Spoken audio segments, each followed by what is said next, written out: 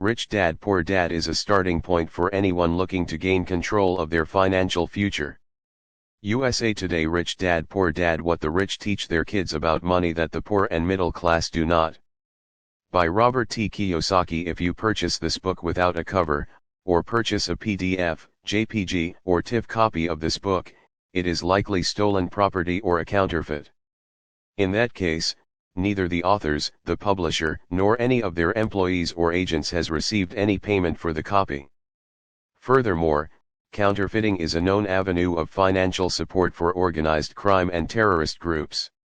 We urge you to please not purchase any such copy and to report any instance of someone selling such copies to Plata Publishing LLC. This publication is designed to provide competent and reliable information regarding the subject matter covered.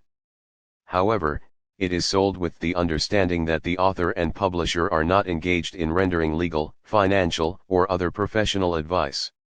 Laws and practices often vary from state to state and country to country, and if legal or other expert assistance is required, the services of a professional should be sought. The author and publisher specifically disclaim any liability that is incurred from the use or application of the contents of this book. Copyright 2011 by Cash Flow Technologies Incorporated. All rights reserved. Except as permitted under the U.S. Copyright Act of 1976, no part of this publication may be reproduced, distributed, or transmitted in any form or by any means or stored in a database or retrieval system, without the prior written permission of the publisher. Published by Plata Publishing, LLC. Cash Flow, Rich Dad Advisors, ESBI, and are registered trademarks of Cash Flow Technologies Incorporated. EB are registered trademarks of Cash Flow Technologies Incorporated. SI. Plata Publishing, LLC. 4330 North Civic Center Plaza Suite 100 Scottsdale, Arizona 85251480998-6971. Visit our websites, platapublishing.com and richdad.com. Printed in the United States of America. First edition, 1997. First Plata Publishing edition, March 2011. 032014. ISBN 978-1-61268-000-2. Cover photo credit, Seymour and Brody Studio. Rich Dad Poor Dad: What the Rich Teach Their Kids About Money That the Poor and Middle Class Do Not.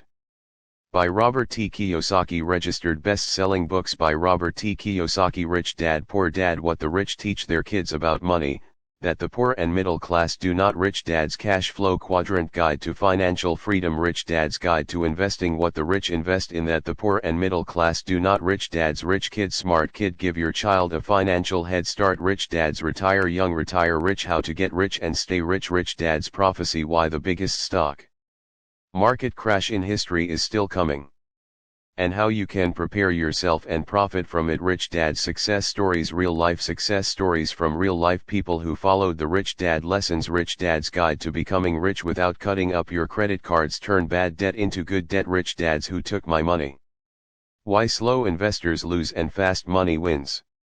Rich Dad Poor Dad for Teens: The Secrets About Money That You Don't Learn in School. Escape the rat race, learn how money works, and become a rich kid. Rich Dads Before You Quit Your Job: 10 real-life lessons every entrepreneur should know about building a multimillion-dollar business. Rich Dads Increase Your Financial IQ, Get Smarter with Your Money. Robert Kiyosaki's Conspiracy of the Rich: The 8 New Rules of Money. Unfair Advantage: The Power of Financial Education. Why A Students Work for C Students. Rich Dad's Guide to Financial Education for Parents to Parents Everywhere, A child's first and most important teachers, and to all those who educate, influence, and lead by example. 9 Acknowledgements: How does a person say thank you when there are so many people to thank? Obviously, this book is a thank you to my 2 fathers, who were powerful role models, and to my mom, who taught me love and kindness. The person most responsible for this book becoming a reality is my wife Kim, my partner in marriage, business, and in life. She makes my life complete. 11 Contents. Introduction. Rich Dad Poor Dad, 1 Chapter 1 Lesson 1, The Rich Don't Work for Money, 9 Chapter 2 Lesson 2, Why Teach Financial Literacy, 41 Chapter 3 Lesson 3, Mind Your Own Business, 71 Chapter 4 Lesson 4, The history of taxes and the power of corporations. 79 Chapter 5 Lesson 5, The Rich Invent Money. 91 Chapter 6 Lesson 6, Work to Learn Don't Work for Money. 115 Chapter 7 Overcoming Obstacles. 129 Chapter 8 Getting Started. 145 Chapter 9 Still Want More? Here are some to-dos. 167 Final Thoughts. 173 Introduction. Rich Dad Poor Dad. Having two dads offered me the choice of contrasting points of view, one of a rich man and one of a poor man. I had two fathers, a rich one and a poor one. One was highly educated and intelligent. He had a PhD and completed 4 years of undergraduate work in less than 2 years. He then went on to Stanford University, the University of Chicago, and Northwestern University to do his advanced studies, all on full financial scholarships. The other father never finished the 8th grade. Both men were successful in their careers, working hard all their lives. Both earned substantial incomes. Yet one always struggled financially. The other would become one of the richest men in Hawaii. One died leaving tens of millions of dollars to his family, charities, and his church. The other left bills to be paid. Both men were strong, charismatic, and influential. Both men offered me advice, but they did not advise the same things. Both men believed strongly in education but did not recommend the same course of study. If I had had only one dad, I would have had to accept or reject his advice. Having two dads offered me the choice of contrasting points of view, one of a rich man and one of a poor man. Instead of simply accepting or rejecting one or the other, I found myself thinking more, comparing, and then choosing for myself. The problem was that the rich man was not rich yet, and the poor man one introduction was not yet poor. Both were just starting out on their careers, and both were struggling with money and families. But they had very different points of view about money. For example, one dad would say, "The love of money is the root of all evil." The other said, "The lack of money is the root of all evil." As a young boy, having two strong fathers both influencing me was difficult. I wanted to be a good son and listen, but the two fathers did not say the same things. The contrast in their points of view, particularly about money, was so extreme that I grew curious and intrigued. I began to start thinking for long periods of time about what each was saying. Much of my private time was spent reflecting, asking myself questions such as, why does he say that, and then asking the same question of the other dad's statement. It would have been much easier to simply say, "Yeah, he's right. I agree with that." Or to simply reject the point of view by saying, "The old man doesn't know what he's talking about." Instead, having two dads whom I loved forced me to think and ultimately choose a way of thinking for myself. As a process, choosing for myself turned out to be much more valuable in the long run than simply accepting or rejecting a single point of view. One of the reasons the rich get richer, the poor get poorer, and the middle class struggles in debt is that the subject of money is taught at home, not in school. Most of us learn about money from our parents. So what can poor parents tell their child about money? They simply say, "Stay in school and study hard." The child may graduate with excellent grades, but with a poor person's financial programming and mindset. Sadly, money is not taught in schools. Schools focus on scholastic and professional skills, but not on financial skills. This explains how smart bankers, doctors, and accountants who earned excellent grades may struggle financially all of their lives. Our staggering national debt is due in large part to highly educated politicians and government officials making financial decisions with little or no training in the subject of money. Too rich dad poor dad. Today I often wonder what will soon happen when we have millions of people who need financial and medical assistance. They will be dependent upon their families or the government for financial support. What will happen when Medicare and Social Security run out of money? How will a nation survive if teaching children about money continues to be left to parents, most of whom will be, or already are, poor? Because I had two influential fathers, I learned from both of them. I had to think about each dad's advice, and in doing so, I gained valuable insight into the power and effect of one's thoughts on one's life. For example, one dad had a habit of saying, "I can't afford it." The other dad forbade those words to be used. He insisted I ask, "How can I afford it?" One is a statement, and the other is a question. One lets you off the hook, and the other forces you to think. My soon-to-be-rich dad would explain that by automatically saying the words "I can't afford it," your brain stops working. By asking the question "How can I afford it?" your brain is put to work. He did not mean that you should buy everything you want. He was fanatical about exercising your mind, the most powerful computer in the world. He'd say, "My brain gets stronger every day because I exercise it. The stronger it gets, the more money I can make." He believed that automatically saying "I can't afford it" was a sign of mental laziness. Although both dads worked hard, I noticed that one dad had a habit of putting his brain to sleep when it came to finances, and the other had a habit of exercising his brain. The long-term result was that one dad grew stronger financially, and the other grew weaker. It is not much different from a person who goes to the gym to exercise on a regular basis versus someone who sits on the couch watching television. Proper physical exercise increases your chances for health, and proper mental exercise increases your chances for wealth. My two dads had opposing attitudes, and that affected the way they thought. One dad thought that the rich should pay more in taxes to take care of those less fortunate. The other said, "Taxes punish those who produce and reward those who don't produce." 3. Introduction. One dad recommended, "Study hard so you can find a good company to work for." The other recommended, "Study hard so you can find a good company to buy." One dad said, "The reason I'm not rich is because I have you kids." The other said, "The reason I must be rich is because I have you kids." One encouraged talking about money and business at the dinner table, while the other forbade the subject of money to be discussed over a meal. One said, "When it comes to money, play it safe. Don't take risks." The other said, "Learn to manage risk." One believed, "Our home is our largest investment and our greatest asset." The other believed, "My house is a liability, and if your house is your largest investment, you're in trouble." Both dads paid their bills on time, yet one paid his bills first while the other paid his bills last.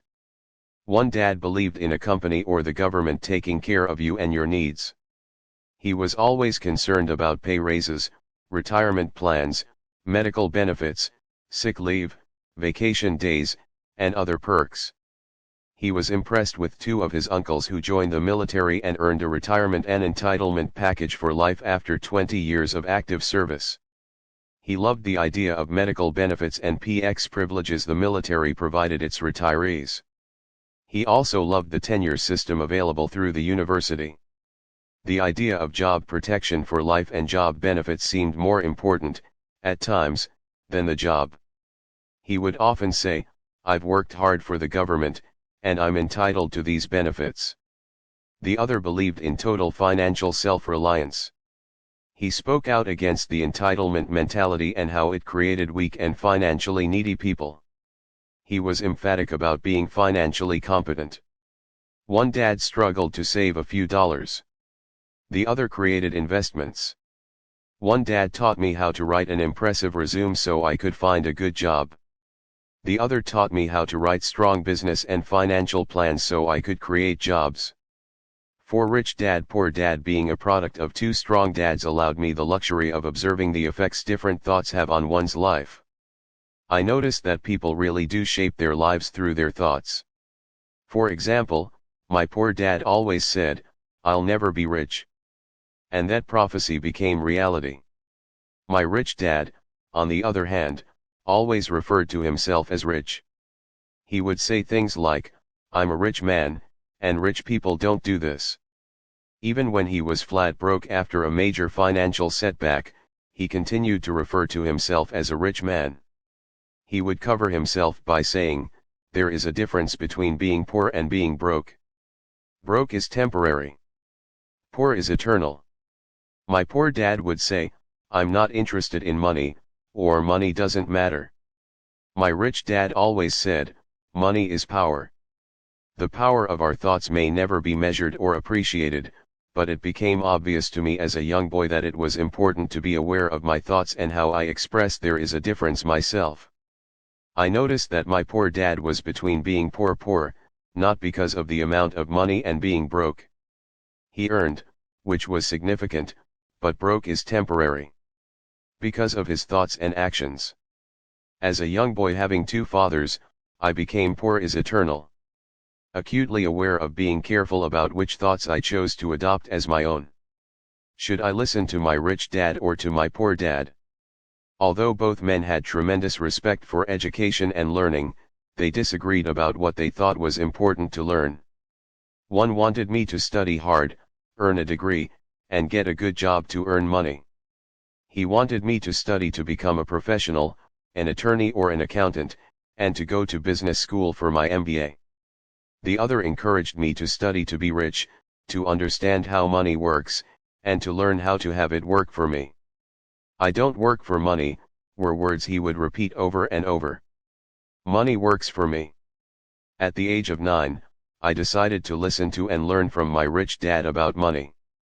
In doing so, I chose not to listen to my poor dad, even though he was the one with all the college degrees. 5. Introduction. A lesson from Robert Frost. Robert Frost is my favorite poet. Although I love many of his poems, my favorite is The Road Not Taken. I use its lesson almost daily. The road not taken. Two roads diverged in a yellow wood, and sorry I could not travel both and be one traveler. Long I stood and looked down one as far as I could to where it bent in the undergrowth, then took the other, as just as fair, and having perhaps the better claim, because it was grassy and wanted wear, though as for that the passing there had worn them really about the same, and both that morning equally lay in leaves, no step had trodden black. Oh, I kept the first for another day. Yet knowing how way leads on to way, I doubted if I should ever come back. I shall be telling this with a sigh. Somewhere ages and ages hence, two roads diverged in a wood, and I took the one less traveled by, and that has made all the difference. 6. Rich dad, poor dad, and that has made all the difference. Over the years, I have often reflected upon Robert Frost's poem. Choosing not to listen to my highly educated dad's advice and attitude about money was a painful decision, but it was a decision that shaped the rest of my life.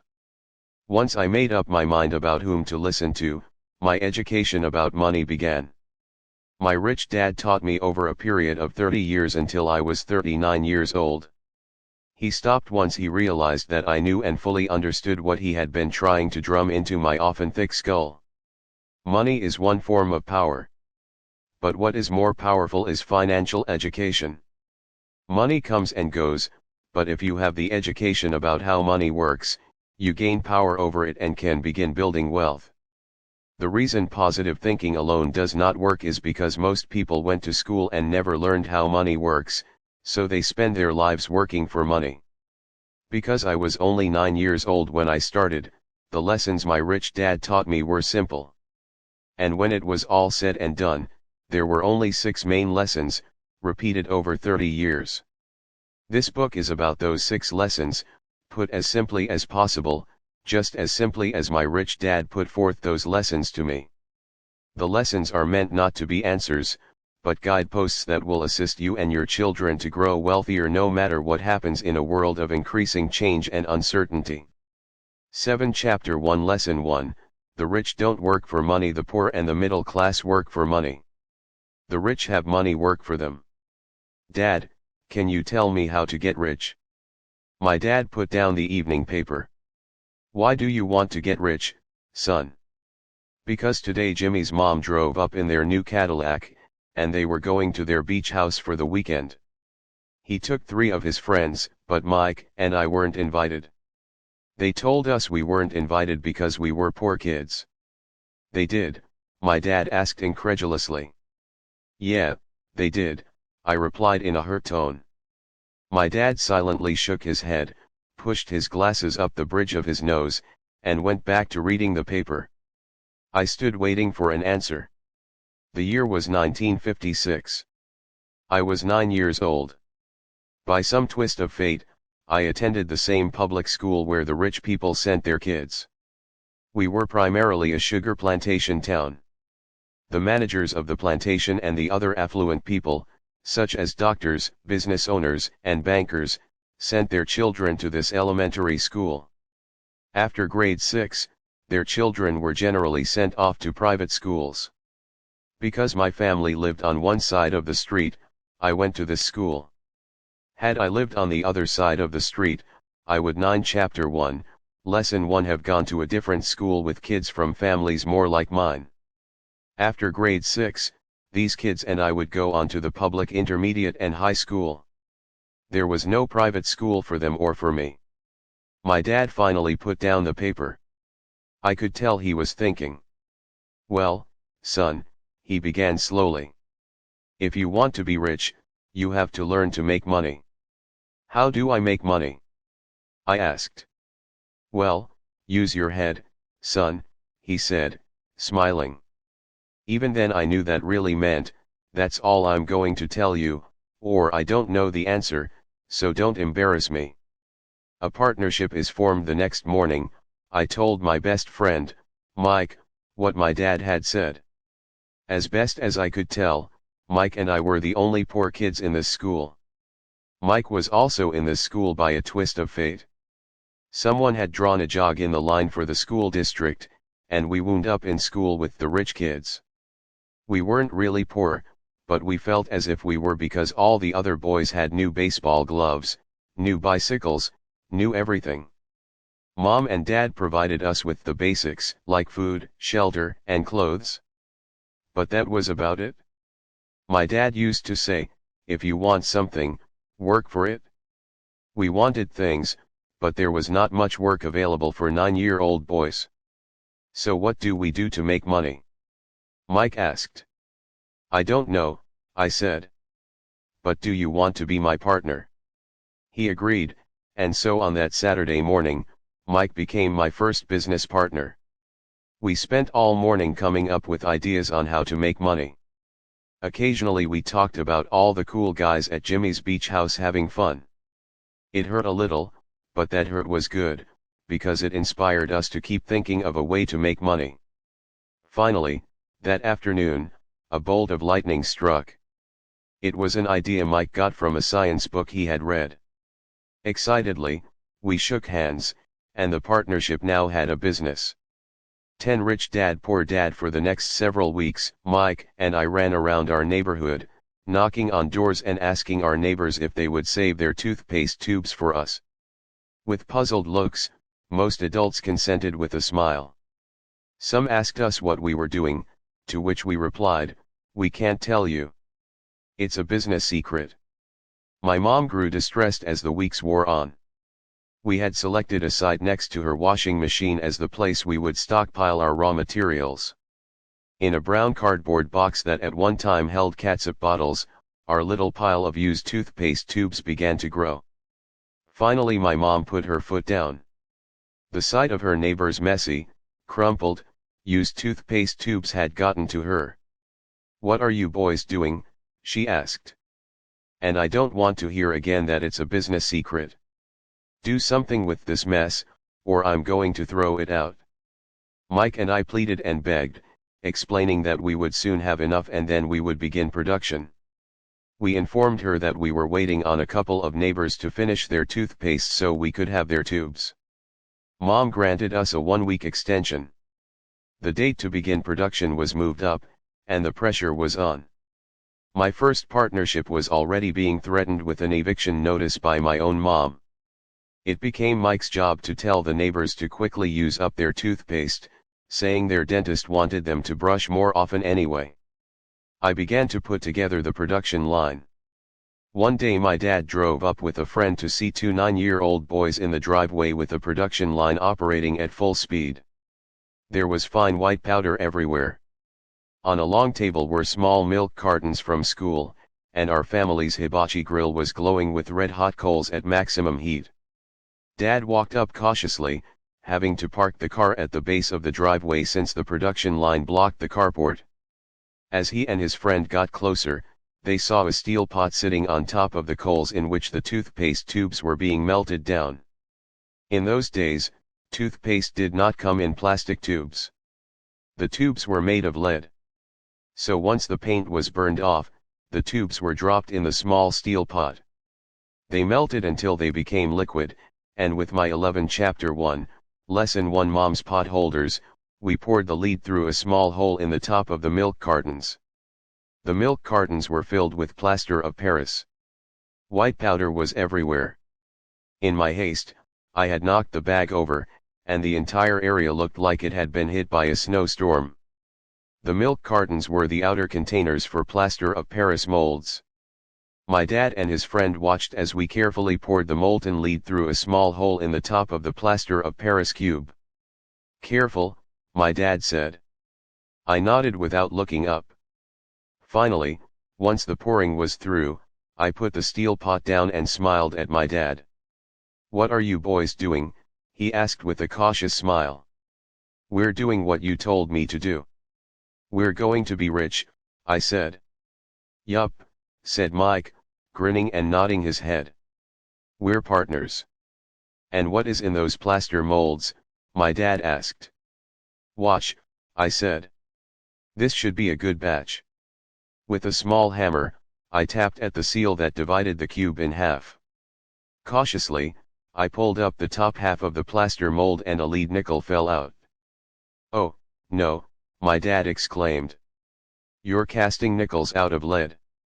"That's right," Mike said. "We're doing as you told us to do. We're making money." My dad's friend turned and burst into laughter. My dad smiled and shook his head. Along with a fire and a box of spent toothpaste tubes, in front of him were two little boys covered with white dust smiling from ear to ear. He asked us to put everything down and sit with him on the front step of our house. With a smile, he gently explained what the word counterfeiting meant. Our dreams were dashed. "You mean this is illegal?" asked Mike in a quivering voice. "12 rich dad poor dad let them go," my dad's friend said. "They might be developing a natural talent." My dad glared at him. "Yes, it is illegal," my dad said gently. "But you boys have shown great creativity and original thought. Keep going. I'm really proud of you." Disappointed, Mike and I sat in silence for about 20 minutes before we began cleaning up our mess. The business was over on opening day. Sweeping the powder up, I looked at Mike and said, "I guess Jimmy and his friends are right. We are poor." My father was just leaving as I said that. "Boys," he said, "you're only poor if you give up. The most important thing is that you did something. Most people only talk and dream of getting rich. You've done something. I'm very proud of the two of you. I will say it again, keep going. Don't quit." Mike and I stood there in silence. They were nice words, but we still did not know what to do. "So how come you're not rich, Dad?" I asked. "Because I chose to be a school teacher. School teachers really don't think about being rich. We just like to teach. I wish I could help you, but I really don't know how to make money." Mike and I turned and continued our cleanup. "I know," said my dad. "If you boys want to learn how to be rich, don't ask me. Talk to your dad, Mike." "My dad?" asked Mike with a scrunched up face. "Yeah, your dad," repeated my dad with a smile. "Your dad and I have the same banker, and he raves about your father. He's told me several times that your father is brilliant when it comes to making money." "My dad?" Mike asked again in disbelief. "Then how come we don't have a nice car and a nice house like the rich kids at school?" "A nice car and a nice house don't necessarily mean you're rich or you know how to make money," my dad replied. Jimmy's dad works for 13 Chapter 1, Lesson 1 The Sugar Plantation. He's not much different from me. He works for a company, and I work for the government. The company buys the car for him. The sugar company is in financial trouble, and Jimmy's dad may soon have nothing. Your dad is different, Mike. He seems to be building an empire, and I suspect in a few years he will be a very rich man. With that, Mike and I got excited again. With new vigor, we began cleaning up the mess caused by our now defunct first business. As we were cleaning, we made plans for how and when to talk to Mike's dad. The problem was that Mike's dad worked long hours and often did not come home until late. His father owned warehouses, a construction company, a chain of stores, and 3 restaurants. It was the restaurants that kept him out late. Mike caught the bus home after we had finished cleaning up. He was going to talk to his dad when he got home that night and ask him if he would teach us how to become rich. Mike promised to call as soon as he had talked to his dad, even if it was late. The phone rang at 8:30 p.m. "Okay," I said. "Next Saturday." I put the phone down. Mike's dad had agreed to meet with us. On Saturday I caught the 7:30 a.m. bus to the poor side of town. The lessons begin. Mike and I met with his dad that morning at 8 o'clock. He was already busy, having been at work for more than an hour. His construction supervisor was just leaving in his pickup truck as I walked up to his simple, small, and tidy home. Mike met me at the door. "Dad's on the phone, and he said to wait on the back porch," Mike said as he opened the door. The old wooden floor creaked as I stepped across the threshold of the aging house. There was a cheap mat just inside the door. The mat was there to hide the years of wear from countless footsteps that the floor had supported. Although clean, it needed to be replaced. I felt claustrophobic as I entered the narrow living room that was filled with old musty overstuffed furniture that today would be collector's items. Sitting on the couch were 2 women, both a little 14, rich dad poor dad, older than my mom. Across from the women sat a man in workman's clothes. He wore khaki slacks and a khaki shirt, neatly pressed but without starch, and polished work boots. He was about 10 years older than my dad. They smiled as Mike and I walked past them toward the back porch. I smiled back shyly. "Who are those people?" I asked. "Oh, they work for my dad. The older man runs his warehouses, and the women are the managers of the restaurants. And as you arrived, you saw the construction supervisor who is working on a road project about 50 miles from here. His other supervisor, who is building a track of houses, left before you got here. Does this go on all the time?" I asked. "Not always, but quite often," said Mike, smiling as he pulled up a chair to sit down next to me. "I asked my dad if he would teach us to make money," Mike said. "Oh, and what did he say to that?" I asked with cautious curiosity. "Well, he had a funny look on his face at first, and then he said he would make us an offer." "Oh," I said, rocking my chair back against the wall. I sat there perched on 2 rear legs of the chair. Mike did the same thing. "Do you know what the offer is?" I asked. "No, but we'll soon find out." Suddenly, Mike's dad burst through the rickety screen door and onto the porch. Mike and I jumped to our feet, not out of respect, but because we were startled. "Ready, boys?" he asked as he pulled up a chair to sit down with us. We nodded our heads as we pulled our chairs away from the wall to sit in front of him. He was a big man, about 6 feet tall and 200 pounds. My dad was taller, about the same weight, and 5 years older than Mike's dad. They sort of looked alike, though not of the same ethnic makeup. Maybe their energy was similar. 15 Chapter 1, Lesson 1. Mike says you want to learn to make money. Is that correct, Robert? I nodded my head quickly, but with a little trepidation. He had a lot of power behind his words and smile. "Okay, here's my offer. I'll teach you, but I won't do it classroom style. You work for me, I'll teach you. You don't work for me, I won't teach you. I can teach you faster if you work, and I'm wasting my time if you just want to sit and listen like you do in school. That's my offer. Take it or leave it." "Ah, may I ask a question first?" I asked. "No. Take it or leave it."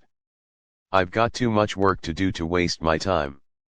If you can't make up your mind decisively, then you'll never learn to make money anyway. Opportunities come and go. Being able to know when to make quick decisions is an important skill. You have the opportunity that you asked for. School is beginning, or it's over in 10 seconds, Mike's dad said with a teasing smile. Take it, I said. Take it, said Mike. Good, said Mike's dad. Mrs. Martin will be by in 10 minutes. After I'm through with her, you'll ride with her to my superette and you can begin working. I'll pay you 10 cents an hour, and you'll work 3 hours every Saturday. But I have a softball game today, I said. Mike's dad lowered his voice to a stern tone. Take it, or leave it, he said. I'll take it, I replied, choosing to work and learn instead of playing. 30 cents later by 9 a.m. that day, Mike and I were working for Mrs. Martin. She was a kind and patient woman. She always said that Mike and I reminded her of her 2 grown sons. Although kind, she believed in hard work and kept us moving. We spent 3 hours taking canned goods off the shelves, brushing each can with a feather duster to get the dust off, and then restacking them neatly. It was excruciatingly boring work. 16 Rich Dad Poor Dad Mike's dad, whom I call my rich dad, owned 9 of these little superettes, each with a large parking lot. They were the early version of the 7-Eleven convenience stores, little neighborhood grocery stores where people bought items such as milk, bread, butter, and cigarettes. The problem was that this was Hawaii before air conditioning was widely used, and the stores could not close their doors because of the heat. On 2 sides of the store, the doors had to be wide open to the road and parking lot. Every time a car drove by or pulled into the parking lot, dust would swirl and settle in the store. We knew we had a job as long as there was no air conditioning. For 3 weeks, Mike and I reported to Mrs. Martin and worked our 3 hours. By noon, our work was over, and she dropped 3 little dimes in each of our hands. Now, even at the age of 9 in the mid-1950s, 30 cents was not too exciting.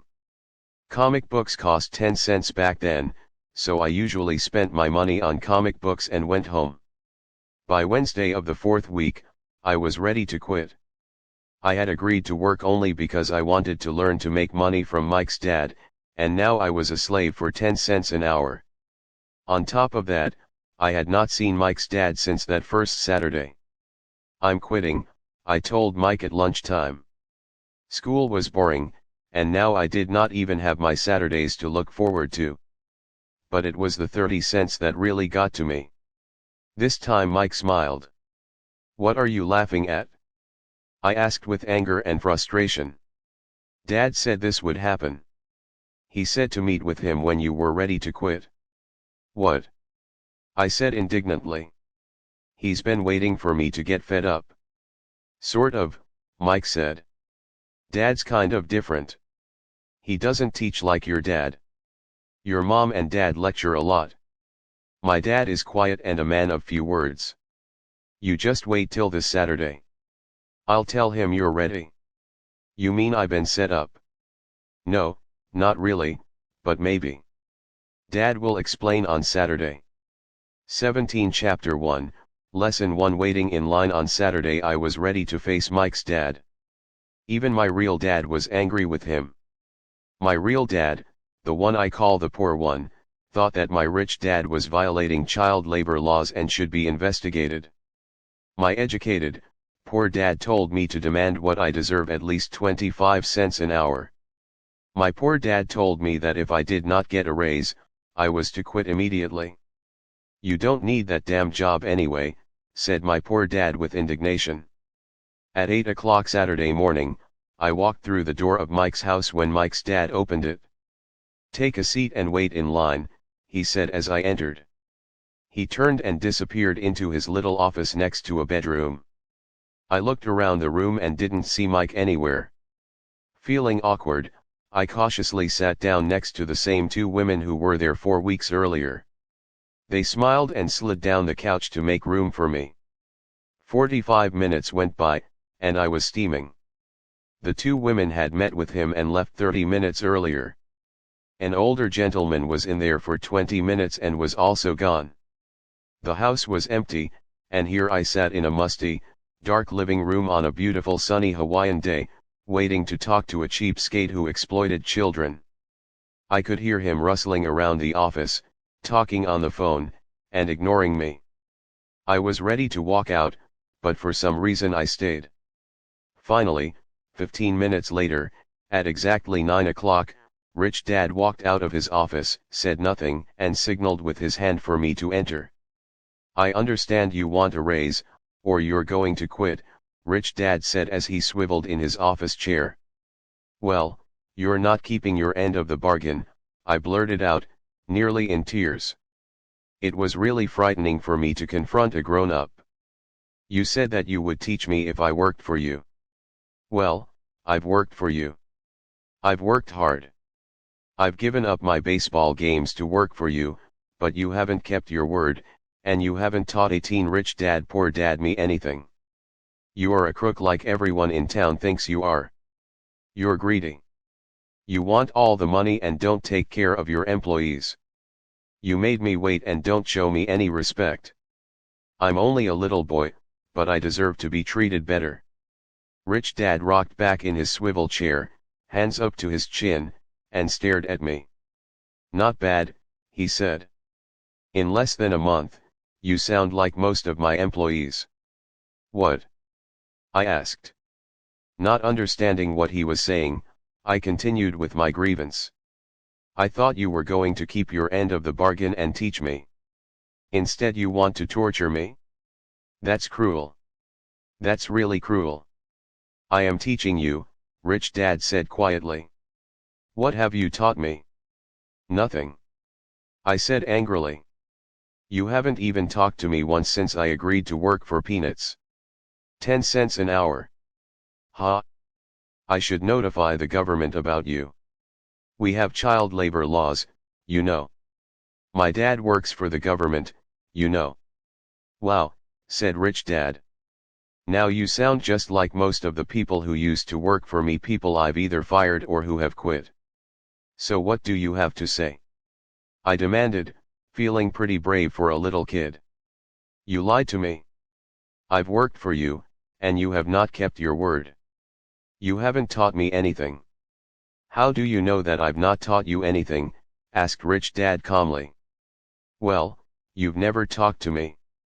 I've worked for 3 weeks and you have not taught me anything," I said with a pout. "Does teaching mean talking or a lecture?" Rich Dad asked. "Well, yes," I replied. "That's how they teach you in school," he said, smiling. "But that is not how life teaches you, and I would say that life is the best teacher of all. Most of the time, life does not talk to you. It just sort of pushes you around. Each push is life saying, 'Wake up. There's something I want you to learn.'" 19 Chapter 1, Lesson 1. What is this man talking about? I asked myself silently. Life pushing me around was life talking to me. Now I knew I had to quit my job. I was talking to someone who needed to be locked up. If you learn life's lessons, you will do well. If not, life will just continue to push you around. People do two things. Some just let life push them around. Others get angry and push back. But they push back against their boss, or their job, or their husband or wife. They do not know it's life that's pushing. I had no idea what he was talking about. Life pushes all of us around. Some people give up and others fight. A few learn the lesson and move on. They welcome life pushing them around. To these few people, it means they need and want to learn something. They learn and move on. Most quit, and a few like you fight. Rich Dad stood and shut the creaky old wooden window that needed repair. If you learn this lesson, you will grow into a wise, wealthy, and happy young man. If you don't, you will spend your life blaming a job, low pay, or your boss for your problems. You'll live life always hoping for that big break that will solve all your money problems. Rich Dad looked over at me to see if I was still listening. His eyes met mine. We stared at each other, communicating through our eyes. Finally, I looked away once I had absorbed his message. I knew he was right. I was blaming him, and I did ask to learn. I was fighting. Rich Dad continued, or if you're the kind of person who has no guts, you just give up every time life pushes you. If you're that kind of person, you'll live all your life playing it safe, doing the right things, saving yourself for some event that never happens. Then you die a boring old man. You'll have lots of friends who really like you because you were such a nice hard-working guy. But the truth is that you let life push you into submission. Deep down you were terrified of taking risks. You really wanted to win, but the fear of losing was greater than the excitement of winning. Deep inside, you and only you will know you didn't go for it. You chose to play it safe. 20 Rich Dad Poor Dad. Our eyes met again. You've been pushing me around? I asked. Some people might say that, smiled Rich Dad. I would say that I just gave you a taste of life. What taste of life? I asked, still angry, but now curious and ready to learn. You boys are the first people who have ever asked me to teach them how to make money. I have more than 150 employees, and not one of them has asked me what I know about money. They ask me for a job and a paycheck, but never to teach them about money. So most will spend the best years of their lives working for money, not really understanding what it is they are working for. I sat there listening intently. So when Mike told me you wanted to learn how to make money, I decided to design a course that mirrored real life. I could talk until I was blue in the face, but you wouldn't hear a thing. So I decided to let life push you around a bit so you could hear me. That's why I only paid you 10 cents. So what is the lesson I learned from working for only 10 cents an hour? I asked. That you're cheap and exploit your workers. Rich Dad rocked back and laughed heartily. Finally he said, you'd best change your point of view. Stop blaming me and thinking I'm the problem. If you think I'm the problem, then you have to change me. If you realize that you're the problem, then you can change yourself, learn something, and grow wiser. Most people want everyone else in the world to change but themselves. Let me tell you, it's easier to change yourself than everyone else. I don't understand, I said. Don't blame me for your problems, Rich Dad said, growing impatient. But you only pay me 10 cents. So what are you learning? Rich Dad asked, smiling. That you're cheap, I said with a sly grin. See, you think I'm the problem, said Rich Dad. 21 Chapter 1, Lesson 1 But you are. Well, keep that attitude and you'll learn nothing. Keep the attitude that I'm the problem and what choices do you have? Well, if you don't pay me more or show me more respect and teach me, I'll quit. Well put, Rich Dad said. And that's exactly what most people do. They quit and go looking for another job, a better opportunity, and higher pay, actually thinking that this will solve the problem.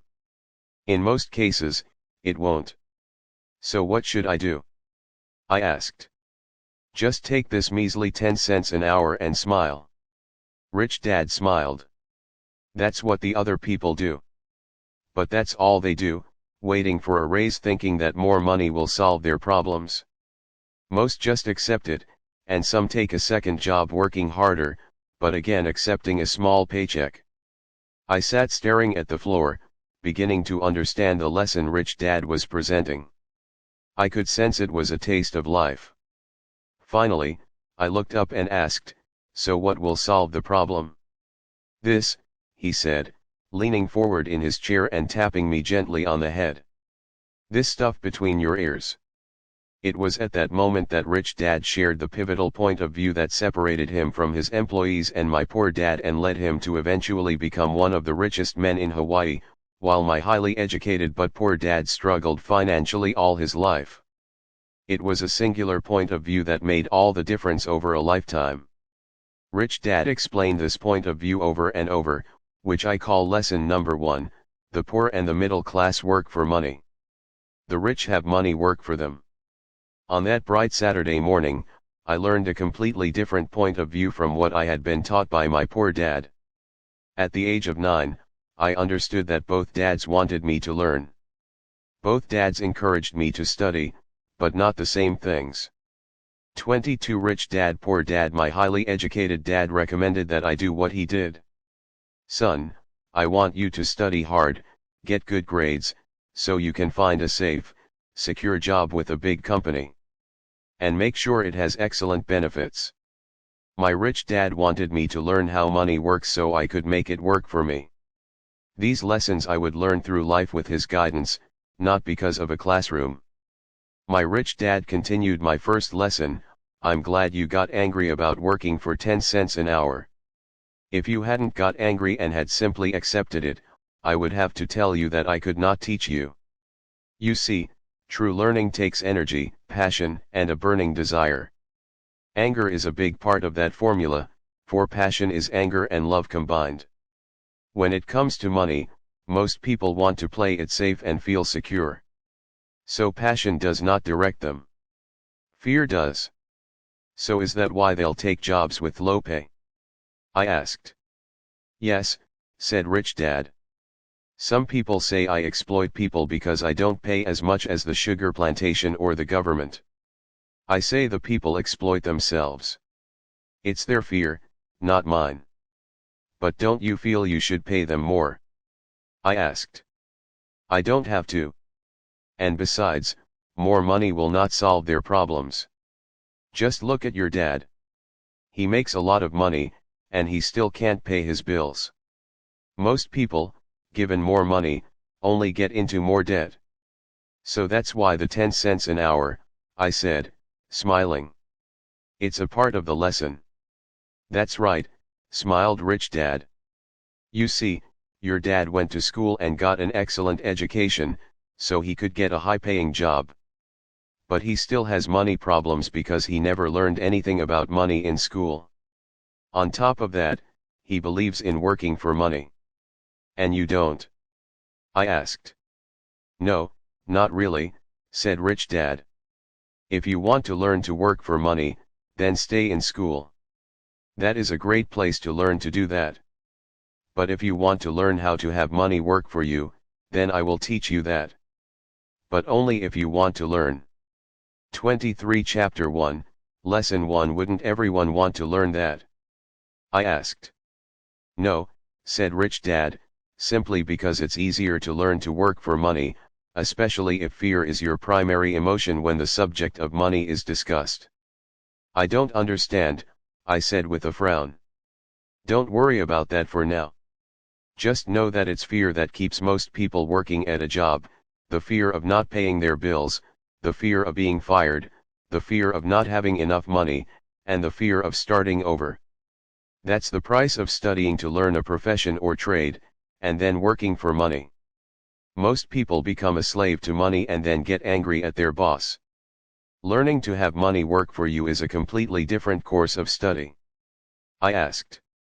Absolutely, Rich Dad answered. Absolutely. We sat in silence on that beautiful Hawaiian Saturday morning. My friends had just started their Little League baseball game, but for some reason I was now thankful I had decided to work for 10 cents an hour.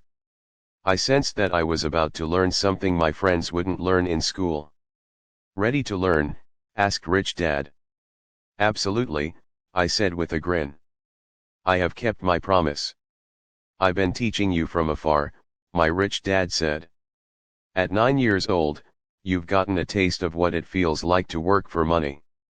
Just multiply your last month by 50 years and you will have an idea of what most people spend their life doing. I don't understand, I said. How did you feel waiting in line to see me, once to get hired and once to ask for more money? Terrible, I said.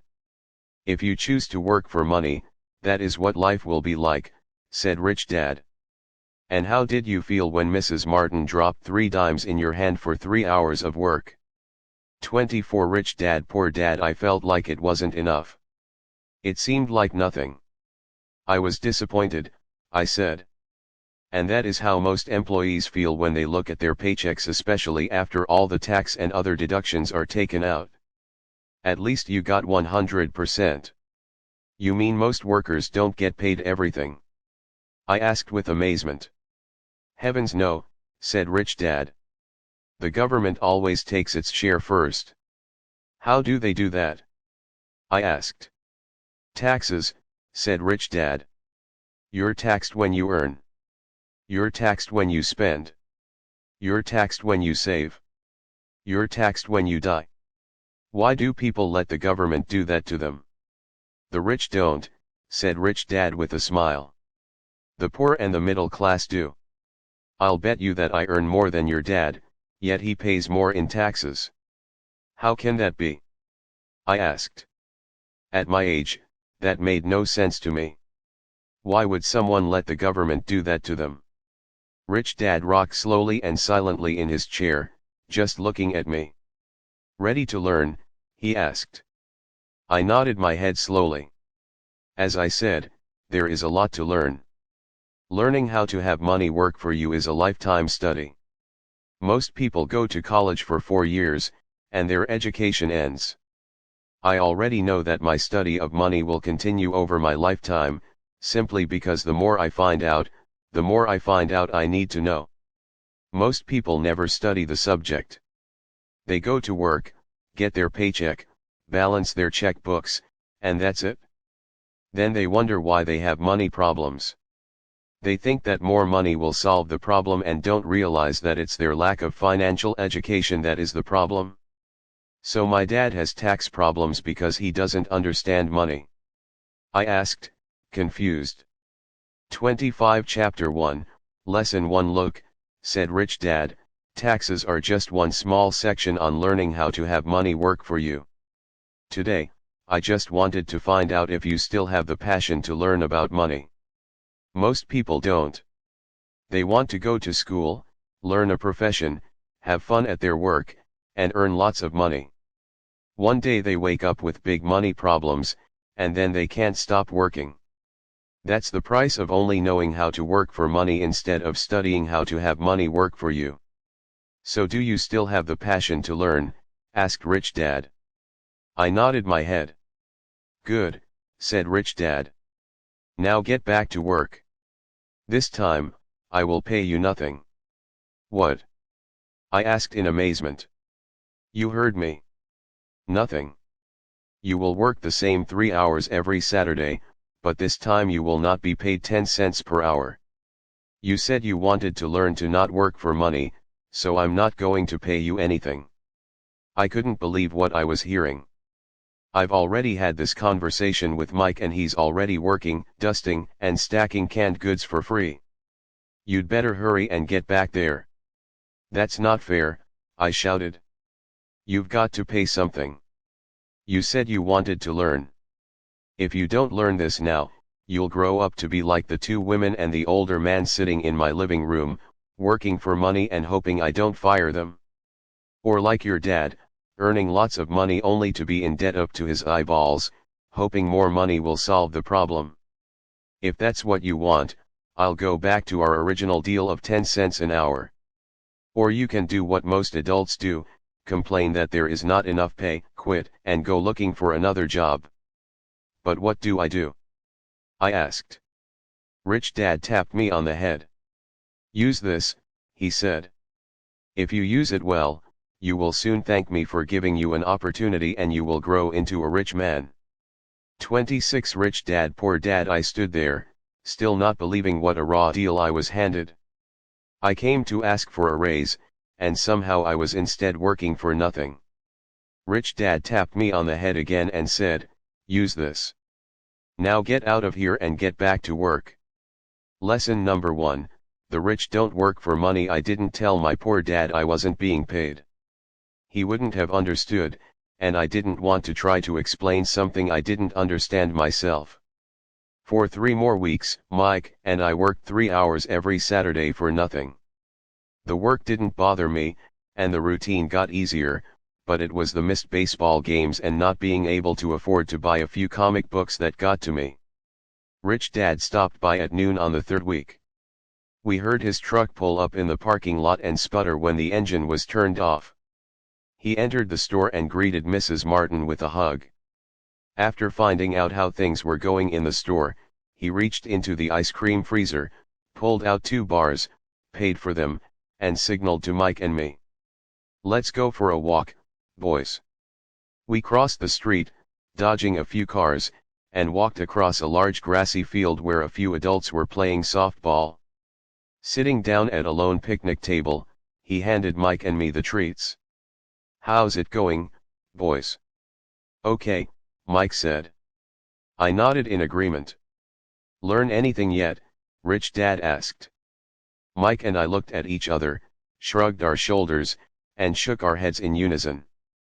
"Avoiding one of life's biggest traps. Well, you boys had better start thinking. You're staring at one of life's biggest lessons. If you learn it, you'll enjoy a life of great freedom." 27 Chapter 1, Lesson 1 and Security. If you don't, you'll wind up like Mrs. Martin and most of the people playing softball in this park. They work very hard for little money, clinging to the illusion of job security and looking forward to a 3-week vacation each year and maybe a skimpy pension after 45 years of service. If that excites you, I'll give you a raise to 25 cents an hour. But these are good hard-working people. Are you making fun of them?" I demanded. A smile came over Rich Dad's face. "Mrs. Martin is like a mother to me. I would never be that cruel. I may sound unkind because I'm doing my best to point something out to the two of you. I want to expand your point of view so you can see something most people never have the benefit of seeing because their vision is too narrow. Most people never see the trap they are in." Mike and I sat there, uncertain of his message. He sounded cruel, yet we could sense he was trying to drive home a point. With a smile, Rich Dad said, "Doesn't that 25 cents an hour sound good? Doesn't it make your heart beat a little faster?" I shook my head no, but it really did. 25 cents an hour would be big bucks to me. "Okay, I'll pay you $1 an hour," Rich Dad said, with a sly grin. Now my heart started to race. My brain was screaming, "Take it! Take it!" I could not believe what I was hearing. Still, I said nothing. "Okay, $2 an hour." My little brain and heart nearly exploded. After all, it was 1956 and being paid $2 an hour would have made me the richest kid in the world. I couldn't imagine earning that kind of money. I wanted to say yes. I wanted the deal. I could picture a new bicycle, new baseball glove, and the adoration of my friends when I flashed some cash. On top of that, Jimmy and his rich friends could never call me poor again. But somehow my mouth stayed shut. The ice cream had melted and was running down my hand. Rich Dad was looking at 2 boys staring back at him, eyes wide open and brains empty. He was testing us, and he knew there was a part of 28 Rich Dad Poor Dad our emotions that wanted to take the deal. He understood that every person has a weak and needy part of their soul that can be bought, and he knew that every individual also had a part of their soul that was resilient and could never be bought. It was only a question of which one was stronger. "Okay, $5 an hour." Suddenly I was silent. Something had changed. The offer was too big and ridiculous. Not many grown UPS in 1956 made more than that, but quickly my temptation disappeared, and calm set in. Slowly, I turned to my left to look at Mike. He looked back at me. The part of my soul that was weak and needy was silenced. The part of me that had no price took over. I knew Mike people's lives had gotten to that point too. "Forever controlled good," Rich Dad said softly. "Most buy 2 emotions, people have a price. And they have a price because of human emotions named fear and greed. Fear and greed. First, the fear of being without money motivates us to work hard, and then once we get that paycheck, greed or desire starts us thinking about all the wonderful things money can buy. The pattern is then set." "What pattern?" I asked. "The pattern of get up, go to work, pay bills, Get up, go to work, pay bills. People's lives are forever controlled by two emotions, fear and greed. Offer them more money and they continue the cycle by increasing their spending. This is what I call the rat race. There is another way. Mike asked. Yes, said Rich Dad slowly. But only a few people find it. And what is that way? Mike asked. That's what I hope you boys will learn as you work and study with me. That is why I took away all forms of pay. Any hints? Mike asked. We're kind of tired of working hard, especially for nothing. Well, the first step is telling the truth, said Rich Dad. We haven't been lying, I said. 29 Chapter 1, Lesson 1 I did not say you were lying. I said to tell the truth, Rich Dad retorted. The truth about what? I asked. How you're feeling, Rich Dad said. You don't have to say it to anyone else. Just admit it to yourself. You mean the people in this park, the people who work for you, Mrs. Martin, they don't do that? I asked. I doubt it, said Rich Dad. Instead, they feel the fear of not having money. They don't confront it logically. They react emotionally instead of using their heads, Rich Dad said. Then, they get a few bucks in their hands and again, the emotions of joy, desire, and greed take over. And again they react, instead of think. So their emotions control their brain, Mike said. That's correct, said Rich Dad. Instead of admitting the truth about how they feel, they react to their feelings and fail to think. They feel the fear so they go to work, hoping that money will soothe the fear, but it doesn't. It continues to haunt them and they return to work, hoping again that money will calm their fears, and again it doesn't.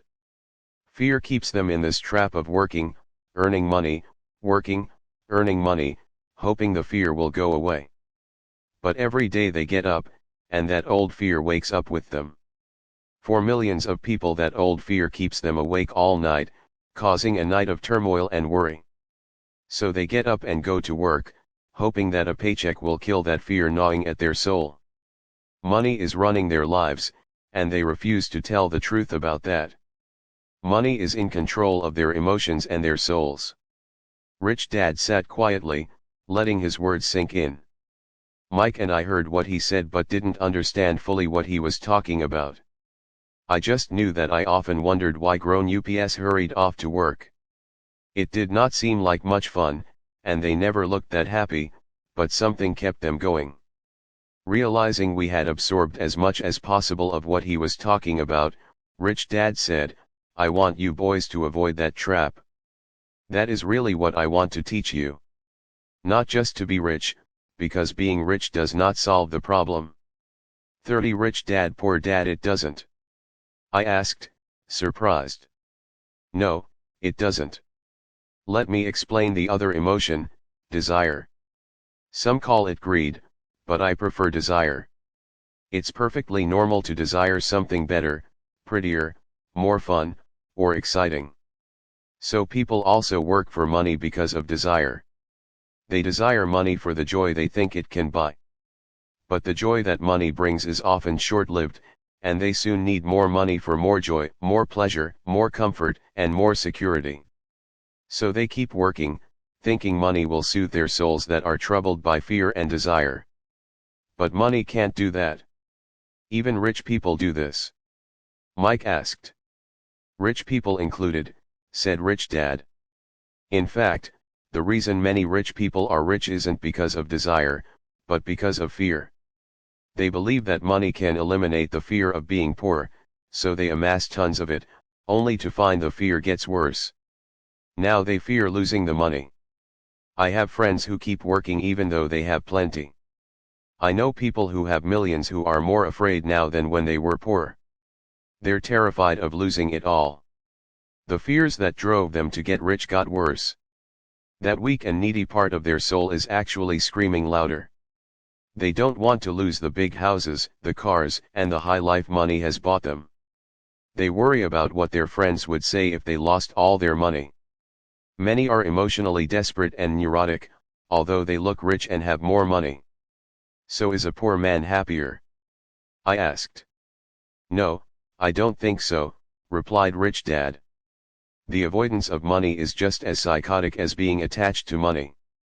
As if on cue, the town derelict went past our table, stopping by the large rubbish can and rummaging around in it.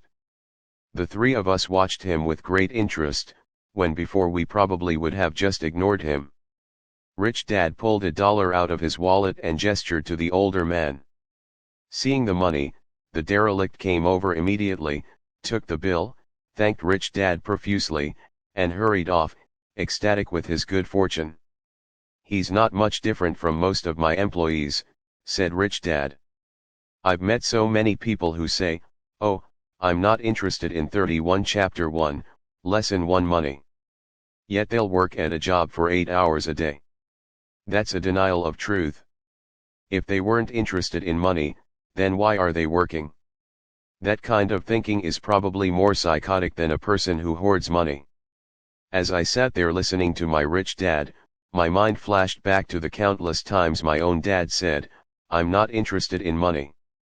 He said those words often. He also, so many people say, covered himself by always saying, oh, I'm not, I work because I love my job, interested in money. So what do we do? I asked. Not yet, they'll work for money until all traces of fear at a job for and greed are gone, 8 hours a day. No, that would be a waste of time, said Rich Dad. Emotions are what make us human. The word emotion stands for energy in motion. Be truthful about your emotions and use your mind and emotions in your favor, not against yourself. Whoa, said Mike. Don't worry about what I just said. It will make more sense in years to come. Just be an observer, not a reactor, to your emotions. Most people do not know that it's their emotions that are doing the thinking. Your emotions are your emotions, but you have got to learn to do your own thinking. Can you give me an example? I asked. Sure, replied Rich Dad. When a person says, I need to find a job, it's most likely an emotion doing the thinking. Fear of not having money generates that thought. But people do need money if they have bills to pay, I said. Sure they do, smiled Rich Dad. All I'm saying is that it's fear that is all too often doing the thinking. I don't understand, said Mike. For example, said Rich Dad. If the fear of not having enough money arises, instead of immediately running out to get a job, they instead might ask themselves this question, will a job be the best 32 Rich Dad Poor Dad solution to this fear over the long run? In my opinion, the answer is no. A job is really a short-term solution to a long-term problem. But my dad is always saying, stay in school and get good grades, so you can find a safe, secure job, I interjected, somewhat confused. Yes, I understand he says that, said Rich Dad, smiling. Most people recommend that, and it's a good path for most people. But people make that recommendation primarily out of fear. You mean my dad says that because he's afraid? Yes, said Rich Dad. He's terrified that you won't earn enough money and won't fit into society. Don't get me wrong. He loves you and wants the best for you. I too believe an education and a job are important, but it won't handle the fear. You see, that same fear that makes him get up in the morning to earn a few bucks is the fear that is causing him to be so fanatical about your going to school. So what do you recommend? I asked. I want to teach you to master the power of money, instead of being afraid of it. They don't teach that in school, and, if you don't learn it, you become a slave to money. It was finally making sense. He wanted us to widen our views and to see what the Mrs. Martins of this world couldn't see. He used examples that sounded cruel at the time, but I've never forgotten them. My vision widened that day, and I began to see the trap that lay ahead for most people. You see, we're all employees ultimately. We just work at different levels, said Rich Dad. I just want you boys to have a chance to avoid the trap caused by those two emotions, fear and desire. Use them in your favor, not against you. That's what I want to teach you. I'm not interested in just teaching you to make a pile of money. That won't handle the fear or desire. If you don't first handle fear and desire, and you get rich, you'll only be a highly paid slave. So how do we avoid the trap? I asked. The main cause of poverty or financial struggle is fear and ignorance, not the economy or the government or the rich. It's self-inflicted fear and ignorance that keep people trapped. So you 33 Chapter 1, Lesson 1 Boys, go to school and get your college degrees, and I'll teach you how to stay out of the trap. The pieces of the puzzle were appearing.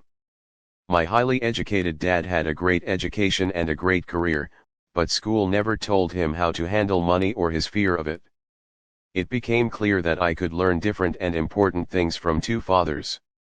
So you've been talking about the fear of not having money. How does the desire for money affect our thinking?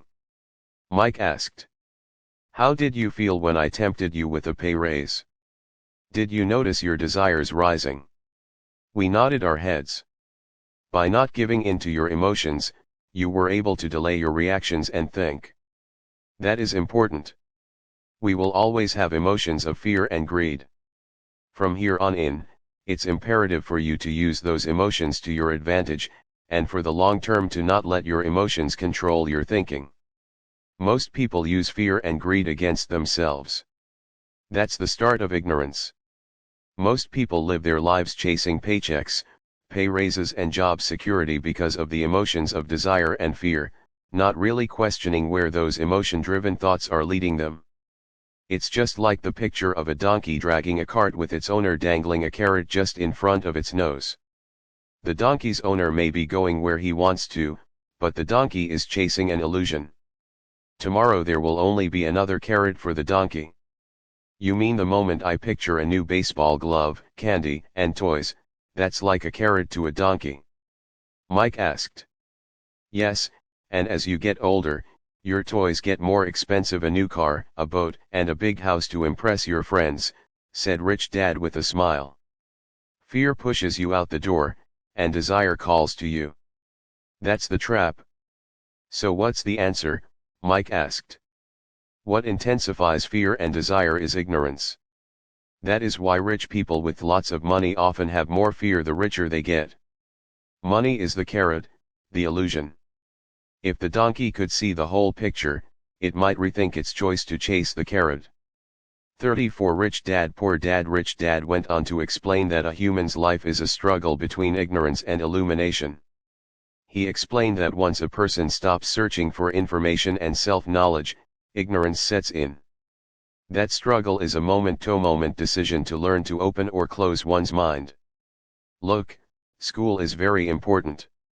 You go to school to learn a skill or profession to become a contributing member of society. Every culture needs teachers, doctors, mechanics, artists, cooks, business people, police officers, firefighters, and soldiers.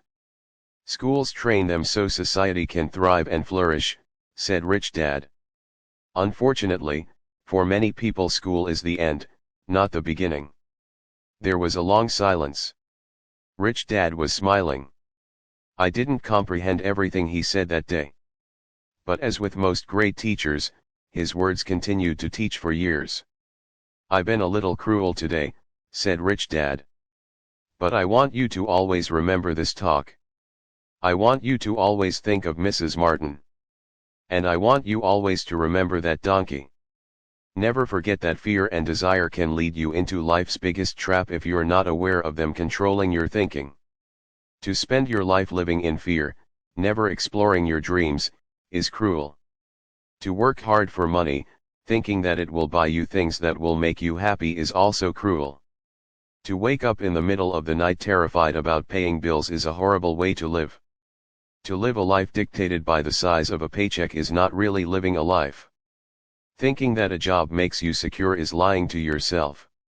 That's cruel, and that's the trap I want you to avoid. I've seen how money runs people's lives. Don't let that happen to you. Please don't let money run your life. A softball rolled under our table. Rich Dad picked it up and threw it back. So what does ignorance have to do with greed and fear? I asked. Because it is ignorance about money that causes so much greed and fear, said Rich Dad. Let me give you some examples. A doctor, wanting more money to better provide for his family, raises his fees.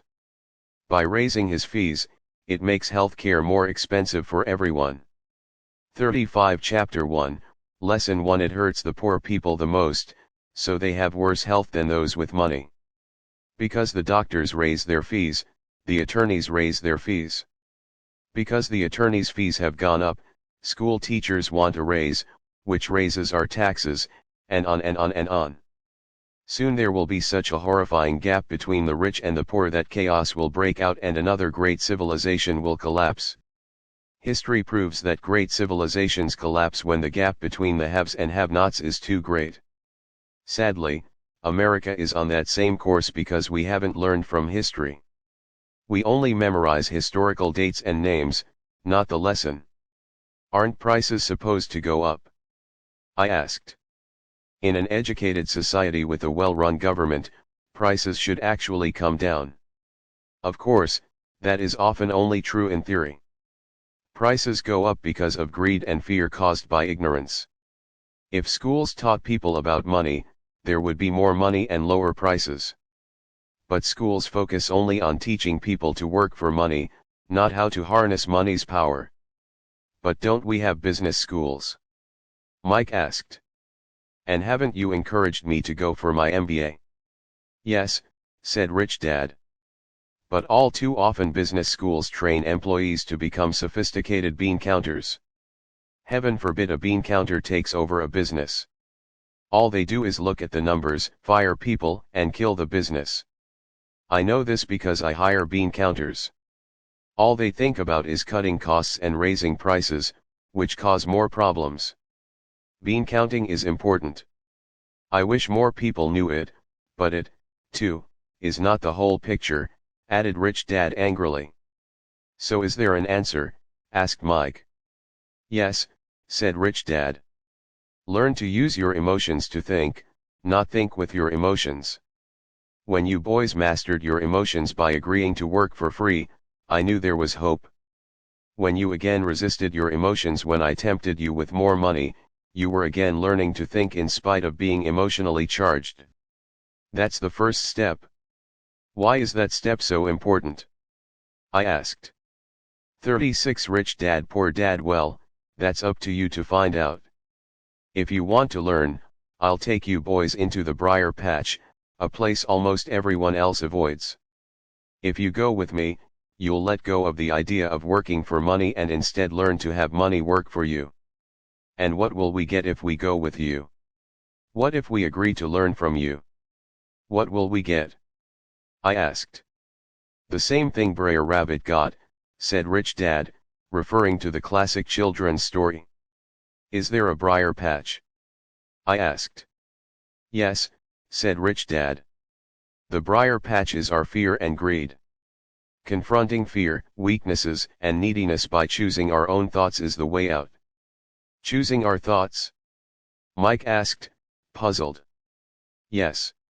Choosing what we think rather than reacting to our emotions.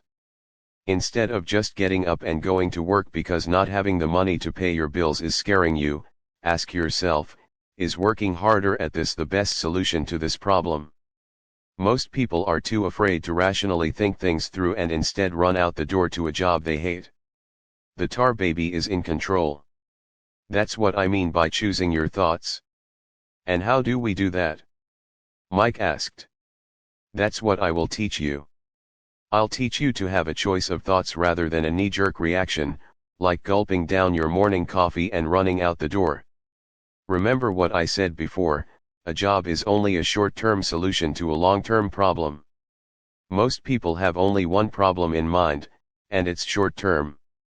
It's the bills at the end of the month, the tar baby. Money controls their lives, or should I say the fear and ignorance about money controls it. So they do as their parents did. They get up every day and go work for money, not taking the time to ask the question, is there another way? Their emotions now control their thinking, not their heads. Can you tell the difference between emotions thinking and the head thinking? Mike asked. 37 Chapter 1, Lesson 10, Yes. I hear it all the time, said Rich Dad. I hear things like, well, everyone has to work. Or the rich are crooks. Or I'll get another job. I deserve this raise. You can't push me around. Or I like this job because it's secure. No one asks, is there something I'm missing here, which would break through the emotional thought and give you time to think clearly. As we headed back to the store, Rich Dad explained that the rich really did make money. They did not work for it. He went on to explain that when Mike and I were casting 5-cent pieces out of lead, thinking we were making money, we were very close to thinking the way the rich think. The problem was that creating money is legal for the government and banks to do, but illegal for us to do. There are legal ways to create money from nothing, he told us. Rich Dad went on to explain that the rich know that money is an illusion, truly like the carrot for the donkey. It's only out of fear and greed that the illusion of money is held together by billions of people who believe that money is real. It's not. Money is really made up. It is only because of the illusion of confidence and the ignorance of the masses that this house of cards stands. He talked about the gold standard that America was on, and that each dollar bill was actually a silver certificate. What concerned him was the rumor that we would someday go off the gold standard and our dollars would no longer be backed by something tangible. If that happens, boys, all hell will break loose. The poor, the middle class, and the ignorant will have their lives ruined simply because they will continue to believe that money is real and that the company they work for, or the government, will look after them. We really did not understand what he was saying that day, but over the years, it made more and more sense. Seeing what others miss as he climbed into his pickup truck outside his convenience store, Rich Dad said, "Keep working, boys, but the sooner you forget about needing a paycheck, the easier your adult life will be. Keep using your 38 Rich Dad Poor Dad brain, work for free, and soon your mind will show you ways of making money far beyond what I could ever pay you. You will see things that other people never see. Most people never see these opportunities because they're looking for money and security, so that's all they get. The moment you see one opportunity, you'll see them for the rest of your life. The moment you do that, I'll teach you something else. Learn this, and you'll avoid one of life's biggest traps." Mike and I picked up our things from the store and waved goodbye to Mrs. Martin. We went back to the park, to the same picnic bench, and spent several more hours thinking and talking. We spent the next week at school thinking and talking, too. For 2 more weeks, we kept thinking, talking, and working for free. At the end of the second Saturday, I was again saying goodbye to Mrs. Martin and looking at the comic book stand with a longing gaze. The hard thing about not even getting 30 cents every Saturday was that I didn't have any money to buy comic books. Suddenly, as Mrs. Martin said goodbye to Mike and me, I saw her do something I'd never seen her do before. Mrs. Martin was cutting the front page of the comic book in half. She kept the top half of the comic book cover and threw the rest of the book into a large cardboard box. When I asked her what she did with the comic books, she said, "I throw them away. I give the top half of the cover back to the comic book distributor for credit when he brings in the new comics. He's coming in an hour." Mike and I waited for an hour. Soon the distributor arrived, and I asked him if we could have the comic books. To my delight, he said, "You can have them if you work for the store and do not resell them. Remember our old business partnership?" Well, Mike and I revived it. Using a spare room in Mike's basement, we began piling hundreds of comic books in that room. Soon our comic book library was open to the public. We hired Mike's younger sister, who loved to study, to be head librarian. She charged each child 10 cents admission to the library, which was open from 2:30 p.m. to 4:30 p.m. every day after school. The customers, the children of the neighborhood, could read as many 39 Chapter 1, Lesson 1 comics as they wanted in 2 hours. It was a bargain for them since a comic cost 10 cents each, and they could read 5 or 6 in 2 hours. Mike's sister would check the kids as they left to make sure they weren't borrowing any comic books. She also kept the books, logging in how many kids showed up each day, who they were, and any comments they might have. Mike and I averaged $9.50 per week over a 3-month period. We paid his sister $1 a week and allowed her to read the comics for free, which she rarely did since she was always studying. Mike and I kept our agreement by working in the store every Saturday and collecting all the comic books from the different stores. We kept our agreement to the distributor by not selling any comic books. We burned them once they got too tattered. We tried opening a branch office, but we could never quite find someone as trustworthy and dedicated as Mike's sister. At an early age, we found out how hard it was to find good staff. 3 months after the library first opened, a fight broke out in the room. Some bullies from another neighborhood pushed their way in, and Mike's dad suggested we shut down the business.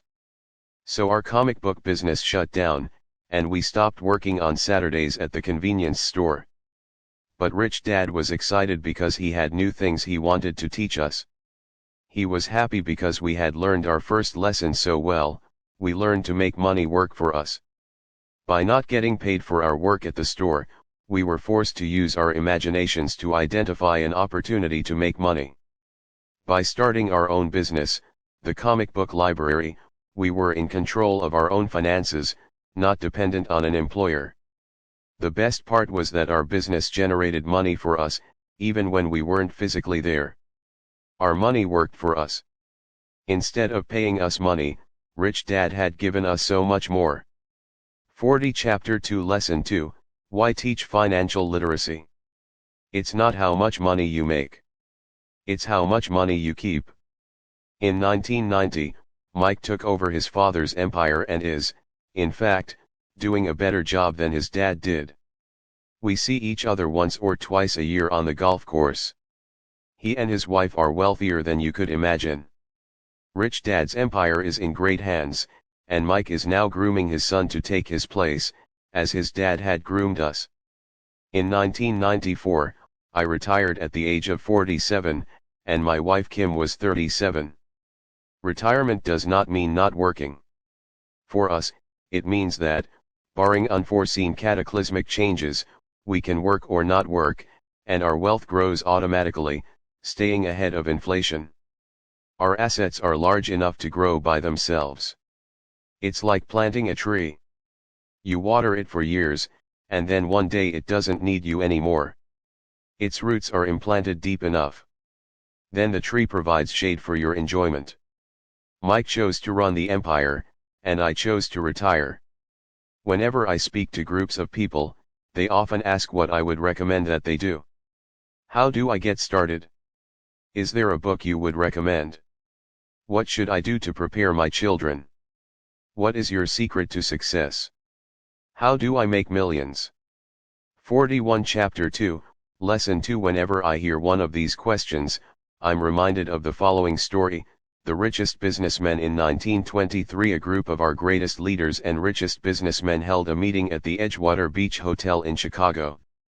Among them were Charles Schwab, head of the largest independent steel company, Samuel Insull, president of the world's largest utility, Howard Hobson, head of the largest gas company, Ivor Kreuger, president of International Matchco, one of the world's largest companies at that time, Leon Fraser, president of the Bank of International Settlements, Richard Whitney, president of the New York Stock Exchange, Arthur Cotton and Jesse Livermore, two of the biggest stock speculators, and Albert Fall, a member of President Harding's cabinet.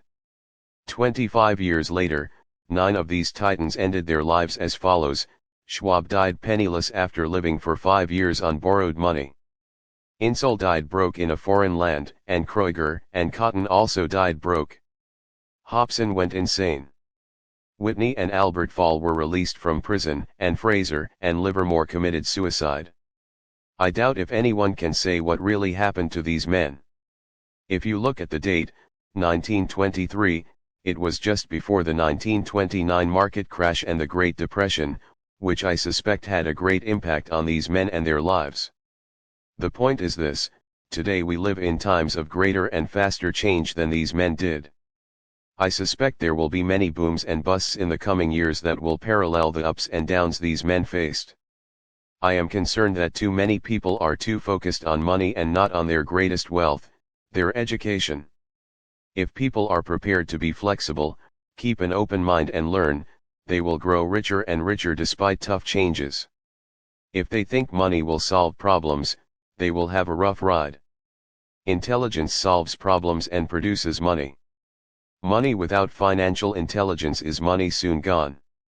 42 Rich Dad Poor Dad. Most people fail to realize that in life, it's not how much money you make. It's how much money you keep.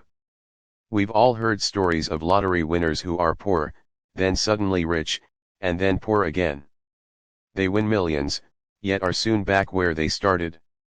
Or stories of professional athletes, who at the age of 24 are earning millions, but are sleeping under a bridge 10 years later. I remember a story of a young basketball player who a year ago had millions. Today, at just 29, he claims his friend's attorney and accountant took his money, and he was forced to work at a car wash for minimum wage. He was fired from the car wash because he refused to take off his championship ring as he was wiping off the cars. His story made national news and he is appealing his termination, claiming hardship and discrimination. He claims that the ring is all he has left and if it was stripped away, he'll crumble. I know so many people who became instant millionaires. And while I am glad some people have become richer and richer, I caution them that in the long run, it's not how much money you make. It's how much you keep, and how many generations you keep it. So when people ask, where do I get started, or tell me how to get rich quick, they often are greatly disappointed with my answer. I simply say to them what my rich dad said to me when I was a little kid. If you want to be rich, you need to be financially literate. That idea was drummed into my head every time we were together. As I said, my educated dad stressed the importance of reading books, while my rich dad stressed the need to master financial literacy. If you are going to build the Empire State Building, the first thing you need to do is dig a deep hole and pour a strong foundation. If you are going to build a home in the suburbs, all you need to do is pour a 6-inch slab of concrete. Most people, in their drive to get rich, are trying to build an Empire State Building on a 6-inch slab. Our school system, created in the agrarian age, still believes in homes with no foundation. Dirt floors are still the rage. So kids graduate from school with virtually no financial foundation. One day, sleepless and deep in debt in suburbia, living the American dream, 43 Chapter 2, Lesson 2, they decide that the answer to their financial problems is to find a way to get rich quick. Construction on the skyscraper begins. It goes up quickly, and soon, instead of the Empire State Building, we have the Leaning Tower of suburbia.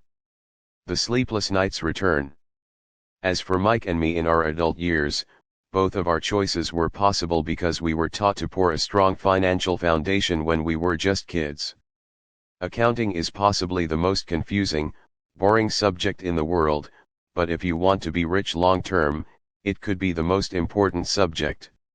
For Rich Dad, the question was how to take a boring and confusing subject and teach it to kids. The answer he found was to make it simple by teaching it in pictures.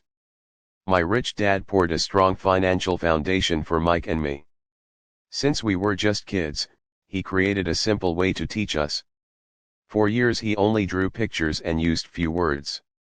Mike and I understood the simple drawings, the jargon, the movement of money, and then in later years, Rich Dad began adding numbers. Today, Mike has gone on to master much more complex and sophisticated accounting analysis because he had to enrich people acquire order to run his empire. I am not as assets. The poor and sophisticated because my empire is middle class acquire smaller, yet we come from the same simple foundation. Over the following liabilities that they pages, I offer to you the same simple line: think our assets. Drawings Mike's dad created for us.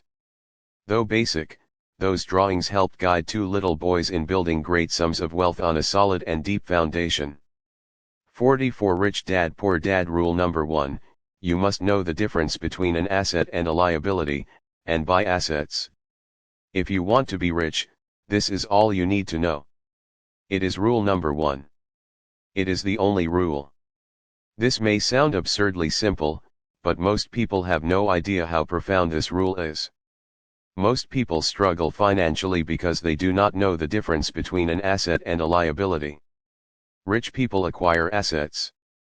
The poor and middle class acquire liabilities that they think are assets, said Rich Dad.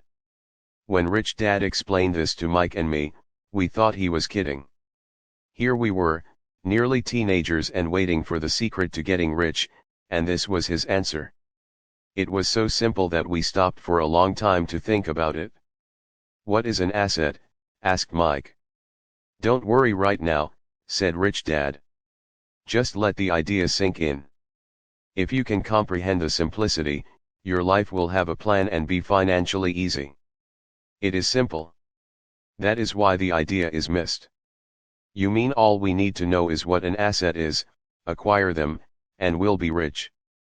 I asked. Rich Dad nodded his head. It's that simple. If it's that simple, how come everyone is not rich? I asked. Rich Dad smiled. Because people do not know the difference between an asset and a liability. I remember asking, how could adults be so misguided? If it is that simple, if it is that important, why would everyone not want to find out? It took Rich Dad only a few minutes to explain what assets and liabilities were. As an adult, I have difficulty explaining it to other adults. The simplicity of the idea escapes them because they have been educated differently. They were taught by other educated professionals, such as bankers, accountants, real estate agents, financial planners, and so forth. The difficulty comes in asking adults to unlearn, or become 45 Chapter 2, Lesson 2 children again. An intelligent adult often feels it is demeaning to pay attention to simplistic definitions. Rich Dad believed in the KISS principle: keep it simple, stupid, or keep it super simple, so he kept it simple for us, and that made our financial foundation strong. So what causes the confusion? How could something so simple be so screwed up? Why would someone buy an asset that was really a liability? The answer is found in basic education.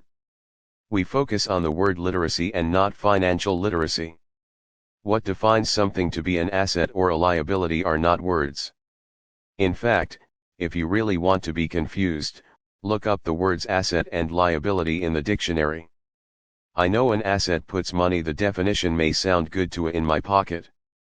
Trained accountant, but for the average a liability takes money person, it makes no sense. But we adults are often too proud to admit that out of my pocket. Something does not make sense. To us young boys, Rich Dad said, what defines an asset are not words, but numbers. And if you can't read the numbers, you can't tell an asset from a hole in the ground. In accounting, Rich Dad would say, it's not the numbers, but what the numbers are telling you. It's just like words. It's not the words, but the story the words are telling you. If you want to be rich, you've got to read and understand numbers. If I heard that once, I heard it 1,000 times from my rich dad. And I also heard, the rich acquire assets, and the poor and middle class acquire liabilities. Here is how to tell the difference between an asset and a liability. Most accountants and financial professionals do not agree with the definitions, but these simple drawings were the start of strong financial foundations for two young boys. 46 Rich Dad Poor Dad. This is the cash flow pattern of an asset: income statement, income, expenses, balance sheet, assets, liabilities. The top part of the diagram is an income statement, often called a profit and loss statement. It measures income and expenses, money in and money out. The lower part of the diagram is a balance sheet. It's called that because it's supposed to balance assets against liabilities. Many financial novices do not know the relationship between the income statement and the balance sheet, and it is vital to understand that relationship.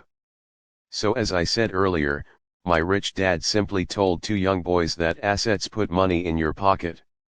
Nice, simple, and usable. 47 Chapter 2, Lesson 2. This is the cash flow pattern of a liability: income statement, income, expenses, balance sheet, assets, liabilities. Now that assets and liabilities have been defined through pictures, it may be easier to understand my definitions in words.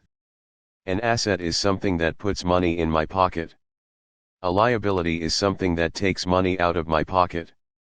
This is really all you need to know. If you want to be rich, simply spend your life buying assets.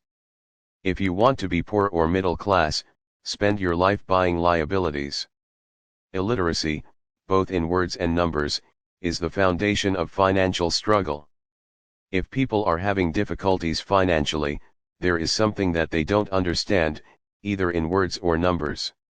The rich are rich because they are more literate in different areas than people who struggle financially. So if you want to be rich and maintain your wealth, it's important to be financially literate, in words as well as numbers. 48 Rich Dad Poor Dad. The arrows in the diagrams represent the flow of cash, or cash flow. Numbers alone mean little, just as words out of context mean little. It's the story that counts. In financial reporting, reading numbers is looking for the plot, the story of where the cash is flowing. In 80% of most families, the financial story paints a picture of hard work to get ahead. However, this effort is for naught because they spend their lives buying liabilities instead of assets. This is the cash flow pattern of a poor person: income statement, income, job, salary, expenses, taxes, rent, food, transportation, clothes, balance sheet, assets, liabilities. 49 Chapter 2, Lesson 2. This is the cash flow pattern of a person in the middle class: income statement, job, income, salary, expenses, taxes, mortgage payment, car payment, credit card payment, school loan payment, balance sheet, assets, liabilities, mortgage, car loans, credit card debt, school loans. 50 Rich Dad Poor Dad. This is the cash flow pattern of a rich person: income statement, income, rental income, dividend, interest, royalties, expenses, taxes, mortgage payment, balance sheet, assets, real estate, stocks, bonds, notes, intellectual property, liabilities, mortgage, consumer loans, credit cards. 51 Chapter 2, Lesson 2. All of these diagrams are obviously oversimplified. Everyone has living expenses, the need for food, shelter, and clothing. The diagrams show the flow of cash through a poor, middle class, and wealthy person's life. It is the cash flow that tells the story of how a person handles their money. The reason I started with the story of the richest men in America is to illustrate the flaw in believing that money will solve all problems. That is why I cringe whenever I hear people ask me how to get rich quicker, or where they should start. I often hear, "I'm in debt, so I need to make more money." But more money will often not solve the problem. In fact, it may compound the problem. Money often makes obvious our tragic human flaws, putting a spotlight on what we don't know. That is why, all too often, a person who comes into a sudden cash flow tells the windfall of cash, let's say an inheritance, story of how a person a pay raise, or lottery winning soon returns to the same financial mess, if not handles money worse than the mess they were in before. Money only accentuates the cash flow pattern running in your head. If your pattern is to spend everything you get, most likely an increase in cash will just result in an increase in spending. Thus, the saying, "a fool and his money is one big party." I have said many times that we go to school to gain scholastic and professional skills, both of which are important. We learn to make money with our professional skills. In the 1960s, when I was in high school, if someone did well academically, people assumed this bright student would go on to be a medical doctor because it was the profession with the promise of the greatest financial reward. Today, doctors face financial challenges I wouldn't wish on my worst enemy: insurance companies taking control of the business, managed healthcare, government intervention, and malpractice suits.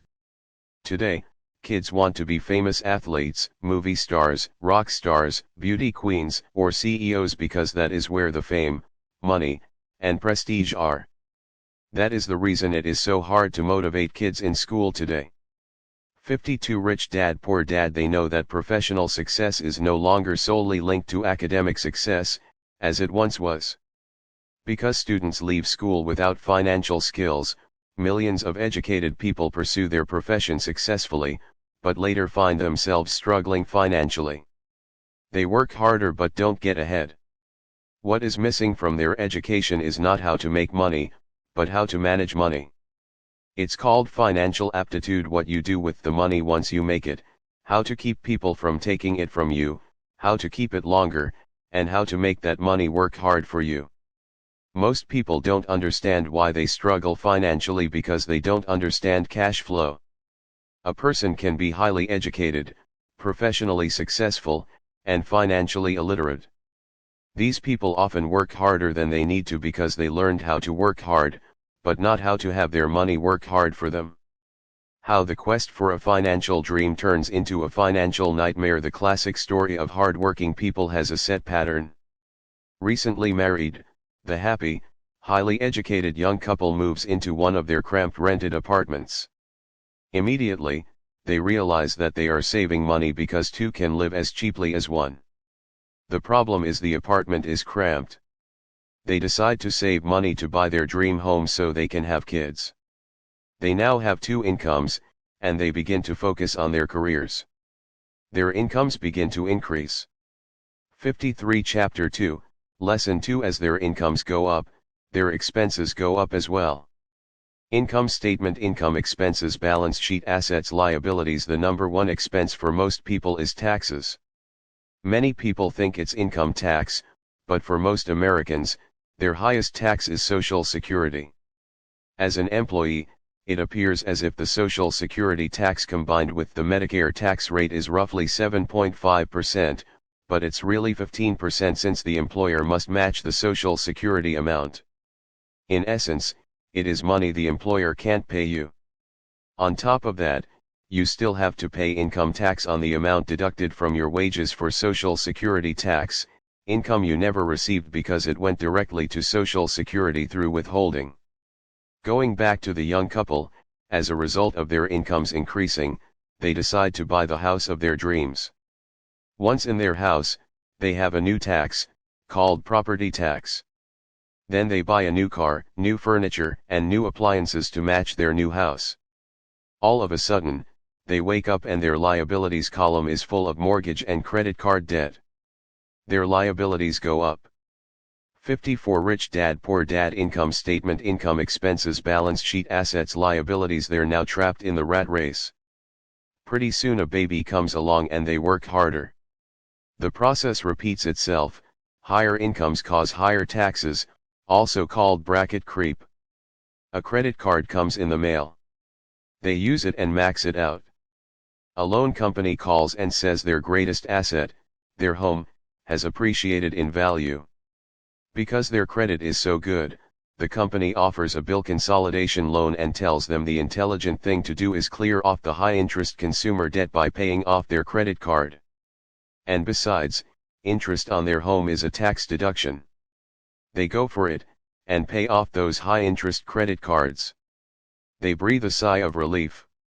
Their credit cards are paid off. They've now folded their consumer debt into their home mortgage. Their payments go down because they extend their debt over 30 years. It is the smart thing to do. Their neighbor calls to invite them to go shopping. The Memorial Day sale is on. They promise themselves they'll just window shop, but they take a credit card, just in case. 55 Chapter 2, Lesson 2. I run into this young couple all the time. Their names change, but their financial dilemma is the same. They come to one of my talks to hear what I have to say. They ask me, "Can you tell us how to make more money?" They don't understand that their trouble is really how they choose to spend the money they do have. It is caused by financial illiteracy and not understanding the difference between an asset and a liability. More money seldom solves someone's money problems. Intelligence solves problems. There is a saying a friend of mine says over and over to people in debt: if you find you have dug yourself into a hole, stop digging. As a child, my dad often told us that the Japanese were aware of three powers: the power of the sword, the jewel, and the mirror. The sword symbolizes the power of weapons. America has spent trillions of dollars on weapons and, because of this, is a powerful military presence in the world. The jewel symbolizes the power of money. There is some degree of truth to the saying, remember the golden rule. He who has the gold makes the rules. The mirror symbolizes the power of self-knowledge. This self-knowledge, according to Japanese legend, was the most treasured of the three. All too often, the poor and middle class allow the power of money to control them. By simply getting up and working harder, failing to ask themselves if what they do makes sense, they shoot themselves in the foot as they leave for work every morning. By not fully understanding money, the vast majority of people allow its awesome power to control them. If they used the power of the mirror, they would have asked themselves, does this make sense? All too often, instead of trusting their inner wisdom, that genius inside, most people follow the crowd. They do things because everybody else does them. They conform, rather than question. Often, they mindlessly repeat what they have been told: diversify. Your home is an asset. Your home is your 56 Rich Dad Poor Dad biggest investment. You get a tax break for going into greater debt. Get a safe job. Don't make mistakes. Don't take risks. It is said that the fear of public speaking is a fear greater than death for most people.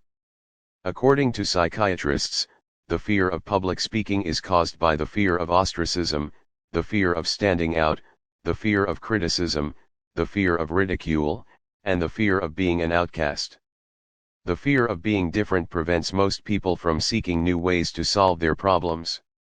That is why my educated dad said the Japanese valued the power of the mirror the most, for it is only when we look into it that we find truth. Fear is the main reason that people say, play it safe. That goes for anything, be it sports, relationships, a person can be highly careers, or money. Educated, professionally, it is that same fear, the fear successful, and of ostracism, that causes people to conform to, and not question, financially illiterate. Commonly accepted opinions or popular trends: your home is an asset.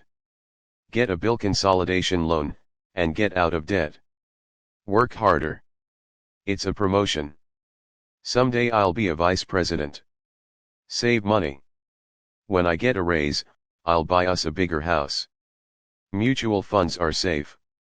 Many financial problems are caused by trying to keep up with the Joneses. Occasionally, we all need to look in the mirror and be true to our inner wisdom rather than our fears. By the time Mike and I were 16 years old, we began to have problems in school. We were not bad kids. We just began to separate from the crowd. We worked for Mike's dad after school and on weekends. Mike and I often spent hours after work just sitting at a table with his dad while he held meetings with his bankers, attorneys, accountants, brokers, investors, managers, and employees. Here was a man who had left school at 13 who was now directing, instructing, ordering, and asking questions of educated people. They came at his beck and call, and cringed when he didn't approve of them. 57 Chapter 2, Lesson 2. Here was a man who had not gone along with the crowd. He was a man who did his own thinking and detested the words, "We have to do it this way because that's the way everyone else does it." He also hated the word can't. If you wanted him to do something, just say, "I don't think you can do it." Mike and I learned more sitting in on his meetings than we did in all our years of school, college included. Mike's dad was not book smart, but he was financially educated and successful as a result. He told us over and over again, an intelligent person hires people who are more intelligent than he is. So Mike and I had the benefit of spending hours listening to and learning from intelligent people. But because of this, Mike and I couldn't go along with the standard dogma our teachers preached, and that caused problems. Whenever the teacher said, If you don't get good grades, you won't do well in the real world. Mike and I just raised our eyebrows. When we were told to follow set procedures and not deviate from the rules, we could see how school discouraged creativity. We started to understand why our rich dad told us that schools were designed to produce good employees, instead of employers.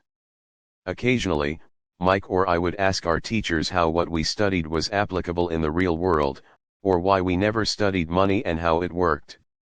To the latter question, we often got the answer that money was not important, that if we excelled in our education, the money would follow. The more we knew about the power of money, the more distant we grew from the teachers and our classmates. My highly educated dad never pressured me about my grades, but we did begin to argue about money.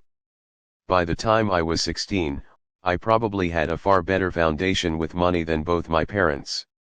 I could keep books, I listened to tax accountants, corporate attorneys, bankers, real estate brokers, investors, and so forth. By contrast, my dad talked to other teachers.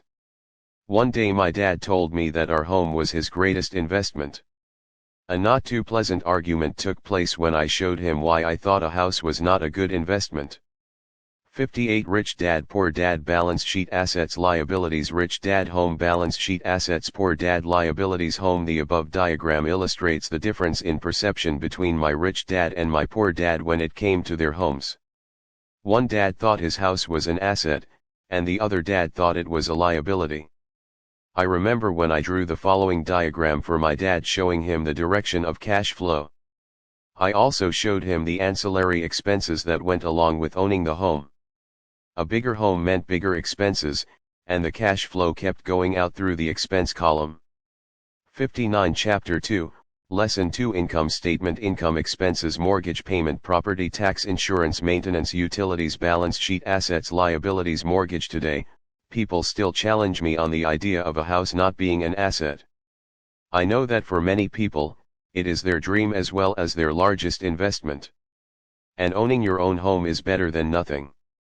I simply offer an alternate way of looking at this popular dogma. If my wife and I were to buy a bigger, flashier house, we realize it wouldn't be an asset. It would be a liability since it would take money out of our pocket. 60 Rich Dad Poor Dad. So here is the argument I put forth. I really don't expect most people to agree with it because your home is an emotional thing, and when it comes to money, high emotions tend to lower financial intelligence. I know from personal experience that money has a way of making every decision emotional. When it comes to houses, most people work all their lives paying for a home they never own. In other words, most people buy a new house every few years, each time incurring a new 30-year loan to pay off the previous one. Even though people receive a tax deduction for interest on mortgage payments, they pay for all their other expenses with after-tax dollars, even after they pay off their mortgage. My wife's parents were shocked when the property taxes on their home increased to $1,000 a month. This was after they had retired, so the increase put a strain on their retirement budget, and they felt forced to move. Houses do not always go up in value. I have friends who owe $1 million for a home that today would sell for far less. The greatest losses of all are those from missed opportunities. If all your money is tied up in your house, you may be forced to work harder because your money continues blowing out of the expense column, instead of adding to the asset column, the classic middle-class cash flow pattern. If a young couple would put more money into their asset column early on, their later years would be easier. Their assets would have grown and would be available to help cover expenses. All too often, a house only serves as a vehicle for incurring a home equity loan to pay for mounting expenses. 61 Chapter 2, Lesson 2 In summary, the end result in making a decision to own a house that is too expensive in lieu of starting an investment portfolio impacts an individual in at least the following 3 ways. 1. Loss of time, during which other assets could have grown in value. 2. Loss of additional capital, which could have been invested instead of paying for high maintenance expenses related directly to the home. 3. Loss of education. Too often, people count their house and savings and retirement plans as all they have in their asset column. Because they have no money to invest, they simply don't invest. This costs them investment experience. Most never become what the investment world calls a sophisticated investor. And the best investments are usually first sold to sophisticated investors, who then turn around and sell them to the people playing it safe. I am not saying don't buy a house. What I am saying is that you should understand the difference between an asset and a liability. When I want a bigger house, I first buy assets that will generate the cash flow to pay for the house. My educated dad's personal financial statement best demonstrates the life of someone caught in the rat race. His expenses match his income, never allowing him enough left over to invest in assets. As a result, his liabilities are larger than his assets. 62 Rich Dad Poor Dad. The following diagram on the left shows my poor dad's income statement. It is worth 1,000 words. It shows that his income and expenses are equal while his liabilities are larger than his assets. My rich dad's personal financial statement on the right reflects the results of a life dedicated to investing and minimizing liabilities.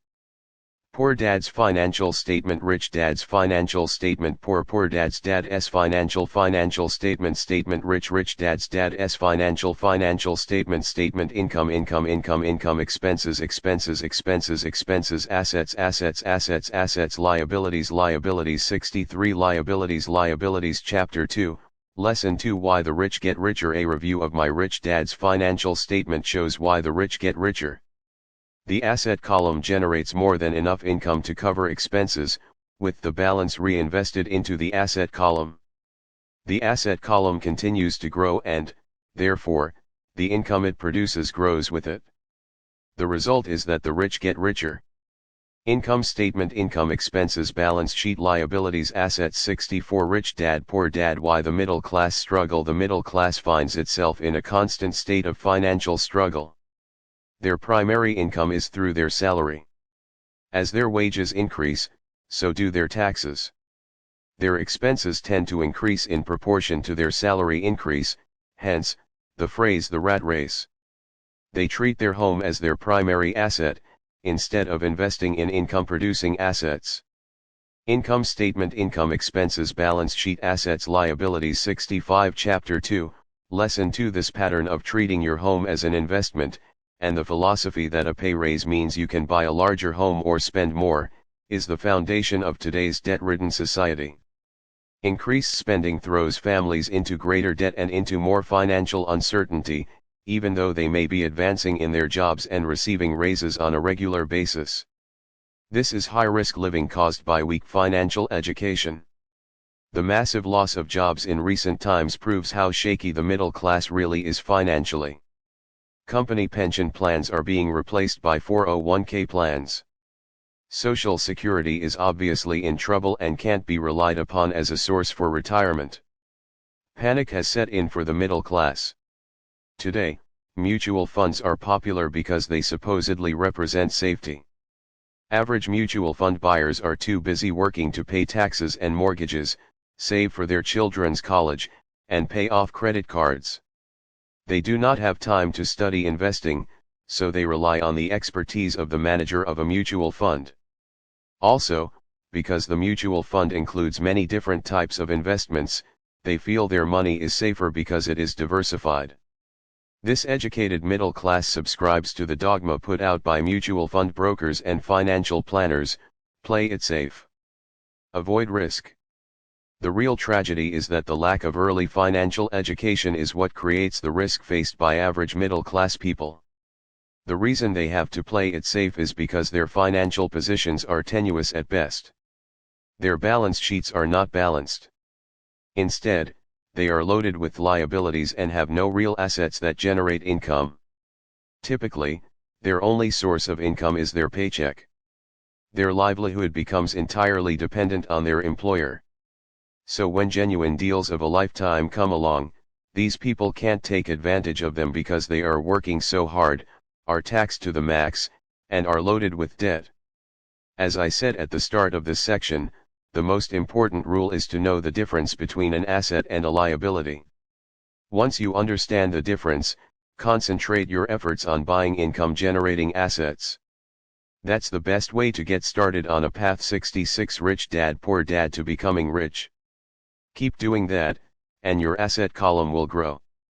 Keep liabilities and expenses down so more money is available to continue pouring into the asset column.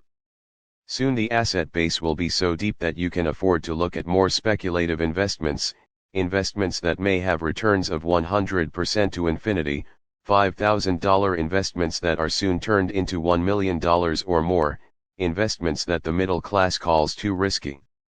The investment is not risky for the financially literate. If you do what the masses do, you get the following picture: income statement, income work for the company, salary, expenses work for the government, taxes, balance sheet, assets liabilities work for the bank, mortgage. 67 Chapter 2, Lesson 2. As an employee who is also a homeowner, your working efforts are generally as follows: 1. You work for the company. Employees make their business owner or the shareholders rich, not themselves. Your efforts and success will help provide for the owner's success and retirement. 2. You work for the government. The government takes its share from your paycheck before you even see it. By working harder, you simply increase the amount of taxes taken by the government. Most people work from January to May just for the government. 3. You work for the bank. After taxes, your next largest expense is usually your mortgage and credit card debt. The problem with simply working harder is that each of these three levels takes a greater share of your increased efforts. You need to learn how to have your increased efforts benefit you and your family directly. Once you have decided to concentrate on minding your own business, focusing your efforts on acquiring assets instead of a bigger paycheck, how do you set your goals? Most people must keep their job and rely on their wages to fund their acquisition of assets. As their assets grow, how do they measure the extent of their success? When does someone know that they are rich, that they have wealth? As well as having my own definitions for assets and liabilities, I also have my own definition for wealth. Actually, I borrowed it from a man named R. Buckminster Fuller. Some call him a quack, and others call him a genius. Years ago he got architects buzzing because he applied for a patent for something called a geodesic dome. But in the application, Fuller also said something about wealth. 68 Rich Dad Poor Dad. It was pretty confusing at first, but after reading it, it began to make some sense. Wealth is a person's ability to survive so many number of days forward, or, if I stopped working today, how long could I survive? Unlike net worth, the difference between your assets and liabilities, which is often filled with a person's expensive junk and opinions of what things are worth, this definition creates the possibility for developing a truly accurate measurement. I could now measure and know where I was in terms of my goal to become financially independent. Although net worth often includes non-cash producing assets, like stuff you bought that now sits in your garage, wealth measures how much money your money is making and, therefore, your financial survivability. Wealth is the measure of the cash flow from the asset column compared with the expense column. Let's use an example. Let's say I have cash flow from my asset column of $1,000 a month. And I have monthly expenses of $2,000. What is my wealth? Let's go back to Buckminster Fuller's definition. Using his definition, how many days forward can I survive? Assuming a 30-day month, I have enough cash flow for half a month. When I achieve $2,000 a month cash flow from my assets, then I will be wealthy. So while I'm not yet rich, I am wealthy. I now have income generated from assets each month that fully cover my monthly expenses. If I want to increase my expenses, I first must increase my cash flow to maintain this level of wealth. Also note that it is at this point that I'm no longer dependent on my wages. I have focused on, and been successful in, building an asset column that has made me financially independent. If I quit my job today, I would be able to cover my monthly expenses with the cash flow from my assets. My next goal would be to have the excess cash flow from my assets reinvested into the asset column. The more money that goes into my asset column, the more my asset column grows. The more 69 Chapter 2, Lesson 2 my assets grow, the more my cash flow grows. And as long as I keep my expenses less than the cash flow from these assets, I grow richer with more and more income from sources other than my physical labor. As this reinvestment process continues, I am well on my way to becoming rich. Just remember this simple observation: the rich buy assets. The poor only have expenses. The middle class buy liabilities they think are assets. So how do I start minding my own business? What is the answer? Listen to the founder of McDonald's in the next chapter. 70 Chapter 3 Lesson 3, Mind Your Own Business. The rich focus on their asset columns while everyone else focuses on their income statements. In 1974, Ray Kroc, the founder of McDonald's, was asked to speak to the MBA class at the University of Texas at Austin. A friend of mine was a student in that MBA class. After a powerful and inspiring talk, the class adjourned and the students asked Ray if he would join them at their favorite hangout to have a few beers. Ray graciously accepted. "What business am I in?" Ray asked, once the group had all their beers in hand. Everyone laughed, my friend said. Most of the MBA students thought Ray was just fooling around. No one answered, so Ray asked again, "What business do you think I'm in?" The students laughed again, and finally one brave soul yelled out, "Ray, who in the world doesn't know that you're in the hamburger business?" Ray chuckled. "That's what I thought you would say." He paused and then quickly added, "Ladies and gentlemen, I'm not in the hamburger business. My business is real estate." As my friend tells the story, Ray spent a good amount of time explaining his viewpoint. In his business plan, Ray knew that the 71 Chapter 3, Lesson 3 primary business focus was to sell hamburger franchises, but what he never lost sight of was the location of each franchise. He knew that the land and its location were the most significant factors in the success of each franchise. Basically, the person who bought the franchise was also buying the real estate under the franchise for Ray Kroc's organization. Today, McDonald's is the largest single owner of real estate in the world, owning even more than the Catholic Church. McDonald's owns some of the most valuable intersections and street corners in America and around the globe. My friend considers this as one of the most important lessons in his life. Today he owns car washes, but his business is the real estate under those car washes. The previous chapter presented diagrams illustrating that most people work for everyone but themselves. They work first for the owners of the company, then for the government through taxes, and finally for the bank that owns their mortgage. When I was a young boy, we did not have a McDonald's nearby. Yet my rich dad was responsible for teaching Mike and me the same lesson that Ray Kroc talked about at the University of Texas. It is secret number 3 of the rich. That secret is, mind your own business. Financial struggle is often directly the result of people working all their lives for someone else. Many people will simply have nothing at the end of their working days to show for their efforts. Our current educational system focuses on preparing today's youth to get good jobs by developing scholastic skills. Their lives will revolve around their wages or, as described earlier, their income column. Many will study further to become engineers, scientists, cooks, police officers, artists, writers, and so on. These professional skills allow them to enter the workforce and work for money. But there is a big difference between your profession and your business. Often I ask people, "What is your business?" And they will say, "Oh, I'm a banker." Then I ask them if they own the bank. And they usually respond, "No, I work there." In that instance, they have 72 rich dad poor dad confused their profession with their business. Their profession may be a banker, but they still need their own business. A problem with school is that you often become what you study. So if you study cooking, you become a chef. If you study the law, you become an attorney, and a study of auto mechanics makes you a mechanic.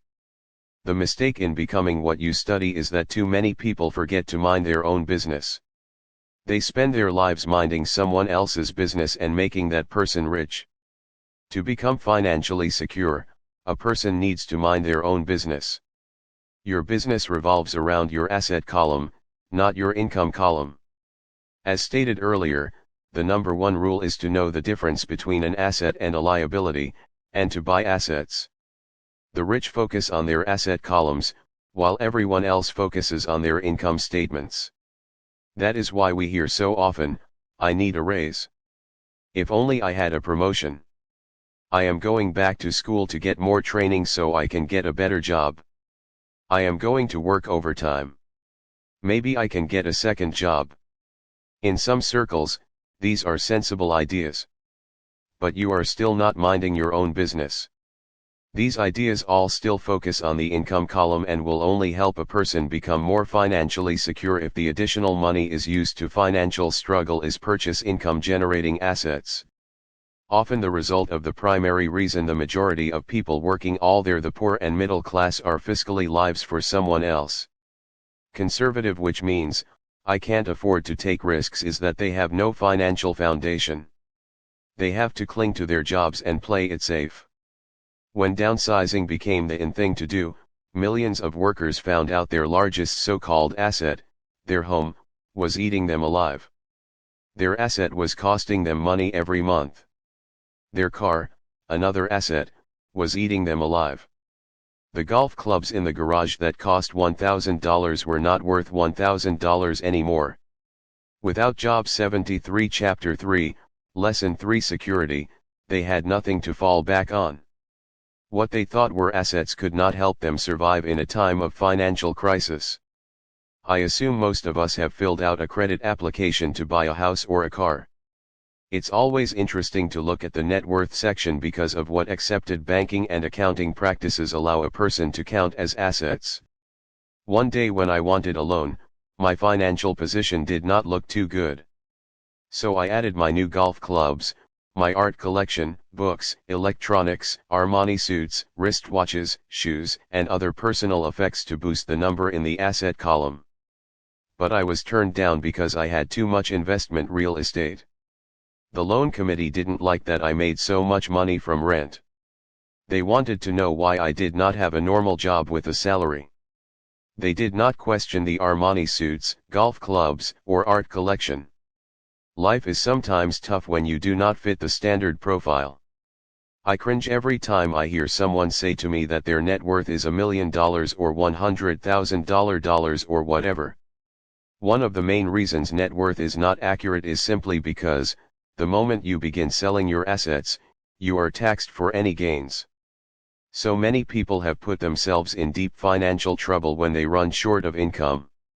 To raise cash, they sell their assets. But their personal assets can generally be sold for only a fraction of the value that is listed on their personal balance sheet. Or if there is a gain on the sale of the assets, they are taxed on the gain. So again, the government takes its share, thus reducing the amount available to help them out of debt. That is why I say someone's net worth is often worth less than they think. Start minding your own business. Keep your daytime job, but start buying real assets, not liabilities or personal effects that have no real value once you get them home. A new car loses nearly 25% of the price you pay for it the moment you drive it off the lot. It is not a true asset even if your banker lets you list it as one. My $400 new titanium driver was worth $150 the moment I teed off. 74 Rich Dad Poor Dad. Keep expenses low, reduce liabilities, and diligently build a base of solid assets. For young people who have not yet left home, it is important for parents to teach them the difference between an asset and a liability. Get them to start building a solid asset column before they leave home, get married, buy a house, have kids, and get stuck in a risky financial position, clinging to a job, and buying everything on credit. I see so many young couples who get married and trap themselves into a lifestyle that will not let them get out of debt for most of their working years. For many people, just as the last child leaves home, the parents realize they have not adequately prepared for retirement and they begin to scramble to put some money away. Then their own parents become ill and they find themselves with new responsibilities. So what kind of assets am I suggesting that you or your children acquire? In my world, real assets fall into the following categories: businesses that do not require my presence, I own them, but they are managed or run by other people. If I have to work there, it's not a business. It becomes my job. Stocks, bonds, income generating real estate, notes, EOS, royalties from intellectual property such as music, scripts, and patents, anything else that has value, produces income or appreciates, and has a ready market. 75 Chapter 3, Lesson 3. As a young boy, my educated dad encouraged me to find a safe job. But my rich dad encouraged me to begin acquiring assets that I loved. If you don't love it, you won't take care of it. I collect real estate simply because I love buildings and land. I love shopping for them, and I could look at them all day long. When problems arise, the problems aren't so bad that it changes my love for real estate. For people who hate real estate, they shouldn't buy it. I also love stocks of small companies, especially Start UPS, because I am an entrepreneur, not a corporate person. In my early years, I worked in large organizations, such as Standard Oil of California, the U.S. Marine Corps, and Xerox Corp. I enjoyed my time with those organizations and have fond memories, but I know deep down I am not a company man. I like starting companies, not running them. So my stock buys are usually of small companies. Sometimes I even start the company and take it public. Fortunes are made in new stock issues, and I love the game. Many people are afraid of small cap companies and call them risky, and they are. But that risk is diminished if you love what the start minding your own investment is, understand it, and know business. Keep the game. With small companies, my daytime job, but start investment strategy is to be out of the buying real assets, stock in a year. On the other hand, my real estate strategy is to start small and not liabilities. Keep trading up for bigger properties and, therefore, delay paying taxes on the gain. This allows the value to increase dramatically. I generally hold real estate less than 7 years. For years, even while I was with the Marine Corps and Xerox, I did what my rich dad recommended. I kept my day job, but I still minded my own business. I was active in my asset column trading real estate and small stocks. Rich dad always stressed the importance of financial literacy. The better I was at understanding the accounting and cash management, the better I would be at analyzing investments and eventually starting and building my own company. 76 Rich Dad Poor Dad. I don't encourage anyone to start a company unless they really want to. Knowing what I know about running a company, I wouldn't wish that task on anyone. There are times when people can't find employment and starting a company seems like the best solution. But the odds are against success. 9 out of 10 companies fail in 5 years. Of those that survive the first 5 years, 9 out of every 10 of those eventually fail as well. So only if you really have the desire to own your own company do I recommend it. Otherwise, keep your day job and mind your own business. When I say mind your own business, I mean to build and keep your asset column strong. Once a dollar goes into it, never let it come out. Think of it this way: once a dollar goes into your asset column, it becomes your employee. The best thing about money is that it works 24 hours a day and can work for generations. Keep your day job, be a great hard-working employee, but keep building that asset column.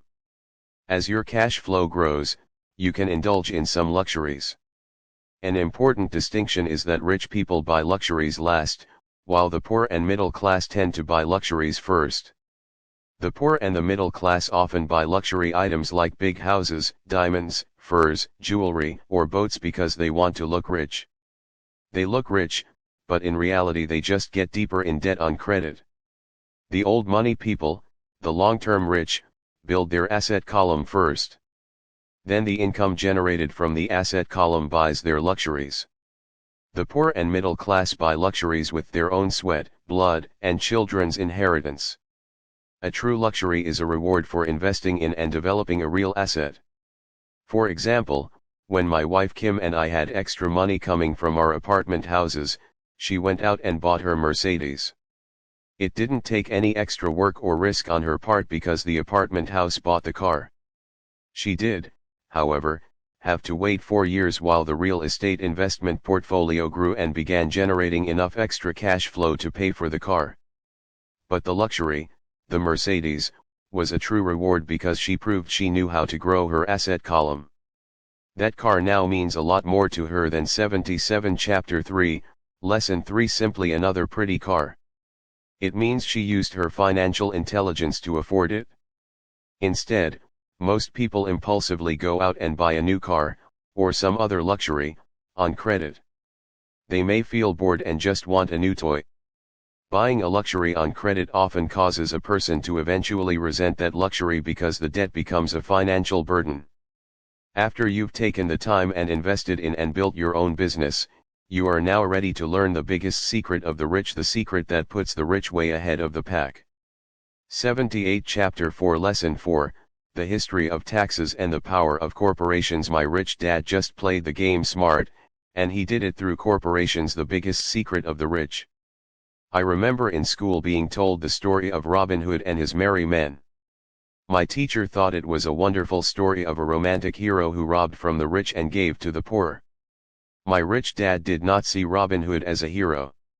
He called Robin Hood a crook. Robin Hood may be long gone, but his followers live on. I often still hear people say, "Why don't the rich pay for it?" or "The rich should pay more in taxes and give it to the poor." It is this Robin Hood fantasy, or taking from the rich to give to the poor, that has caused the most pain for the poor and the middle class. The reason the middle class is so heavily taxed is because of the Robin Hood ideal. The reality is that the rich are not taxed. It's the middle class, especially the educated upper-income middle class, who pays for the poor. Again, to understand fully how things happen, we need to look at the history of taxes. Although my highly educated dad was an expert on the history of education, my rich dad fashioned himself as an expert on the history of taxes. 79 Chapter 4, Lesson 4 Rich Dad explained to Mike and me that originally, in England and America, there were no taxes. Occasionally, there were temporary taxes levied in order to pay for wars. The king or the president would put the word out and ask everyone to chip in. Taxes were levied in Britain for the fight against Napoleon from 1799 to 1816, and in America to pay for the Civil War from 1861 to 1865. In 1874, England made income tax a permanent levy on its citizens. In 1913, an income tax became permanent in the United States with the adoption of the 16th Amendment to the U.S. Constitution. At one time, Americans were anti-tax. It had been the tax on tea that led to the famous Tea Party in Boston Harbor, an incident that helped ignite the Revolutionary War. It took approximately 50 years in both England and the United States to sell the idea of a regular income tax. What these historical dates fail to reveal is that both of these taxes were initially levied against only the rich. It was this point that Rich Dad wanted Mike and me to understand.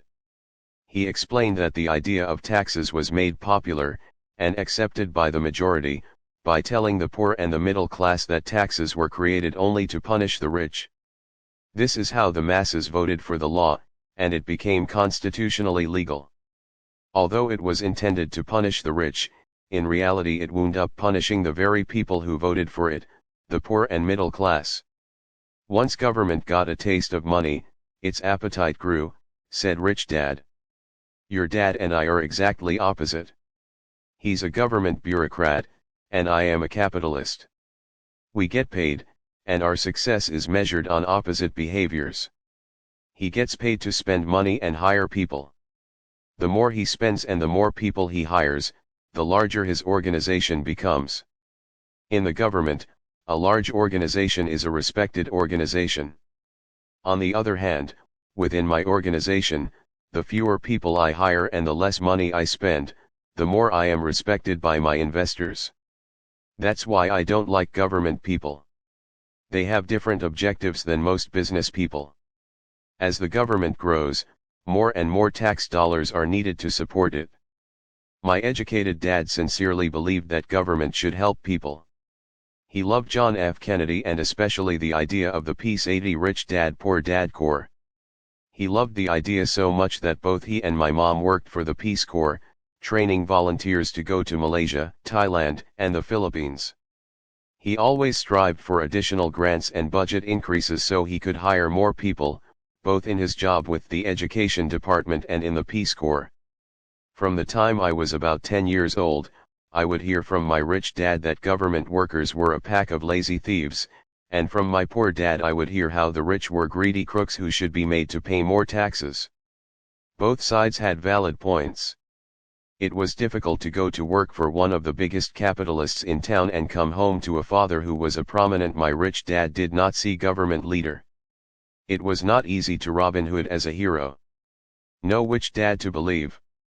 Yet when you study the history he called Robin Hood of taxes, an interesting perspective a crook emerges. As I said, the passage of taxes was only possible because the masses believed in the Robin Hood theory of economics, take from the rich, and give to everyone else. The problem was that the government's appetite for money was so great that taxes soon needed to be levied on the middle class, and from there it kept trickling down. However, the rich saw an opportunity because they don't play by the same set of rules. The rich knew about corporations, which became popular in the days of sailing ships. The rich created the corporation as a vehicle to limit their risk to the assets of each voyage. The rich put their money into a corporation to finance the voyage. The corporation would then hire a crew to sail to the New World to look for treasure. If the ship was lost, the crew lost their lives, but the loss to the rich would be limited only to the money they invested for that particular voyage. 81 Chapter 4, Lesson 4. The diagram that follows shows how the corporate structure sits outside your personal income statement and balance sheet. Corporation income statement, income, personal income statement, income, expenses, expenses, personal balance sheet, assets. 82 Liabilities. Rich dad poor dad. It is the knowledge of the legal corporate structure that really gives the rich a vast advantage over the poor and the middle class. Having two fathers teaching me, one a socialist and the other a capitalist, I quickly began to realize that the philosophy of the capitalist made more financial sense to me. It seemed to me that the socialists ultimately penalized themselves due to their lack of financial education. No matter what the take from the rich crowd came up with, the rich always found a way to outsmart them. That is how taxes were eventually levied on the middle class. The rich outsmarted the intellectuals solely because they understood the power of money, a subject not taught in schools. How did the rich outsmart the intellectuals? Once the take from the rich tax was passed, cash started flowing into government coffers. Initially, people were happy. Money was handed out to government workers and the rich. It went to government workers in the form of jobs and pensions, and it went to the rich via their factories receiving government contracts. The government received a large pool of money, but the problem was the fiscal management of that money. The government ideal is to avoid having excess money. If you fail to spend your allotted funds, you risk losing it in the next budget. You would certainly not be recognized for being efficient.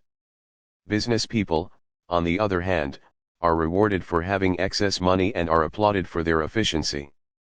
As this cycle of growing government spending continued, the demand for money increased, and the tax the rich idea was adjusted to include lower income levels, down to the very people who voted it in, the poor and the middle class. True capitalists used their financial knowledge to simply find an escape. They headed back to the protection of a corporation. But what many people who have never formed a corporation don't know is that a corporation is not really a thing. A corporation is merely a file folder with some legal documents in it, sitting in some attorney's office and registered with a state government agency. It's not a big building or a factory or a group of people. A corporation is merely a legal document that creates a legal body without a soul. Using it, the wealth of the rich was once again protected. It was popular because the income tax rate of a corporation is less than the individual. 83 Chapter 4, Lesson 4. Income tax rates. In addition, Certain expenses could be paid by a corporation with pre-tax dollars. This war between the haves and have-nots has raged for hundreds of years. The battle is waged whenever and wherever laws are made, and it will go on forever. The problem is that the people who lose are the uninformed, the ones who get up every day and diligently go to work and pay taxes. If they only understood the way the rich play the game, they could play it too. Then they would be on their way to their own financial independence. This is why I cringe every time I hear a parent advise their children to go to school so they can find a safe, secure job. An employee with a safe, secure job, without financial aptitude, has no escape. Average Americans today work 4 to 5 months for the government just to cover their taxes. In my opinion, that is simply too long. The harder you work, the more you pay the government. That is why I believe that the idea of take from the rich backfired on the very people who voted it in. Every time people try to punish the rich don't simply comply. They react. They have the money, power, and intent to change things. They don't just sit there and voluntarily pay more taxes. Instead, they search for ways to minimize their tax burden. They hire smart attorneys and accountants, and persuade politicians to change laws or create legal loopholes. They use their resources to effect change. The tax code of the United States also allows other ways to reduce taxes. Most of these vehicles are available to anyone, but it is the rich who find them because they are minding their own business. For example, 1031 is jargon for Section 1031 of the Internal Revenue Code, which allows a seller to delay paying taxes on a piece of real estate that is sold for a capital gain through an exchange for a more expensive piece of real estate. Real estate is one investment vehicle that has a great tax advantage. As long as you keep trading up in value, you will not be taxed on the gains until you liquidate. People who don't take advantage of these legal tax savings are missing a great opportunity to build their asset columns. 84 Rich Dad Poor Dad. The poor and middle class don't have the same resources. They sit there and let the government's needles enter their arm and allow the blood donation to begin.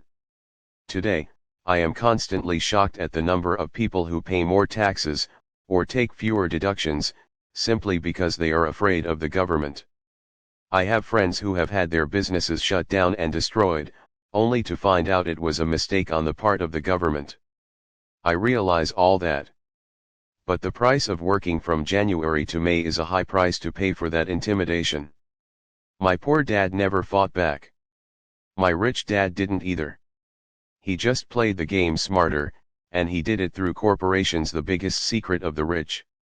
You may remember the first lesson I learned from my rich dad. I was a little boy of 9 who had to sit and wait for him to choose to talk to me.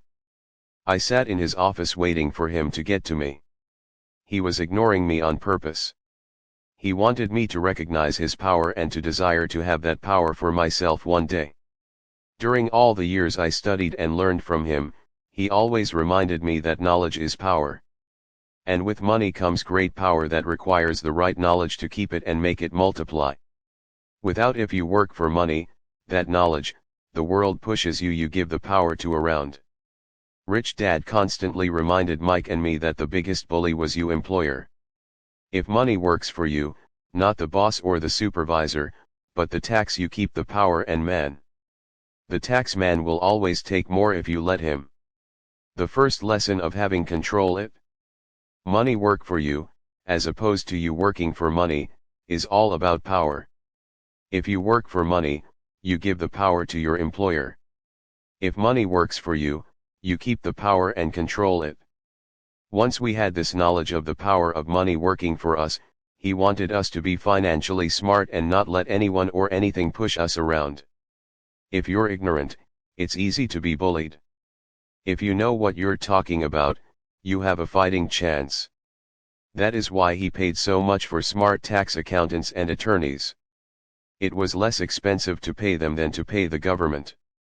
His 85 Chapter 4, Lesson 4 best lesson to me was, be smart and you won't be pushed around as much. He knew the law because he was a law-abiding citizen and because it was expensive to not know the law. If you know you're right, You're not afraid of fighting back. Even if you are taking on Robin Hood and his band of merry men. My highly educated dad always encouraged me to land a good job with a strong corporation. He spoke of the virtues of working your way up the corporate ladder. He didn't understand that, by relying solely on a paycheck from a corporate employer, I would be a docile cow ready for milking. When I told my rich dad of my father's advice, he only chuckled. "Why not own the ladder?" was all he said. As a young boy, I did not understand what rich dad meant by owning my own corporation. It was an idea that seemed impossible and intimidating. Although I was excited by the idea, my inexperience wouldn't let me envision the possibility that grown UPS would someday work for a company I would own. The point is that, if not for my rich dad, I would have probably followed my educated dad's advice.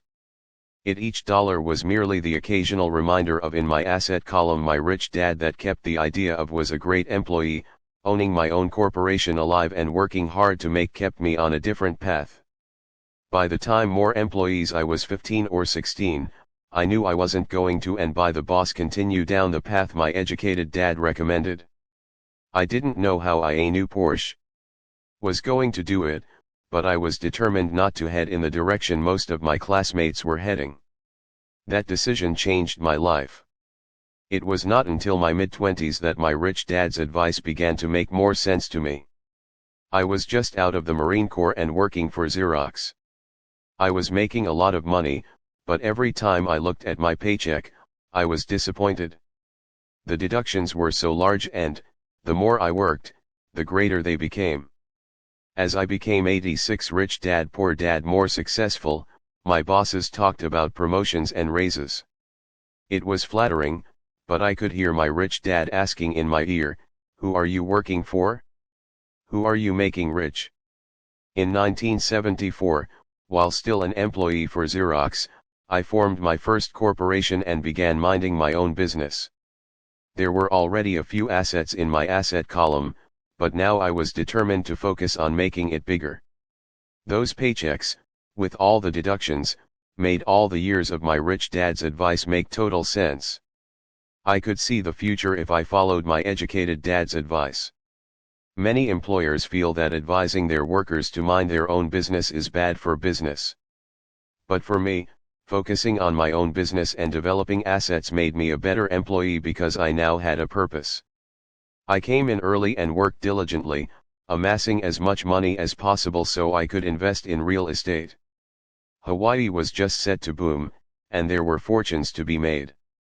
The more I realized that we were in the beginning stages of a boom, the more Xerox machines I sold. The more I sold, the more money I made and, of course, the more deductions came out of my paycheck. It was inspiring. I wanted out of the employee trap so badly that I worked even harder so I could invest more. By 1978, I was consistently one of the top 5 salespeople at the company. I badly wanted out of the rat race. In less than 3 years, I was making more in my real estate holding corporation than I was making at Xerox. And the money I was making in my asset column in my own corporation was money working for me, not me pounding on doors selling copiers. My rich dad's advice made much more sense. Soon the cash flow from my properties was so strong that my company bought me my first Porsche. My fellow Xerox salespeople thought I was spending my commissions. I wasn't. I was investing my commissions in assets. My money was working hard to make more money. Each dollar in my asset column was a great employee, working hard to make more employees and buy the boss a new Porsche with before-tax dollars. I began to work harder for Xerox. The plan was working, 87 Chapter 4, Lesson 4 and my Porsche was the proof. By using the lessons I learned from my rich dad, I was able to get out of the proverbial rat race at an early age. It was made possible because of the strong financial knowledge I had acquired through rich dad's lessons. Without this financial knowledge, which I call financial intelligence or financial IQ, my road to financial independence would have been much more difficult. I now teach others in the hope that I may share my knowledge with them. I remind people that financial IQ is made up of knowledge from four broad areas of expertise. 1. Accounting. Accounting is financial literacy or the ability to read numbers. This is a vital skill if you want to build an empire. The more money you are responsible for, the more accuracy is required, or the house comes tumbling down. This is the left brain side, or the details. Financial literacy is the ability to read and understand financial statements, which allows you to identify the strengths and weaknesses of any business. 2. Investing. Investing is the science of money, making money. This involves strategies and formulas which use the creative right brain side. 3. Understanding markets. Understanding markets is the science of supply and demand. You need to know the technical aspects of the market, which are emotion-driven, in addition to the fundamental or economic aspects of an investment. Does an investment make sense or does it not make sense based on current market conditions? 4. The law. A corporation wrapped around the technical skills of accounting, investing, and markets can contribute to explosive growth. A person who understands the tax advantages and protections provided by a corporation can get rich so much. 88 Rich Dad Poor Dad faster than someone who is an employee or a small business sole proprietor. It's like the difference between someone walking and someone flying. The difference is profound when it comes to long-term wealth. Tax advantages. A corporation can do many things that an employee cannot, like pay expenses before paying taxes. That is a whole area of expertise that is very exciting. Employees earn and get taxed, and they try to live on what is left.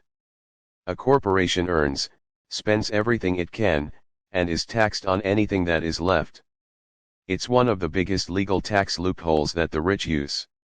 They're easy to set up and are not expensive if you own investments that are producing good cash flow. For example, by owning your own corporation, your vacations can be board meetings in Hawaii. Car payments, insurance, repairs, and health club memberships are company expenses. Most restaurant meals are partial expenses, and on and on. But it's done legally with pre-tax dollars. Protection from lawsuits. We live in a litigious society. Everybody wants a piece of your action. The rich hide much of their wealth using vehicles such as corporations and trusts to protect their assets from creditors. When someone sues a wealthy individual, they are often met with layers of legal protection and often find that the wealthy person actually owns nothing. They control everything, but own nothing. The poor and middle class try to own everything and lose it to the government or to fellow citizens who like to sue the rich. They learned it from the Robin Hood story, take from the rich, and give it to the poor.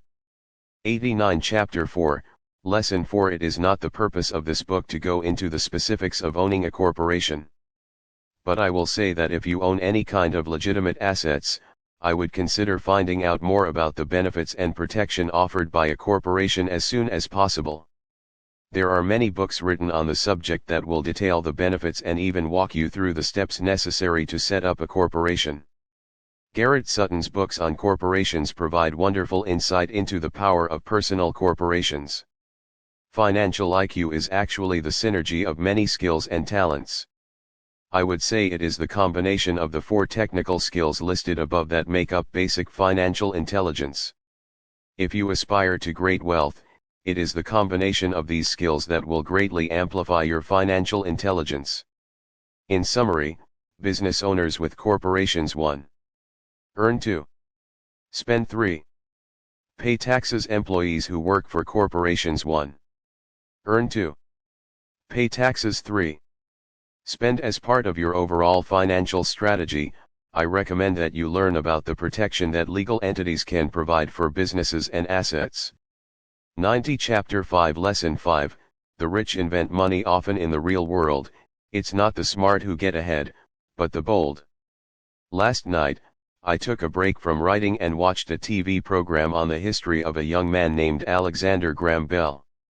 Bell had just patented his telephone and was having growing pains because the demand for his new invention was so strong. Needing a bigger company, he then went to the giant at that time, Western Union, and asked them if they would buy his patent and his tiny company. He wanted $100,000 for the whole package. The president of Western Union scoffed at him and turned him down, saying the price was ridiculous. The rest is history. A multi-billion-dollar industry emerged, and AT&T was born. The evening news came on right after the story of Alexander Graham Bell. On the news was a story of another downsizing at a local company. The workers were angry and complained that the company ownership was unfair. A terminated manager of about 45 years of age had his wife and 2 babies at the plant and was begging the guards to let him talk to the owners to ask if they would reconsider his termination. He had just bought a house and was afraid of losing it. The camera focused in on his pleading for all the world to see. Needless to say, it held my attention. 91 Chapter 5, Lesson 5 I have been teaching professionally since 1984. It has been a great experience and a rewarding one. It is also a disturbing profession, for I have taught thousands of individuals and I see one thing in common in all of us, myself included. We all have tremendous potential, and we all are blessed with gifts. Yet the one thing that holds all of us back is some degree of self-doubt. It is not so much the lack of technical information that holds us back, but more the lack of self-confidence. Some are more affected than others. Once we leave school, most of us know that it is not so much a matter of college degrees or good grades that count. In the real world outside of academics, something more than just grades is required. I have heard it called many things: guts, chutzpah, balls, audacity, bravado, cunning, daring, tenacity, and brilliance. This factor, whatever it is labeled, ultimately decides one's future much more than school grades do. Inside each of us is one of these brave, brilliant, and daring characters. There is also the flip side of that character, people who could get down on their knees and beg if necessary. After a year in Vietnam as a Marine Corps pilot, I got to know both of those characters inside of me intimately. One is not better than the other. Yet as a teacher, I recognized that it was excessive fear and self-doubt that were the greatest detractors of personal genius. It broke my heart to see students know the answers, yet lack the courage to act on the answer. Often in the real world, it's not the smart who get ahead, but the bold. In my personal experience, your financial genius requires both technical knowledge as well as courage. If fear is too strong, the genius is suppressed. In my classes, I strongly urge students to learn to take risks, to be bold, and to let their genius convert that fear into power and brilliance. It works for some and just terrifies others. I have come to realize that for most people, when it comes to the subject of money, they would rather play it safe. I have had to field questions such as, why take risks? Why should I bother developing my financial IQ? Why should I become financially literate? And I answer, just to have more options. 92 Rich Dad Poor Dad. There are huge changes up ahead. In the coming years, there will be more people just like the young inventor Alexander Graham Bell. There will be 100 people like Bill Gates and hugely successful companies like Microsoft created every year, all over the world. And there also will be many more bankruptcies, layoffs, and downsizings. So why bother developing your financial IQ? No one can answer that but you. Yet I can tell you why I myself do it. I do it because it is the most exciting time to be alive. I'd rather be welcoming change than dreading change. I'd rather be excited about making millions than worrying about not getting a raise. This period we are in now is a most exciting time, unprecedented in our world's history. Generations from now, people will look back at this period of time and remark at what an exciting era it must have been. It was the death of the old and birth of the new. It was full of turmoil, and it was exciting. So why bother developing your financial IQ? Because if you do, you will prosper greatly. And if you don't, this period of time will be a frightening one. It will be a time of watching some people move boldly forward while others cling to worn-out life preservers. Land was wealth 300 years ago. So the person who owned the land owned the wealth. Later, wealth was in factories and production, and America rose to dominance. The industrialist owned the wealth. Today, wealth is in information. And the person who has the most timely information owns the wealth. The problem is that information flies around the world at the speed of light. The new wealth cannot be contained by boundaries and borders as land and factories were. The changes will be faster and more dramatic. There will be a dramatic increase in the number of new multimillionaires. There also will be those who are left behind. I find so many people struggling today, often working harder, simply because they cling to old ideas. They want things to be the way they were, and they resist change. I know people who are losing their jobs or their houses, and they blame technology or the economy or their boss. Sadly, they fail to realize that they might be the problem. Old ideas are their biggest liability.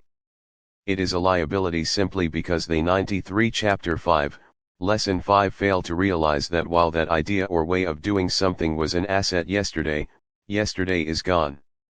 One afternoon I was teaching how to invest using a board game I had invented, Cash Flow Registered, as a teaching tool.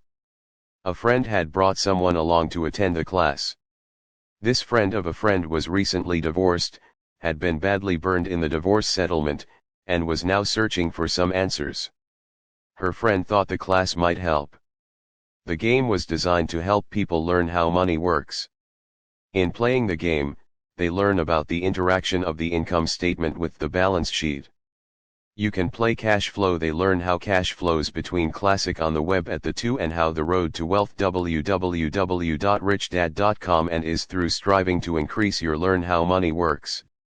Monthly cash flow from the asset column to the point that it exceeds your monthly expenses. Once you accomplish this, you are able to get out of the rat race and out onto the fast track. As I have said, some people hate the game, some love it, and others miss the point. This woman missed a valuable opportunity to learn something. In the opening round, she drew a doodad card with the boat on it. At first she was happy. Oh, I've got a boat. Then, as her friend tried to explain how the numbers worked on her income statement and balance sheet, she got frustrated because she had never liked math. The rest of her table waited while her friend continued explaining the relationship between the income statement, balance sheet, and monthly cash flow. Suddenly, when she realized how the numbers worked, it dawned on her that her boat was eating her alive. Later on in the game, she was also downsized and had a child. It was a horrible game for her. After the class, her friend came by and told me that she was upset. She had come to the class to learn about investing and did not like the idea that it took so long to play a silly game. Her friend attempted to tell her to look within herself to see if the game reflected her in any way. With that suggestion, the woman 94 Rich Dad Poor Dad demanded her money back. She said that the very idea that a game could be a reflection of her was ridiculous. Her money was promptly refunded, and she left. Since 1984, I have made millions simply by doing what the school system does not do. In school, most teachers lecture. I hated lectures as a student. I was soon bored, and my mind would drift. In 1984, I began teaching via games and simulations, and I still rely on these tools today. I always encourage adult students to look at games as reflecting back to them what they know and what they need to learn. Most importantly, games reflect behavior. They are instant feedback systems. Instead of the teacher lecturing you, the game is giving you a personalized lecture, one that is custom-made just for you. The friend of the woman who left later called to give me an update. She said her friend was fine and had calmed down. In her cooling off period, she could see some slight relationship between the game and her life. Although she and games reflect behavior. Her husband did not own a boat, they did own everything else imaginable. They are instant. She was angry after their divorce, feedback systems. Both because he had run off with a younger woman and because, after 20 years of marriage, they had accumulated little in the way of assets. There was virtually nothing for them to split. Their 20 years of married life had been incredible fun, but all they had accumulated was a ton of doodads. She realized that her anger at doing the numbers, the income statement and balance sheet, came from her embarrassment about not understanding them. She had believed that finances were the man's job. She maintained the house and did the entertaining, and he handled the finances. She was now quite certain that in the last 5 years of their marriage, he had hidden money from her. She was angry at herself for not being more aware of where the money was going, as well as for not knowing about the other woman. 95 Chapter 5, Lesson 5. Just like a board game, the world is always providing us with instant feedback. We could learn a lot if we tuned in more. One day not long ago, I complained to my wife that the cleaners must have shrunk my pants. My wife gently smiled and poked me in the stomach to inform me that the pants had not shrunk. Something else had expanded me. The cash flow game was designed to give every player personal feedback. Its purpose is to give you options. If you draw the boat card and it puts you into debt, the question is, now what can you do? How many different financial options can you come up with? That is the purpose of the game, to teach players to think and create new and various financial options. Thousands of people throughout the world have played this game. The players who get out of the rat race the quickest are the people who understand numbers and have creative financial minds. They recognize different financial options. Rich people are often creative and take calculated risks. People who take the longest are people who are not familiar with numbers and often do not understand the power of investing. Some people playing cash flow gain lots of money in the game, but they don't know what to do with it. Even though they have money, everyone else seems to be getting play cash flow classic ahead of them. And that is true in real life. There are a lot of people who on the web have a lot of money and do not www.richdad.com get ahead financially. What did you learn about limiting your options is the same your true behavior from as hanging on to old ideas.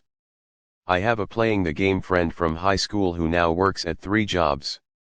Years ago, he was the richest of all my classmates. When the local sugar plantation closed, the company he worked for went down with the plantation. In his mind, he had but one option, and that was the old option, work hard. The problem was that he couldn't find an equivalent job that recognized his seniority from the old company. 96 Rich Dad Poor Dad. As a result, he is overqualified for the jobs he currently has, so his salary is lower. He now works 3 jobs to earn enough to survive. I have watched people playing cash flow complain that the right opportunity cards are not coming their way. So they sit there. I know people who do that in real life. They wait for the right opportunity. I have watched people get the right opportunity card and then not have enough money. Then they complain that they would have gotten out of the rat race if they had had more money. So they sit there. I know people in real life who do that also. They see all the great deals, but they have no money. And I have seen people pull a great opportunity card, read it out loud, and have no idea that it is a great opportunity. They have the money, the time is right, they have the card, but they can't see the opportunity staring them in the face. They fail to see how it fits into their financial plan for escaping the rat race. And I know more people like that than all the others combined. Most people have an opportunity of a lifetime flash right in front of them, and they fail to see it. A year later, they find out about it, after everyone else got rich. Financial intelligence is simply having more options. If the opportunities aren't coming your way, what else can you do to improve your financial position? If an opportunity lands in your lap and you have no money and the bank won't talk to you, what else can you do to get the opportunity to work in your favor? If your hunch is wrong, and what you've been counting on doesn't happen, how can you turn a lemon into millions? That is financial intelligence. It is not so much what happens, but how many different financial solutions you can think of to turn a lemon into millions. It is how creative you are in solving financial problems. Most people only know one solution: work hard, save, and borrow. So why would you want to increase your financial intelligence? Because you want to be the kind of person who creates your own luck. You take whatever happens and make it better. Few people realize that luck is created, just as money is. And if you want to be luckier and create money instead of working hard, then your financial intelligence is important. If you are the kind of person who is waiting for the right 97 Chapter 5, Lesson 5 thing to happen, you might wait for a long time. It's like waiting for all the traffic lights to be green for 5 miles before you'll start your trip. As young boys, Mike and I were constantly told by my rich dad that money is not real. Rich Dad occasionally reminded us of how close we came to the secret of money on that first day we got together and began making money out of plaster of Paris. The poor and middle class work for money, he would say. The rich make money. The more real you think money is, the harder you will work for it. If you can grasp the idea that money is not real, you will grow richer faster. What is it, was a question Mike and I often came back with. What is money if it is not real? What we agree it is, was all Rich Dad would say. The single most powerful asset we all have is our mind. If it is trained well, it can create enormous wealth seemingly instantaneously. An untrained mind can also create extreme poverty that can crush a family for generations. In the information age, money is increasing exponentially. A few individuals are getting ridiculously rich from nothing, just ideas and agreements. If you ask many people the single most who trade stocks or other investments powerful asset we all for a living, they see it done all the time. Often, millions can be made have is our mind. Instantaneously from nothing. And if it is trained well, by nothing, I mean no money was it can create exchanged. It is done via agreement, enormous wealth. Hand signal in a trading pit, a blip on a trader's screen in Lisbon from a trader's screen in Toronto and back to Lisbon, a call to my broker to buy and a moment later to sell. Money did not change hands. Agreements did. So why develop your financial genius? Only you can answer that. I can tell you why I have been developing this area of my intelligence. I do it because I want to make money fast. Not because I need to, but because I want to. It is a fascinating learning process. I develop my financial IQ because I want to participate in the fastest game and 98 Rich Dad Poor Dad biggest game in the world. And in my own small way, I would like to be part of this unprecedented evolution of humanity, the era where humans work purely with their minds and not with their bodies.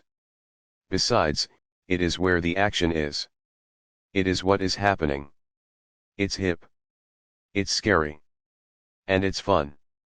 That is why I invest in my financial intelligence, developing the most powerful asset I have. I want to be with people moving boldly forward. I do not want to be with those left behind. I will give you a simple example of creating money. In the early 1990s, the economy of Phoenix, Arizona, was horrible. I was watching a TV show when a financial planner came on and began forecasting doom and gloom. His advice was to save money. Put $100 away every month, he said. In 40 years you will be a multimillionaire. Well, putting money away every month is a sound idea. It is one option, the option most people subscribe to. The problem is this, it blinds the person to what is really going on.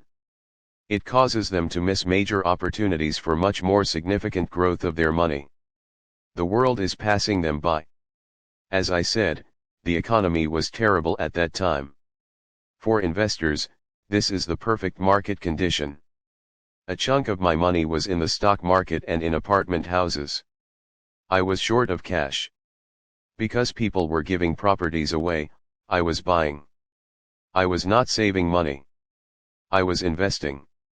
Kim and I had more than $1 million in cash working in a market that was rising fast. It was the best opportunity to invest. The economy was terrible. I just could not pass up these small deals. Houses that were once $100,000 were now $75,000. But instead of shopping with local real estate agents, I began shopping at the bankruptcy attorney's office, or the courthouse steps. In these shopping places, a $75,000 house could sometimes be bought for $20,000 or less. For $2,000, which was loaned to me from a friend for 90 days for $200, I gave an attorney a cashier's check as a down payment. While the acquisition was being processed, I ran an ad advertising a $75,000 house for only $60,000 and no money down. 99 Chapter 5, Lesson 5. The phone rang hard and heavy. Prospective buyers were screened, and once the property was legally mine, all the prospective buyers were allowed to look at the house. It was a feeding frenzy. The house sold in a few minutes. I asked for a $2,500 processing fee, which they gladly handed over, and the escrow and title company took over from there. I returned the $2,000 to my friend with an additional $200. He was happy, the home buyer was happy, the attorney was happy, and I was happy. I had sold a house for $60,000 that cost me $20,000. The $40,000 was created from money in my asset column in the form of a promissory note from the buyer. Total working time, 5 hours. So now that you are on your way to becoming more financially literate and skilled at reading numbers, I will show you why this is an example of money being invented. Income statement: $40,000 is created in the asset column. Money is invented without being taxed. At 10% interest, $4,000 a year in cash flow is added to income. Income: expenses, taxes, mortgage payment, balance sheet 100, assets, liabilities, $40,000 note, $20,000 mortgage. Rich Dad Poor Dad. During this depressed market, Kim and I were able to do 6 of these simple transactions in our spare time. While the bulk of our money was in larger properties and the stock market, we were able to create more than $190,000 in assets, notes at 10% interest, in those 6 buy, create, and sell transactions. That comes to approximately $19,000 a year income, much of it sheltered through our private corporation. Much of that $19,000 a year goes to pay for our company cars, gas, trips, insurance, dinners with clients, and other things. By the time the government gets a chance to tax that income, it's been spent on legally allowed pre-tax expenses. Income statement: income. How much income would you have to earn if the government takes 50% in taxes? Job: salary, expenses, taxes, balance sheet, assets, savings. How long would it take you to save $40,000? 101 Liabilities. Chapter 5, Lesson 5. This was a simple example of how money is invented, created, and protected using financial intelligence. Ask yourself, how long would it take to save $190,000? Would the bank pay you 10% interest on your money? And the promissory note is good for 30 years. I hope they never pay me the $190,000. I have to pay a tax if they pay me the principal, and besides, $19,000 paid over 30 years is a little over $500,000 in income. I have people ask what happens if the person doesn't pay. That does happen, and it's good news. That $60,000 home could be taken back and resold for $70,000, and another $2,500 collected as a loan processing fee. It would still be a zero-down transaction in the mind of the new buyer. And the process would go on. The first time I sold the house, I paid back the $2,000, so technically, I have no money in the transaction. My return on investment, ROI, is infinity. It's an example of no money making a lot of money. In the second transaction, when resold, I would have put $2,000 in my pocket and re-extended the loan to 30 years. What would my ROI be if I got paid money to make money? I do not know, but it sure beats saving $100 a month, which actually starts out as $150 because it's after-tax income for 40 years earning low interest. And again, you're taxed on the interest. That is not too intelligent. It may be safe, but it's not smart. A few years later, as the Phoenix real estate market strengthened, Those houses we sold for $60,000 became worth $110,000. Foreclosure opportunities were still available, but became rare. It cost a valuable asset, my time, to go out looking for them. Thousands of buyers were looking for the few available deals. The market had changed. It was time to move on and look for other opportunities to put in the asset column. You can't do that here. That is against the law. You're lying. I hear those comments much more often than can you show me how to do that? The math is simple. You do not need algebra or calculus. And the escrow company handles the legal transaction and the servicing of the payments. I have no roofs to fix or toilets to unplug because the owners do that. It's their house. Occasionally someone does not pay. And that is wonderful because there are late fees, or they move out and the property is sold again. The court system handles that. 102 Rich Dad Poor Dad, and it may not work in your area. The market conditions may be different. But the example illustrates how a simple financial process can create hundreds of thousands of dollars, with little money and low risk. It is an example of money being only an agreement. Anyone with a high school education can do it. Yet most people won't. Most people listen to the standard advice of work hard and save money. For about 30 hours of work, approximately $190,000 was created in the asset column, and no taxes were paid. Which one sounds harder to you? 1. Work hard. Pay 50% in taxes. Save what is left. Your savings then earn 5%, which is also taxed. Or 2. Take the time to develop your financial intelligence, harness the power of your brain and the asset column. If you use option number 1, be sure to factor in how much time it takes you to save $190,000. Time is one of your greatest assets. Now you may understand why I silently shake my head when I hear parents say, "My child is doing well in school and receiving a good education." It may be good, but is it adequate? I know the above investment strategy is a small one. It is used to illustrate how small can grow into big. Again, my success reflects the importance of a strong financial foundation, which starts with a strong financial education. 103 Chapter 5, Lesson 5. I have said it before, but it's worth repeating. Financial intelligence is made up of these 4 main technical skills. 1. Accounting. Accounting is financial literacy, or the ability to read numbers. This is a vital skill if you want to build businesses or investments. 2. Investing. Investing is the science of money, making money. 3. Understanding markets. Understanding markets is the science of supply and demand. Alexander Graham Bell gave the market what it wanted. So did Bill Gates. A $75,000 house offered for $60,000 that cost $20,000 was also the result of seizing an opportunity created by the market. Somebody was buying, and someone was selling. For the law is the awareness of accounting corporate, state and federal regulations. I recommend playing by the rules.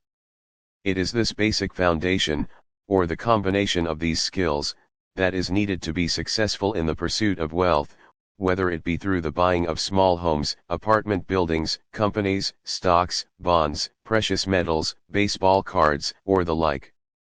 A few years later, the real estate market rebounded and everyone else was getting in. The stock market was booming, and everyone was getting in. The US economy was getting back on its feet. I began selling and was now traveling to Peru, Norway, Malaysia, and the Philippines. The investment landscape had changed.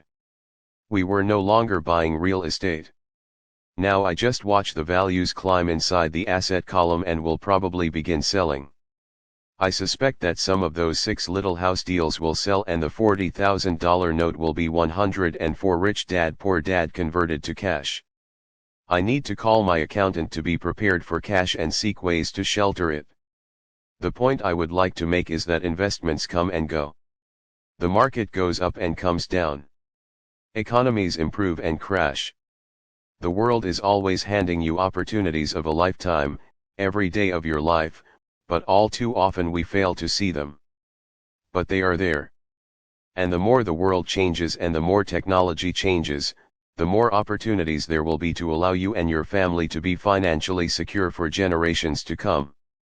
So why bother developing your financial intelligence? Again, only you can answer that. I know why I continue to learn and develop. I do it because I know there are changes coming. I'd rather welcome change than cling to the past. I know there will be market booms and market crashes. I want to continually develop my financial intelligence because, at each market change, some people will be on their knees begging for their jobs. Others, meanwhile, will take the lemons that life hands them, and we are all handed lemons occasionally, and turn them into millions. That's financial intelligence. I am often asked about the lemons I have turned into millions. I hesitate using many more examples of personal investments because I am afraid it comes across as bragging or tooting my own horn. That is not my intention. I use the examples only as numerical and chronological illustrations of actual and simple cases. I use the examples because I want you to know that it is easy. And the more familiar you become with the 4 pillars of financial intelligence, the easier it becomes.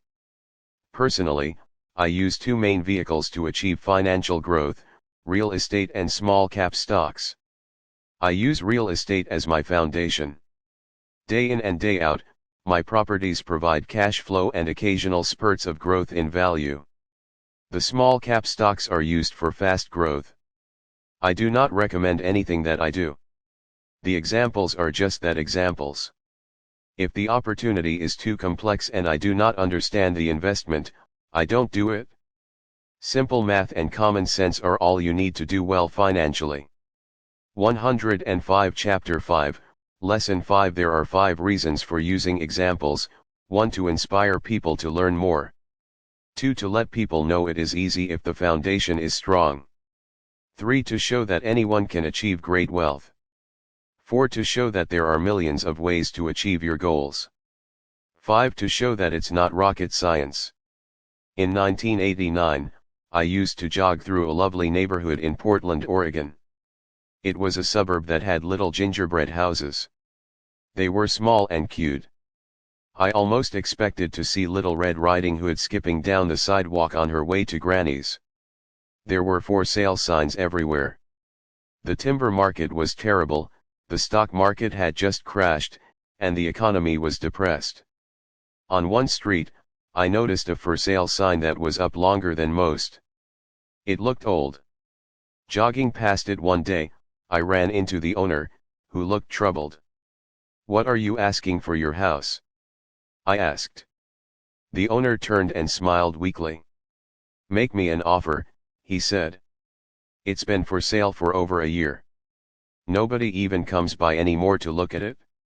"I'll look," I said, and I bought the house a half hour later for $20,000 less than his asking price. It was a cute little 2-bedroom home, with gingerbread trim on all the windows. It was light blue with gray accents and had been built in 1930. Inside there was a beautiful rock fireplace, as well as 2 tiny bedrooms. It was a perfect rental house.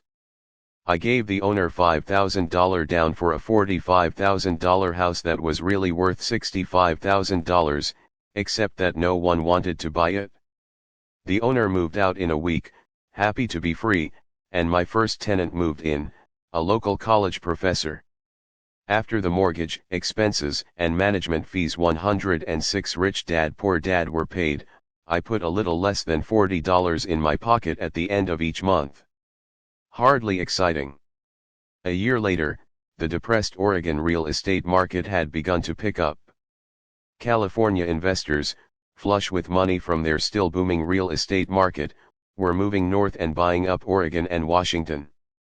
I sold that little house for $95,000 to a young couple from California who thought it was a bargain. My capital gains of approximately $40,000 were placed into a 1031 tax-deferred exchange, and I went shopping for a place to put my money. In about a month, I found a 12-unit apartment house right next to the Intel plant in Beaverton, Oregon. The owners lived in Germany, had no idea what the place was worth, and again, just the problem with wanted to get out of it. I offered Secure Investments $275,000 for a $450,000 building. They is that they are often agreed to $300,000. I bought it and held sanitized, that is, it for 2 years. Utilizing the same made so safe that the 1031 exchange process, we sold the building for $495,000 and bought a gains or less 30-unit apartment building in Phoenix, Arizona. We had moved to Phoenix by then to get out of the rain, and needed to sell anyway.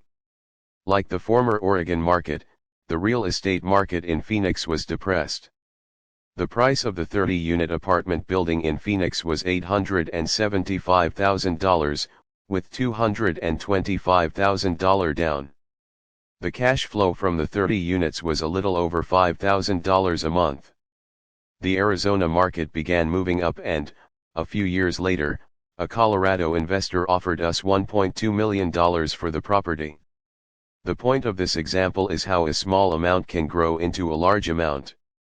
Again, it is a matter of understanding financial statements, investment strategies, a sense of the market, and the laws. If people are not versed in these subjects, then obviously they must follow standard dogma, which is to play it safe, diversify, and only invest in secure investments. The problem with secure investments is that they are often sanitized, that is, made so safe that the gains are less. 107 Chapter 5, Lesson 5 Most large brokerage houses will not touch speculative transactions in order to protect themselves and their clients. And that is a wise policy. The really hot deals are not offered to people who are novices. Often, the best deals that make the rich even richer are reserved for those who understand the game. It is technically illegal to offer speculative deals to someone who is considered not sophisticated, but of course it happens. The more sophisticated I get, the more opportunities come my way. Another case for developing your financial intelligence over a lifetime is simply that more opportunities are presented to you. And the greater your financial intelligence, the easier it is to tell whether a deal is good. It's your intelligence that can spot a bad deal, or make a bad deal good. The more I learn, and there is a lot to learn, the more money I make simply because I gain experience and wisdom as the years go on. I have friends who are playing it safe, working hard at their profession, and failing to gain financial wisdom, which does take time to develop. My overall philosophy is to plant seeds inside my asset column. That is my formula. I start small and plant seeds. Some grow, some don't. Inside our real estate corporation, we have property worth several $1 million.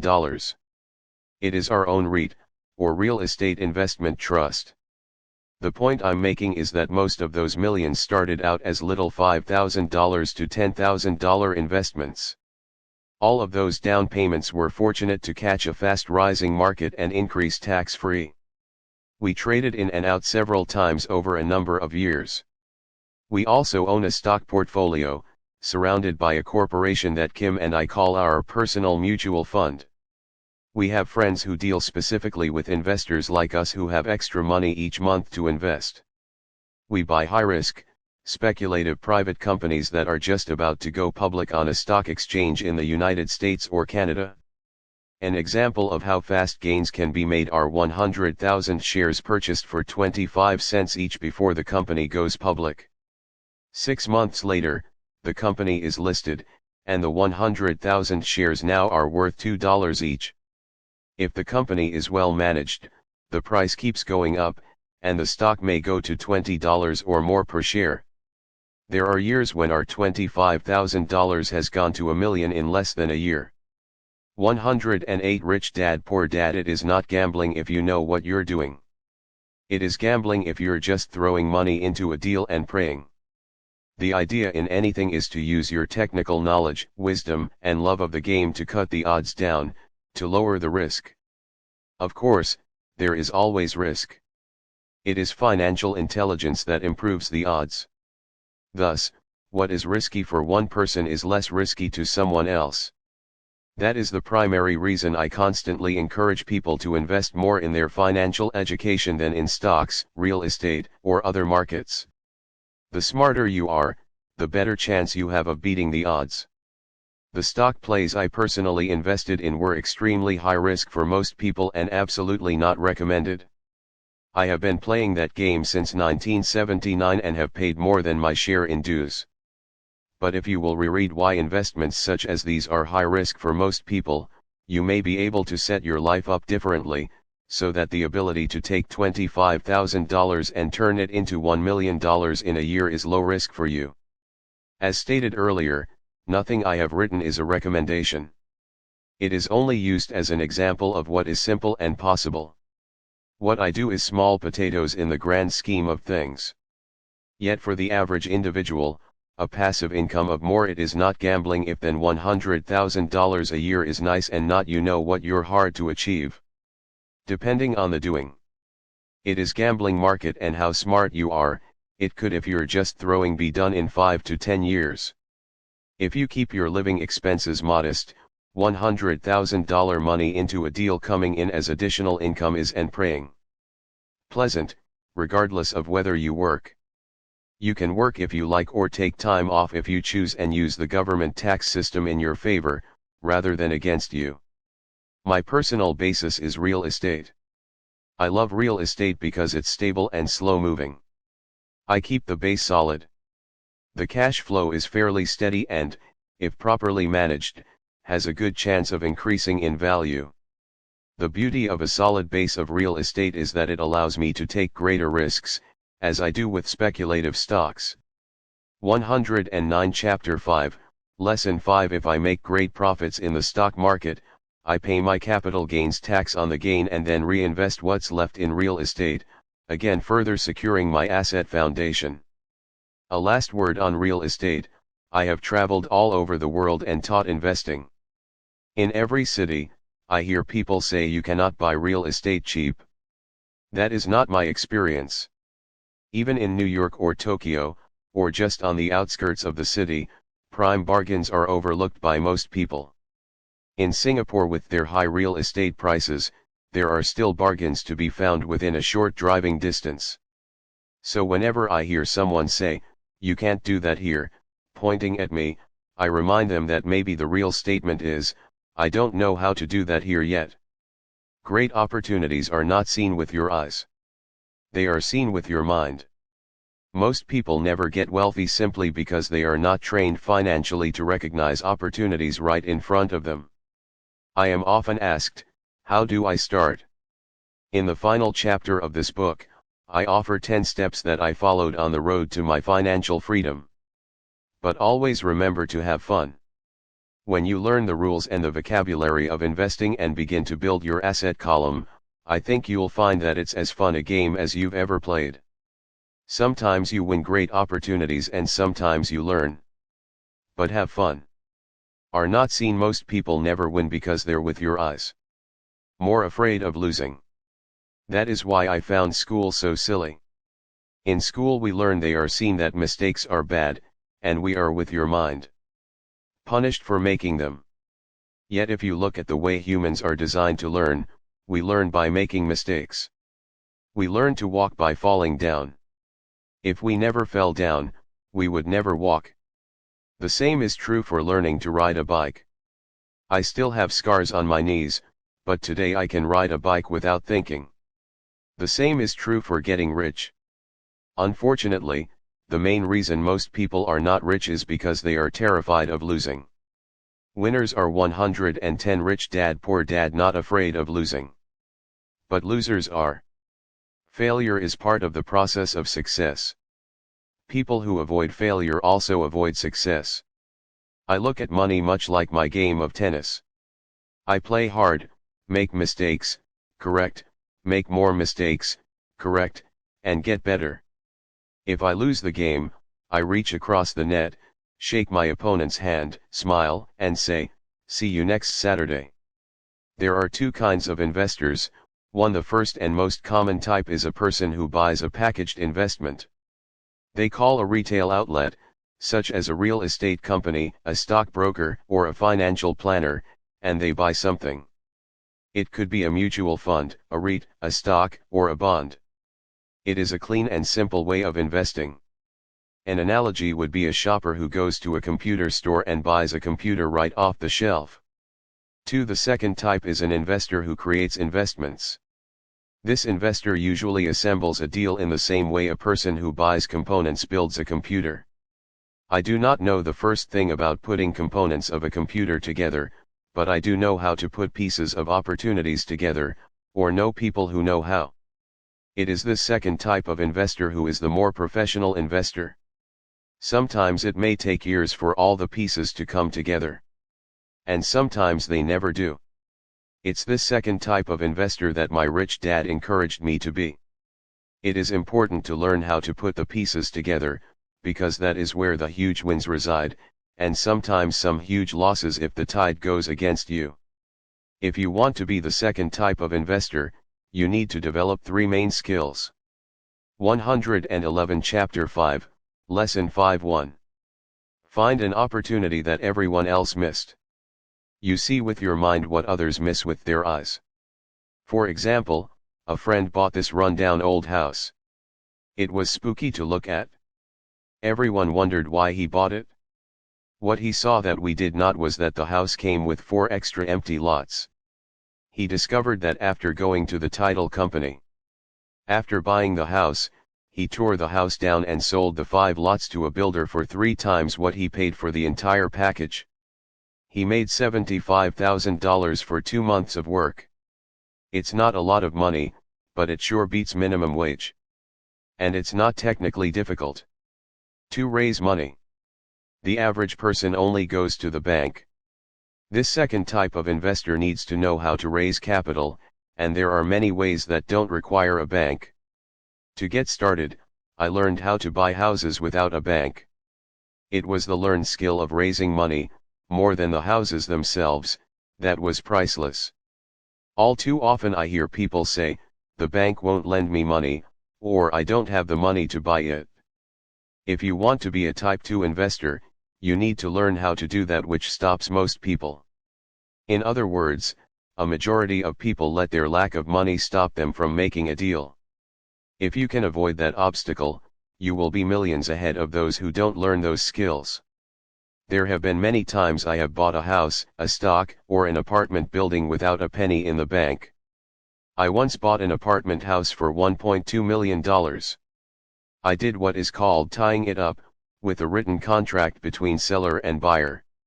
I then raised the $100,000 deposit, which bought me 90 days to raise the rest of the money. Why did I do it? Simply because I knew it was worth $2 million. I never raised the money. Instead, the person who put up the $100,000 gave me $50,000. 112 Rich Dad Poor Dad for finding the deal, took over my position, and I walked away. Total working time, 3 days. Again, it's what you know more than what you buy. Investing is not buying. It's more a case of knowing. 3. Organize smart people. Intelligent people are those who work with or hire a person who is more intelligent than they are. When you need advice, make sure you choose your advisor wisely. There is a lot to learn, but the rewards can be astronomical. If you do not want to learn those skills, then being a Type 1 investor is highly recommended. It is what you know that is your greatest wealth. It is what you do not know that is your greatest risk. There is always risk, so learn to manage risk instead of avoiding it. 113 Chapter 6 Lesson 6, Work to Learn Don't Work for Money. Job security meant everything to my educated dad. Learning meant everything to my rich dad. A few years ago, I granted an interview with a newspaper in Singapore. The young female reporter was on time, and the interview got underway immediately. We sat in the lobby of a luxurious hotel, sipping coffee and discussing the purpose of my visit to Singapore. I was to share the platform with Zig Ziglar. He was speaking on motivation, and I was speaking on the secrets of the rich. Someday, I would like to be a best-selling author like you, she said. I had seen some of the articles she had written for the paper, and I was impressed. She had a tough, Clear style of writing. Her articles held a reader's interest. "You have a great style," I said in reply. "What holds you back from achieving your dream?" "My work does not seem to go anywhere," she said quietly. "Everyone says that my novels are excellent, but nothing happens. So I keep my job with the paper. At least it pays the bills. Do you have any suggestions?" "Yes, I do," I said brightly.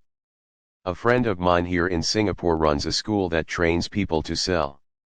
He runs sales training courses for many of the top corporations here in Singapore, and I think attending one of his courses would greatly enhance your career." 115 Chapter 6, Lesson 6. She stiffened. "Are you saying I should go to school to learn to sell?" I nodded. "You aren't serious, are you?" Again, I nodded. "What is wrong with that?" I was now backpedaling. She was offended by something, and now I was wishing I had not said anything. In my attempt to be helpful, I found myself defending my suggestion. "I have a master's degree in English literature. Why would I go to school to learn to be a salesperson? I am a professional. I went to school to be trained in a profession so I would not have to be a salesperson. I hate salespeople. All they want is money. So tell me why I should study sales." She was packing her briefcase. The interview was over. On the coffee table sat a copy of an earlier best-selling book I wrote. I picked it up as well as the notes she had jotted down on her legal pad. "Do you see this?" I said, pointing to her notes. She looked down at her notes. "What?" she said, confused. Again, I pointed deliberately to her notes. On her pad she had written, "Robert Kiyosaki, best-selling author." "It says best-selling author, not best writing author," I said quietly. Her eyes widened. "I am a terrible writer," I said. "You are a great writer. I went to sales school. You have a master's degree. Put them together and you get a best-selling author and a best-writing author." Anger flared from her eyes. "I'll never stoop so low as to learn how to sell. People like you have no business writing. I am a professionally trained writer and you are a salesman. It is not fair," she fumed. She put the rest of her notes away and hurried out through the large glass doors into the humid Singapore morning. At least she gave me a fair and favorable write-up the next morning. The world is filled with smart, talented, educated, and gifted people. We meet them every day. They are all around us. A few days ago, my car was not running well. I pulled into a garage, and the young mechanic had it fixed in just a few minutes. He knew what was wrong by simply listening to the engine. I was amazed. 116 Rich Dad Poor Dad. I am constantly shocked at how little talented people earn. I have met brilliant, highly educated people who earn less than $20,000 a year. A business consultant who specializes in the medical trade was telling me how many doctors, dentists, and chiropractors struggle financially. All this time, I thought that when they graduated, the dollars would pour in. It was this business consultant who gave me the phrase, "They are one skill away from great wealth." What this phrase means is that most people need only to learn and master one more skill and their income would jump exponentially. I have mentioned before that financial intelligence is a synergy of accounting, investing, marketing, and law. Combine those four technical skills and making money with money is easier than most people would believe. When it comes to money, the only skill most people know is to work hard. The classic example of a synergy of skills was that young writer for the newspaper. If she diligently learned the skills of sales and marketing, her income would jump dramatically. If I were her, I would take some courses in advertising copywriting as well as sales. Then, instead of working at the newspaper, I would seek a job at an advertising agency. Even if it were a cut in pay, she would learn how to communicate in shortcuts that are used in successful advertising. She also would spend time learning public relations, an important skill. She would learn how to get millions in free publicity. Then, at night and on weekends, she could be writing her great novel. When it was finished, she would be better able to sell her book. Then, in a short while, she could be a best-selling author. When I came out with my first book, If You Want to Be Rich and Happy, Don't Go to School, a publisher suggested I change the title to The Economics of Education. I told the publisher that, with a title like that, I would sell 2 books, one to my family, and one to my best friend. The problem is that they would expect it for free. The obnoxious title, If You Want to Be Rich and Happy, Don't Go to School, was chosen because we knew it would get tons of publicity. I am pro-education and believe in education reform. If I were not pro-education, why would 117 Chapter 6, Lesson 6 I continue to press for changing our antiquated educational system? So I chose a title that would get me on more TV and radio shows, simply because I was willing to be controversial. Many people thought I was a fruitcake, but the book sold and sold. When I graduated from the U.S. Merchant Marine Academy in 1969, my educated dad was happy. Standard Oil of California had hired me for its oil tanker fleet as a third mate. The pay was low compared with my classmates, but it was okay for a first real job after college. My starting pay was about $42,000 a year, including overtime, and I only had to work for 7 months. I had 5 months of vacation. If I had wanted to, I could have taken the run to Vietnam with a subsidiary shipping company and easily doubled my pay instead of taking 5 months of vacation. I had a great career ahead of me, yet I resigned after 6 months with the company and joined the Marine Corps to learn how to fly.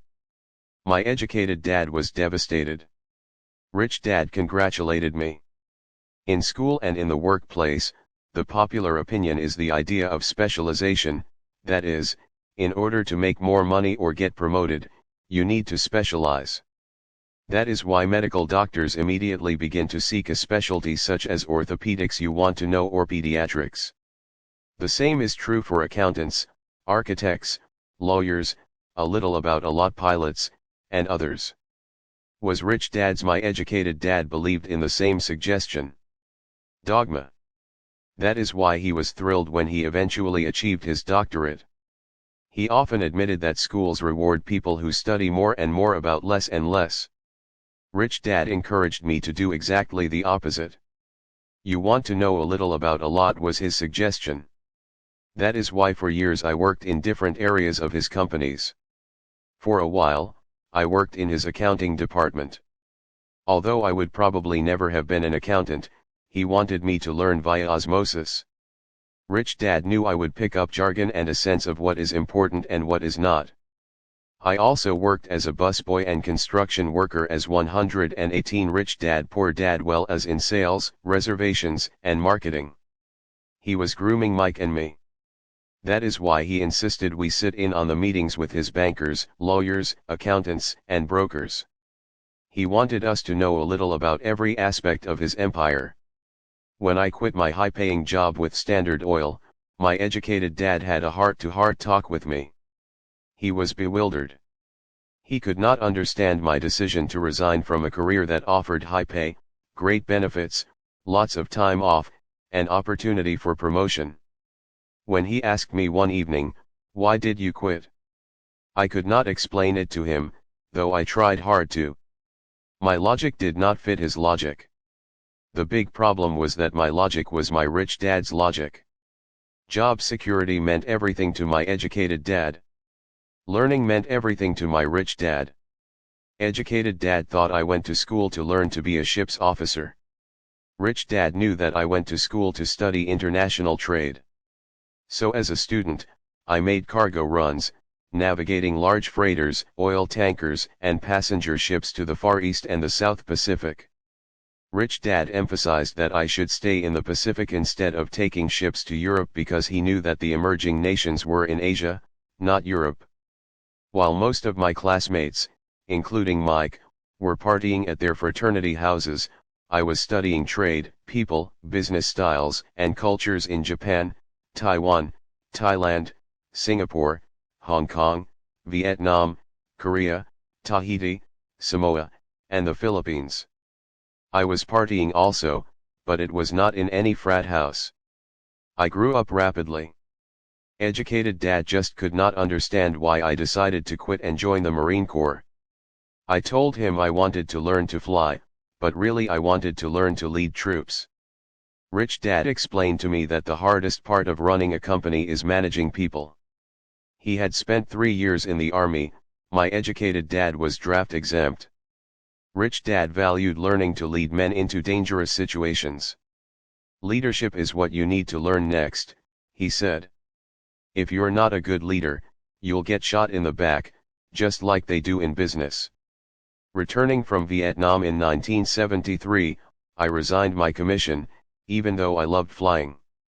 I found a job with Xerox Corp. I joined it for 119 Chapter 6, Lesson 6 One reason, and it was not for the benefits. I was a shy person, and the thought of selling was the most frightening subject in the world. Xerox has one of the best sales training programs in America. Rich Dad was proud of me. My educated dad was ashamed. Being an intellectual, he thought that salespeople were below him. I worked with Xerox for 4 years until I overcame my fear of knocking on doors and being rejected. Once I could consistently be in the top 5 in sales, I again resigned and moved on, leaving behind another great career with an excellent company. In 1977, I formed my first company. Rich Dad had groomed Mike and me to take over companies. So I now had to learn to form them and put them together. My first product, the nylon and Velcro wallet, was manufactured in the Far East and shipped to a warehouse in New York, near where I had gone to. JOB is an acronym for school. My formal education was just over broke complete, and it was time to test my wings. If I failed, I would go broke. Rich Dad thought it best to go broke before 30. You still have time to recover, was his advice. On the eve of my 30th birthday, my first shipment left Korea for New York. Today, I still do business internationally. And as my rich dad encouraged me to do, I keep seeking the emerging nations. Today my investment company invests in South American countries and Asian countries, as well as in Norway and Russia. There is an old cliché that goes, JOB is an acronym for just over broke. Unfortunately, I would say that applies to millions of people. Because school does not think financial intelligence is an intelligence, most workers live within their means. They work and they pay the bills. There is another horrible management theory that goes, workers work hard enough to not be fired, and owners pay just enough so that workers won't quit. And if you look at the pay scales of most companies, again I would say there is a degree of truth to that statement. The net result is that most workers never get ahead. They do what they've been taught to do, get a secure job. Most workers focus on 120 rich dad poor dad, working for pay and benefits that reward them in the short term, but are often disastrous in the long run. Instead, I recommend to young people to seek work for what they will learn, more than what they will earn. Look down the road at what skills they want to acquire before choosing a specific profession and before getting trapped in the rat race. Once people are trapped in the lifelong process of bill paying, they become like those little hamsters running around in those metal wheels. Their little furry legs are spinning furiously, the wheel is turning furiously, but come tomorrow morning, they'll still be in the same cage. Great job. In the movie Jerry Maguire starring Tom Cruise, there are many great one-liners. Probably the most memorable is, "Show me the money." But there is one line I thought most truthful. It comes from the scene where Tom Cruise is leaving the firm. He has just been fired, and he is asking the entire company, "Who wants to come with me?" And the whole place is silent and frozen. Only one woman speaks up and says, "I'd like to, but I'm due for a promotion in 3 months." That statement is probably the most truthful statement in the whole movie. It is the type of statement that people use to keep themselves busy, working away to pay bills. I know my educated dad looked forward to his pay raise every year, and every year he was disappointed. So he would go back to school to earn more qualifications so he could get another raise. Then, once again, there would be another disappointment. The question I often ask people is, where is this daily activity taking you? Just like the little hamster, I wonder if people look at where their hard work is taking them. What does the future hold? In his book The Retirement Myth, Craig S. Carpel writes, I visited the headquarters of a major national pension consulting firm and met with a managing director who specializes in designing lush retirement plans for top management. When I asked her what people who don't have corner offices will be able to expect in the way of pension income, she said with a confident smile, the silver bullet. 121 Chapter 6, Lesson 6 What, I asked, is the silver bullet? She shrugged and said, if baby boomers discover they don't have enough money to live on when they're older, they can always blow their brains out. Carpel goes on to explain the difference between the old defined benefit retirement plans and the new 401k plans that are riskier.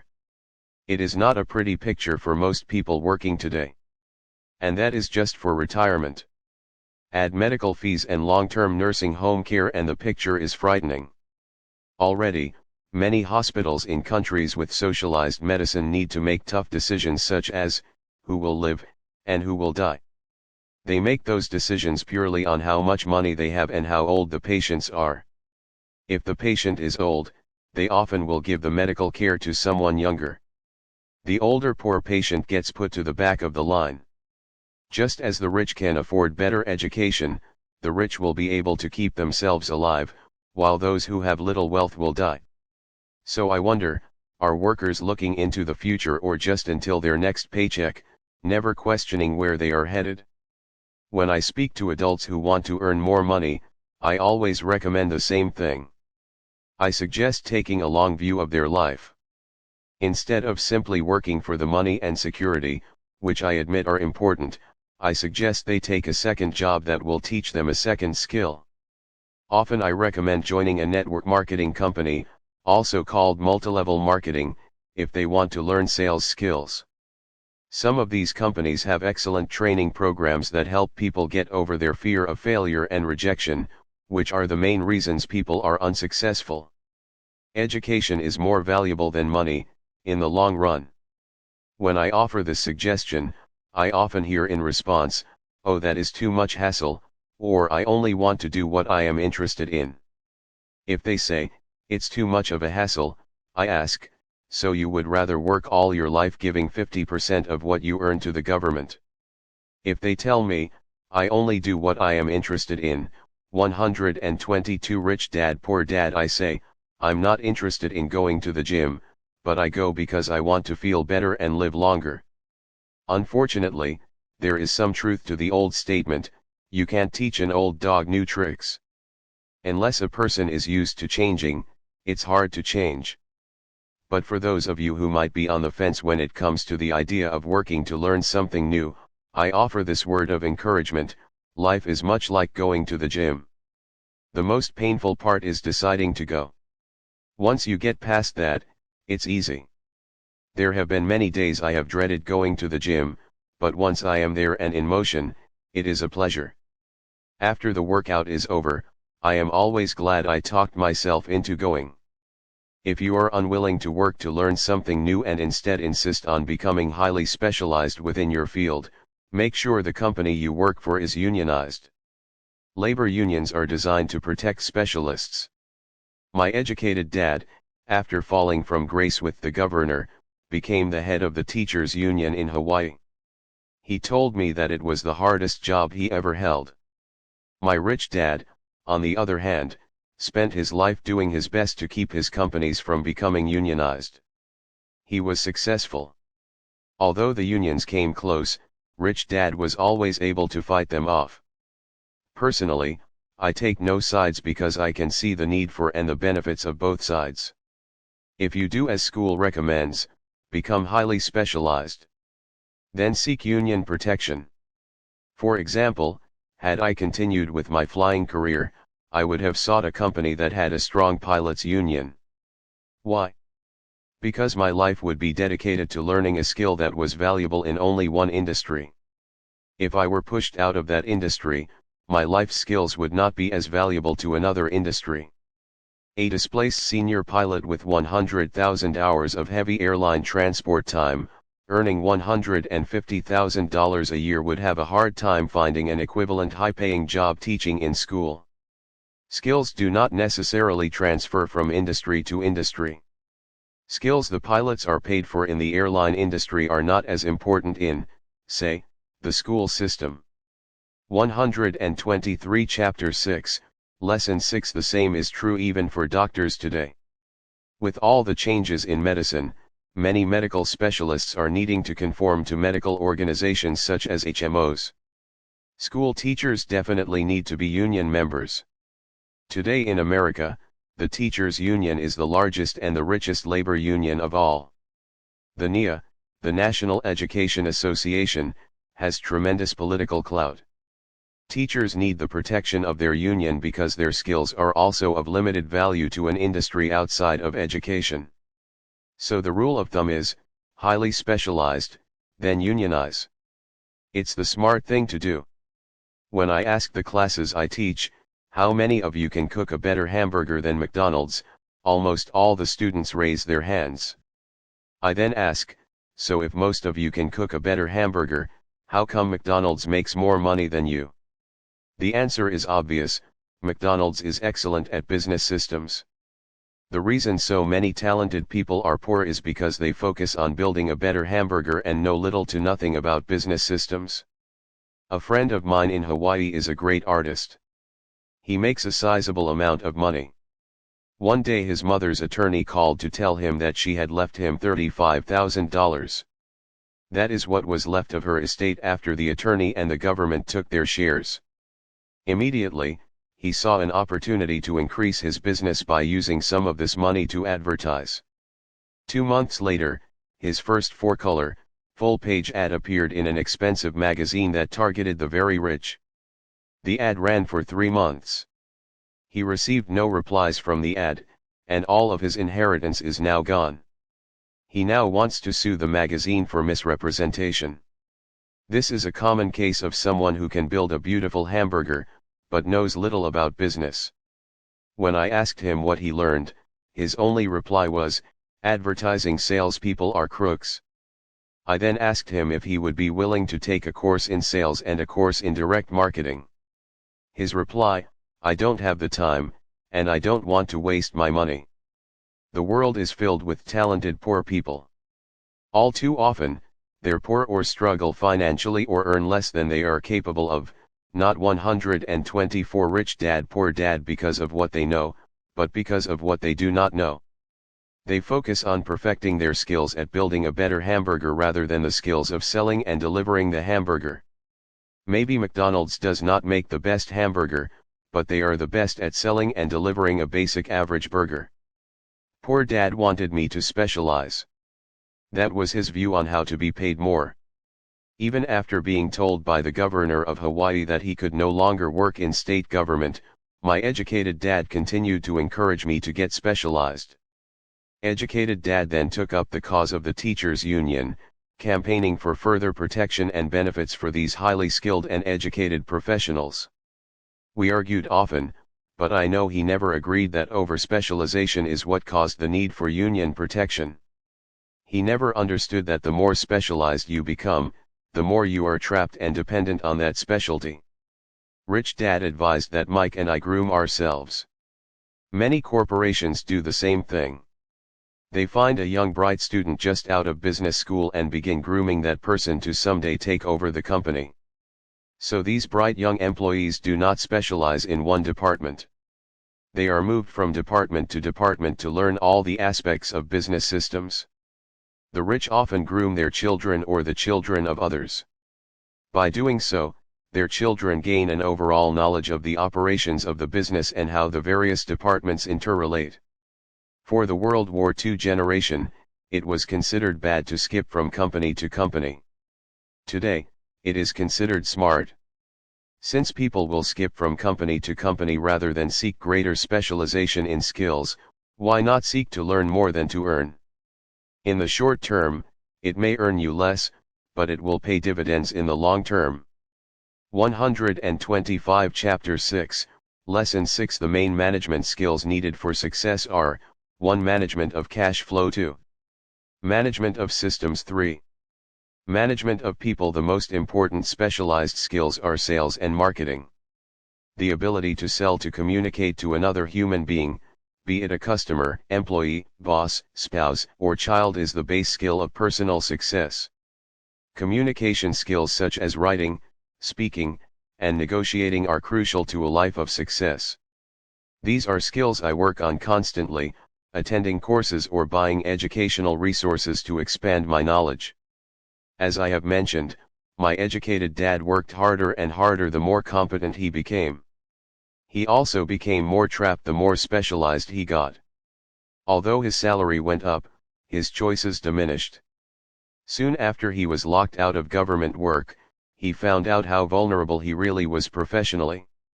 It is like professional athletes who suddenly are injured or are too old to play. Their once high-paying position is gone, and they have limited skills to fall back on. I think that is why my educated dad sided so much with the unions after that. He realized how much a union would have benefited him. Rich Dad encouraged Mike and me to know a little about a lot. He encouraged us to work with people smarter than we were and to bring smart people together to work as a team. Today it would be called a synergy of professional specialties. Today, I meet ex-school teachers earning hundreds of thousands of dollars a year. They earn that much because they have specialized skills in their field as well as other skills. They can teach, as well as sell and market. I know of no other skills to be more important than selling and marketing. The skills of selling and marketing are difficult for most people, primarily due to their fear of rejection. The better 126 Rich Dad Poor Dad you are at communicating, negotiating, and handling your fear of rejection, the easier life is. Just as I advised that newspaper writer who wanted to become a best-selling author, I advise anyone else today. Being technically specialized has its strengths as well as its weaknesses. I have friends who are geniuses, but they cannot communicate effectively with other human beings and, as a result, their earnings are pitiful. I advise them to just spend a year learning to sell. Even if they earn nothing, their communication skills will improve. And that is priceless. In addition to being good learners, sellers, and marketers, we need to be good teachers as well as good students. To be truly rich, we need to be able to give as well as to receive. In cases of financial or professional struggle, there is often a lack of giving and receiving. I know many people who are poor because they are neither good students nor good teachers. Both of my dads were generous men. Both made it a practice to give first. Teaching was one of their ways of giving. The more they gave, the more they received. One glaring difference was in the giving of money. My rich dad gave lots of money away. He gave to his church, to charities, and to his foundation. He knew that to receive money, you had to give money. Giving money is the secret to most great wealthy families. That is why there are organizations like the Rockefeller Foundation and the Ford Foundation. These are organizations designed to take their wealth and increase it, as well as give it away in perpetuity. My educated dad always said, "When I have some extra money, I'll give it." The problem was that there was never any extra. So he worked harder to draw more money in, rather than focus on the most important law of money: give, and you shall receive. Instead, he believed in, receive, and then you give. In conclusion, I became both dads. One part of me is a hardcore capitalist who loves the game of money, making money. The other part is a socially responsible teacher who is deeply concerned with this ever-widening gap between the haves and have-nots. I personally hold the archaic educational system primarily responsible for this growing gap. 127 Chapter 7 Overcoming Obstacles. The primary difference between a rich person and a poor person is how they manage fear. Once people have studied and become financially literate, they may still face roadblocks to becoming financially independent. There are 5 main reasons why financially literate people may still not develop abundant asset columns that could produce a large cash flow.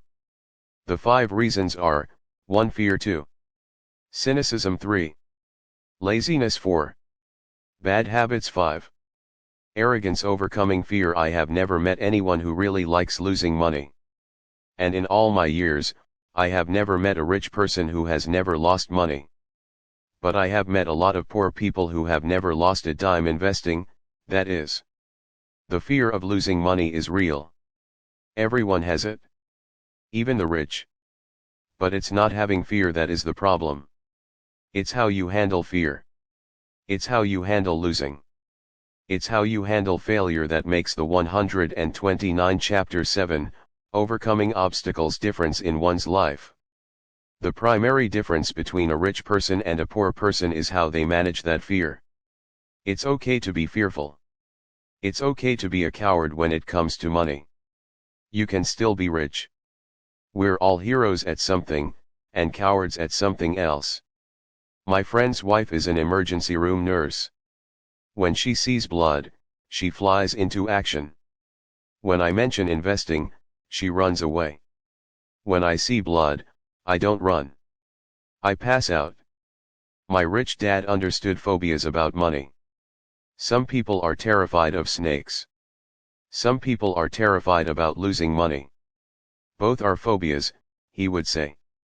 So his solution to the phobia of losing money was this little rhyme: if you hate risk and worry, start early. If you start young, it's easier to be rich. I won't go into it here, but there is a staggering difference between a person who starts investing at age 20 versus age 30.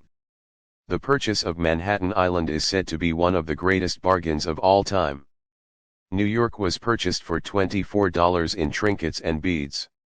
Yet if that $24 had been invested at 8% annually, that $24 would have been worth more than $28 trillion by 1995.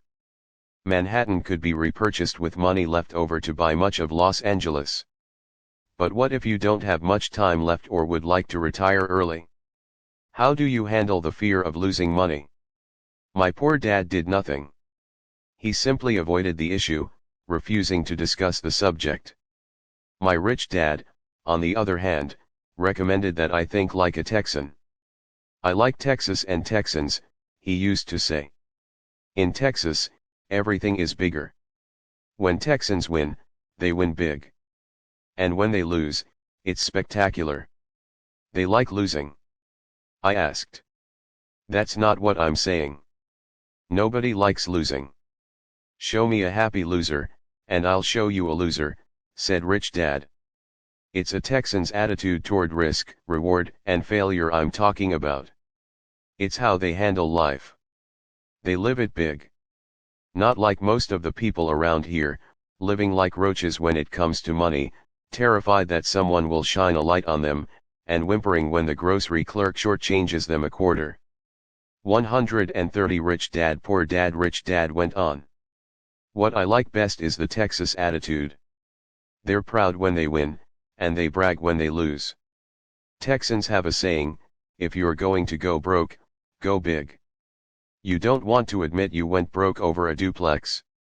He constantly told Mike and me that the greatest reason for lack of financial success was because most people played it too safe. People are so afraid of losing that they lose, were his words. Fran Tarkenton, a one-time great NFL quarterback, says it's still another way: winning means being unafraid to lose. In my own life, I've noticed that winning usually follows losing. Before I finally learned to ride a bike, I first fell down many times. I've never met a golfer who has never lost a golf ball. I've never met people who have fallen in love who have never had their heart broken. And I've never met someone rich who has never lost money. So for most people, the reason they don't win financially is because the pain of losing money is far greater than the joy of being rich. Another saying in Texas is, everyone wants to go to heaven, but no one wants to die. Most people dream of being rich, but are terrified of losing money. So they never get to heaven. Rich Dad used to tell Mike and me stories about his trips to Texas. If you really want to learn the attitude of how to handle risk, losing, and failure, go to San Antonio, and for most people, visit the Alamo. The Alamo is a great reason they don't win. Story of brave people who chose to financially is because fight, knowing there was no hope of the pain of losing money success. They chose to die instead of is far greater than the surrendering. It's an inspiring story worthy of study. Nonetheless, its joy of being rich. Still a tragic military defeat. They got their butts kicked. So how do Texans handle failure? They still shout, "Remember the Alamo." Mike and I heard this story a lot. He always told us this story when he was about to go into a big deal, and he was nervous. After he had done all his due diligence and it was time to put up or shut up, he told us this story. Every time he was afraid of making a mistake or losing 131. Chapter 7, Overcoming Obstacles. Money, he told us this story. It gave him strength, for it reminded him that he could always turn a financial loss into a financial win. Rich Dad knew that failure would only make him stronger and smarter. It's not that he wanted to lose. He just knew who he was and how he would take a loss. He would take a loss and make it a win. That's what made him a winner and others losers. It gave him the courage to cross the line when others backed out. That's why I like Texans so much, he would say. They took a great failure and turned it into inspiration, as well a tourist destination that makes them millions. But probably his words that mean the most to me today are these: Texans don't bury their failures. They get inspired by them. They take their failures and turn them into rallying cries. Failure inspires Texans to become winners. But that formula is not just the formula for Texans. It is the formula for all winners. I've said that falling off my bike was part of learning to ride. I remember falling off only made me more determined to learn to ride, not less. I also said that I have never met a golfer who has never lost a ball. For top professional golfers, losing failure inspires winners. A ball or a tournament provides the failure defeats losers. Inspiration to be better, to practice harder, to study more. That's what makes them better. For winners, losing inspires them. For losers, losing defeats them. I like to quote John D. Rockefeller, who said, "I always try to turn every disaster into an opportunity." And being Japanese American, I can say this. Many people say that Pearl Harbor was an American mistake. I say it was a Japanese mistake. From the movie, Tora, Tora, Tora, a somber Japanese admiral says to his cheering subordinates, "I am afraid we have awakened a sleeping giant." Remember, Pearl Harbor became a rallying cry. It turned one of America's greatest losses into the reason to win. This great defeat gave America strength, and America soon emerged as a world power. Failure inspires winners. And failure defeats losers. It is the biggest secret of winners. It's the secret that losers do not know. The greatest 132 Rich Dad Poor Dad secret of winners is that failure inspires winning, thus, they're not afraid of losing. Repeating Fran Tarkenton's quote, "Winning means being unafraid to lose." People like Fran Tarkenton are not afraid of losing, because they know who they are. They hate losing, so they know that losing will only inspire them to become better. There is a big difference between hating losing and being afraid to lose. Most people are so afraid of losing money that they lose. They go broke over a duplex. Financially, they play life too safe and too small. They buy big houses and big cars, but not big investments. The main reason that over 90% of the American public struggles financially is because they play not to lose. They don't play to win. They go to their financial planners or accountants or stockbrokers and buy a balanced portfolio. Most have lots of cash in CDs, low-yield bonds, mutual funds that can be traded within a mutual fund family, and a few individual stocks. It is a safe and sensible portfolio. But it is not a winning portfolio. It is a portfolio of someone playing not to lose. Don't get me wrong. It's probably a better portfolio than more than 70% of the population has, and that's frightening.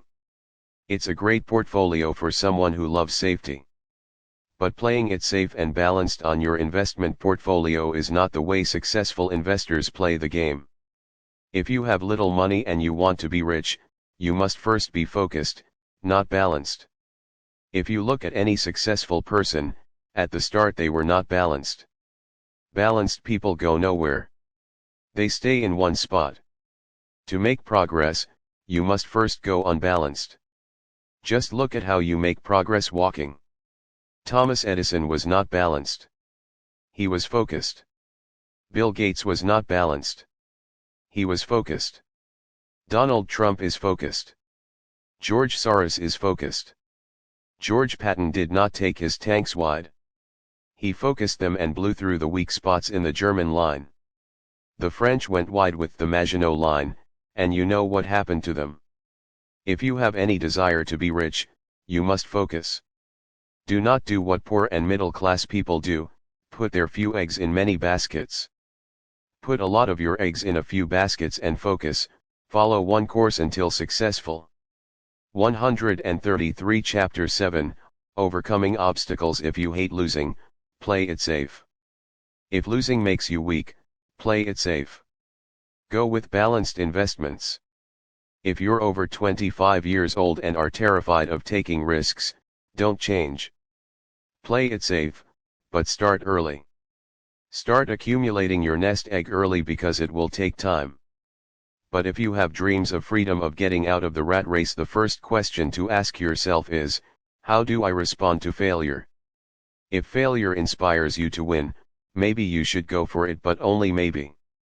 If failure makes you weak or causes you to throw temper tantrums like spoiled brats who call attorneys to file lawsuits every time something doesn't go their way, then play it safe. Keep your daytime job. Or buy bonds or mutual funds. But remember, there is risk in those financial instruments also, even though they may appear safe. I say all this, mentioning Texas and Fran Tarkenton, because stacking the asset column is easy. It's really a low aptitude game. It doesn't take much education. 5th grade math will do.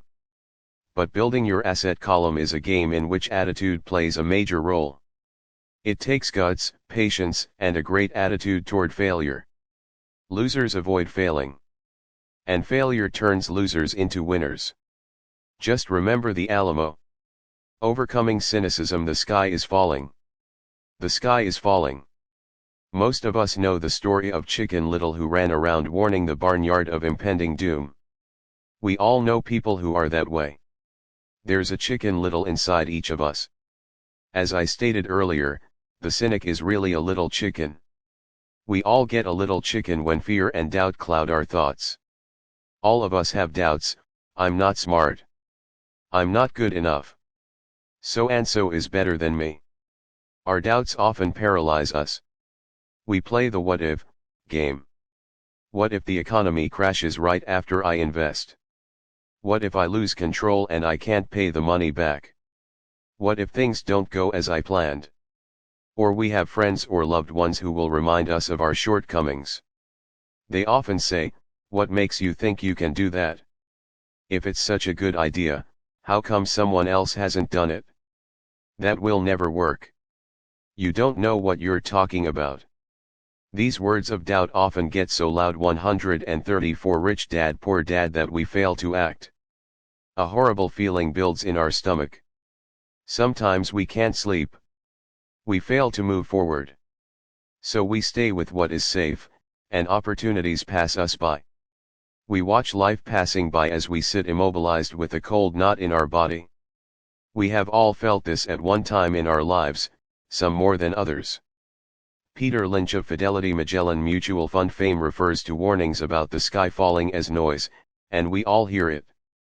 Noise is either created inside our heads or comes from outside, often from friends, family, co-workers, and the media. Lynch recalls the time during the 1950s when the threat of nuclear war was so prevalent in the news that people began building fallout shelters and storing food and water. If they had invested that money wisely in the market, instead of building a fallout shelter, they'd probably be financially independent today. When violence breaks out in a city, gun sales go up all over the country.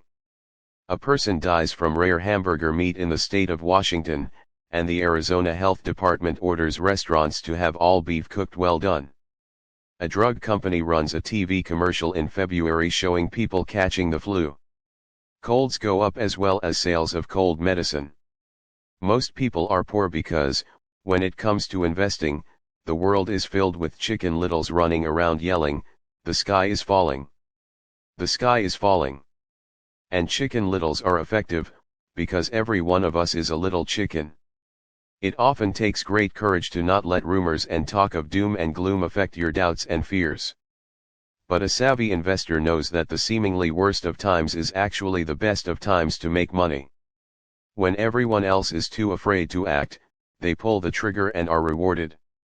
Some time ago, a friend named Richard came from Boston to visit Kim and me in Phoenix. He was impressed with what we had done through stocks and real estate. The Phoenix real estate prices were depressed. We spent 2 days showing him what we thought were excellent opportunities for cash flow and capital appreciation. 135 Chapter 7, Overcoming Obstacles. Kim and I are not real estate agents. We are strictly investors. After identifying a unit in a resort community, we called an agent who sold it to him that afternoon. The price was a mere $42,000 for a 2-bedroom townhome. Similar units were going for $65,000. He had found a bargain. Excited, he bought it and returned to Boston. 2 weeks later, the agent called to say that our friend had backed out. I called immediately to find out why. All he said was that he talked to his neighbor, and his neighbor told him it was a bad deal. He was paying too much. I asked Richard if his neighbor was an investor. Richard said he was not. When I asked why he listened to him, Richard got defensive and simply said he wanted to keep looking. The real estate market in Phoenix turned, and a few years later, that little unit was renting for $1,000 a month, $2,500 in the peak winter months. The unit was worth $95,000. All Richard had to put down was $5,000 and he would have had a start at getting out of the rat race. Today, he still has done nothing. Richard's backing out did not surprise me. It's called buyer's remorse, and it affects all of us. The little chicken won, and a chance at freedom was lost. In another example, I hold a small portion of my assets in tax lien certificates instead of CDs. I earn 16% per year on my money, which certainly beats the interest rates banks offer on CDs. The certificates are secured by real estate and enforced by state law, which is also better than most banks. The formula they're bought on makes them safe. They just lack liquidity. So I look at them as 2 to 7 year CDs almost every time I tell someone that I hold my money this way, especially if they have money in CDs, they will tell me it's risky. They tell me why I should not do it. When I ask them where they get their information, they say from a friend or an investment magazine. They've never done it, and they're telling someone who's doing it why they shouldn't. The lowest yield I look for is 16%, but people who are filled with doubt are willing to accept a far lower return. Doubt is expensive. 136 Rich Dad Poor Dad. My point is that it's those doubts and cynicism that keep most people poor and playing it safe. The real world is simply waiting for you to get rich. Only a person's doubts keep them poor. As I said, getting out of the rat race is technically easy. It doesn't take much education, but those doubts are cripples for most people. Cynics never win, said Rich Dad. Unchecked doubt and fear creates a cynic. Cynics criticize, and winners analyze was another of his favorite sayings. Rich Dad explained that criticism blinded while analysis opened eyes. Analysis allowed winners to see that critics were blind, and to see opportunities that everyone else missed. And finding what people miss is key to any success. Real estate is a powerful investment tool for anyone seeking financial independence or freedom. It is a unique investment tool. Yet every time I mention real estate as a vehicle, I often hear, "I don't want to fix toilets." That's what Peter Lynch calls noise. That's what my rich dad would say is the cynic talking, someone who criticizes and does not analyze, someone who lets their doubts and fears close their mind instead of open their eyes. So when someone says, "I don't want to fix toilets, I want to fire back," what makes you think I want to? They're saying a toilet is more important than what they want. I talk about freedom from the rat race, and they focus on toilets. That is the thought pattern that keeps most people poor. They criticize instead of analyze. "I don't once hold the key to your success," rich dad would say. "Because I, too, do not want to fix toilets, I shop hard for a property manager who does fix toilets. And by finding a great property manager who runs houses or apartments, well, my cash flow goes up. But, more importantly, a great property manager allows me to buy a lot more real estate since I don't have to fix toilets. A great property manager is key to success in real estate. Finding a good manager is more important to me than the real estate. A great property manager often hears of great deals before real estate agents do, which makes them even more valuable." That is what rich dad meant by "I don't once hold the key to your success." Because I do not want to fix toilets either, I figured out 137 Chapter 7, Overcoming Obstacles, how to buy more real estate and expedite my getting out of the rat race. The people who continue to say "I don't want to fix toilets" often deny themselves the use of this powerful investment vehicle. Toilets are more important than their freedom. In the stock market, I often hear people say, "I don't want to lose money." Well, what makes them think I or anyone else likes losing money? They don't make money because they choose to not lose money. Instead of analyzing, they close their minds to another powerful investment vehicle, the stock market. I was riding with a friend past our neighborhood gas station. He looked up and saw that the price of gas was going up and thus the price of oil. My friend is a worrywart or a chicken little. To him, the sky is always going to fall, and it usually does, on him. When we got home, he showed me all the stats as to why the price of oil was going to go up over the next few years, statistics I had never seen before, even though I already owned substantial shares of an existing oil company. With that information, I immediately began looking for and found a new, undervalued oil company that was about to find some oil deposits. My broker was excited about this new company, and I bought 15,000 shares for 65 cents per share. 3 months later, this same friend and I drove by the same gas station, and sure enough, the price per gallon had gone up nearly 15%. Again, the chicken little worried and complained. I smiled because, a month earlier, that little oil company hit oil and those 15,000 shares went up to more than $3 per share since he had first given me the tip. And the price of gas will continue to go up if what my friend says is true. If most people understood how a stop worked in stock market investing, there would be more people investing to win instead of investing not to lose. A stop is simply a computer command that sells your stock automatically if the price begins to drop, helping to minimize your losses and maximize some gains. It's a great tool for those who are terrified of losing. So whenever I hear people focusing on their "I don't wants," rather than what they do want, I know the noise in their head must be loud. Chicken Little has taken over their brain and is yelling, "The sky is 138 rich dad poor dad falling, and toilets are breaking." So they avoid their don't wants, but they pay a huge price. They may never get what they want in life. Instead of analyzing, their inner Chicken Little closes their mind. Rich Dad gave me a way of looking at Chicken Little. Just do what Colonel Sanders did. At the age of 66, he lost his business and began to live on his Social Security check. It wasn't enough. He went around the country selling his recipe for fried chicken. He was turned down 1009 times before someone said yes. And he went on to become a multimillionaire at an age when most people are quitting.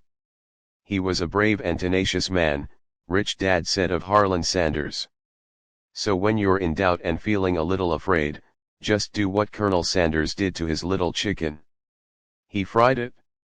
Overcoming laziness. Busy people are often the most lazy. We have all heard stories of a businessman who works hard to earn money. He works hard to be a good provider for his wife and children. He spends long hours at the office and brings work home on weekends. One day he comes home to an empty house. His wife has left with the kids. He knew he and his wife had problems, but rather than work to make the relationship strong, he stayed busy at work. Dismayed, his performance at work slips and he loses his job. Today, I often meet people who are too busy to take care of their wealth. And there are people too busy to take care of their health. The cause is the same. They're busy, and they stay busy as a way of avoiding something they do not want to face. Nobody has to tell them. Deep down they know. In fact, if you remind them, they often respond with anger or irritation. If they aren't busy at work or with the kids, they're often busy watching TV, fishing, playing golf, or shopping. Yet deep down they know they are avoiding something important. That's the most common form of laziness by staying busy. So what is the cure for laziness? The answer is a little greed. For many of us, we were raised thinking of greed or desire as bad. Greedy people are bad people, my mom used to say. Yet we all have inside of us this yearning to have nice, new, or exciting things. 139 Chapter 7, Overcoming Obstacles. So to keep that emotion of desire under control, often parents find ways of suppressing that desire with guilt. You only think about yourself. Don't you know you have brothers and sisters, was one of my mom's favorites. You want me to buy you what, was a favorite of my dad. Do you think we're made of money? Do you think money grows on trees? We're not rich people, you know. It wasn't so much the words, but the angry guilt trip that went with the words that got to me. Or the reverse guilt trip was the I'm sacrificing my life to buy this for you. I'm buying this for you because I never had this advantage when I was a kid. I have a neighbor who is stone broke but can't park his car in his garage. The garage is filled with toys for his kids. Those spoiled brats get everything they ask for.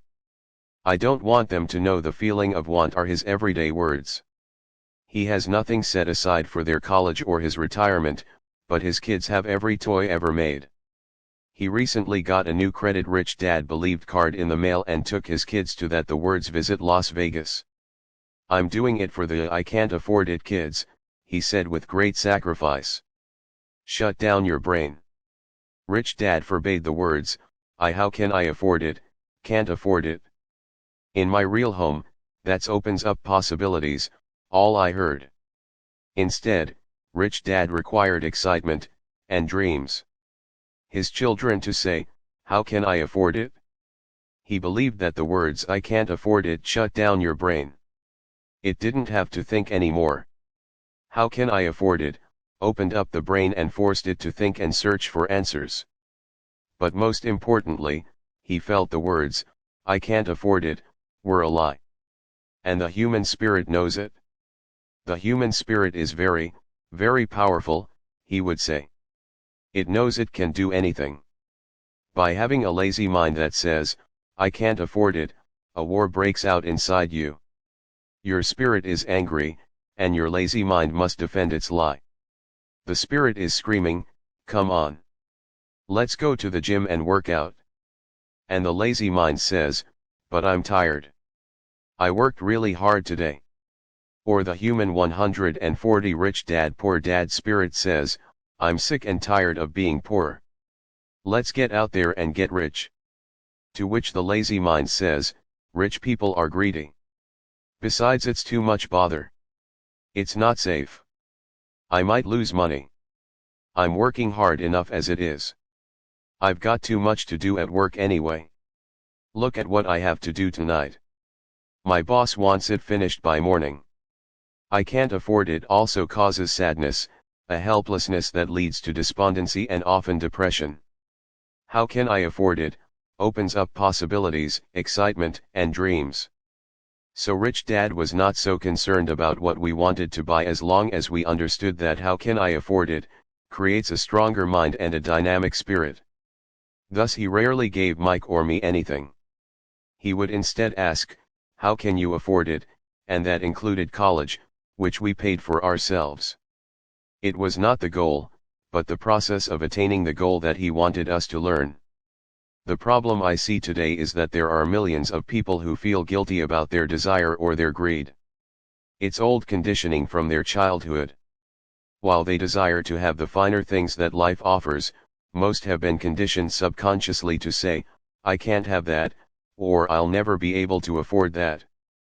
When I decided to exit the rat race, it was simply a question of how can I afford to never work again. And my mind began to kick out answers and solutions. The hardest part was fighting my real parents' dogma, "We can't afford that." Stop thinking only about yourself. Why don't you think about others, and other similar sentiments designed to instill guilt to suppress my greed? So how do you beat laziness? Once again, the answer is a little greed. It's that radio station WFM, which stands for "What's in it for me?" A person needs to sit down and ask, what would my life be like if I never had to work again? What would I do if I had all the money I needed? Without that little greed, the desire to have something better, progress is not made. Our world progresses because we all desire a better life. New inventions are made because we desire something better. We go to school and study hard because we want something better. So whenever you find yourself avoiding something 141 Chapter 7, overcoming obstacles you know you should be doing, then the only thing to ask yourself is, what's in it for me? Be a little greedy. It's the best cure for laziness.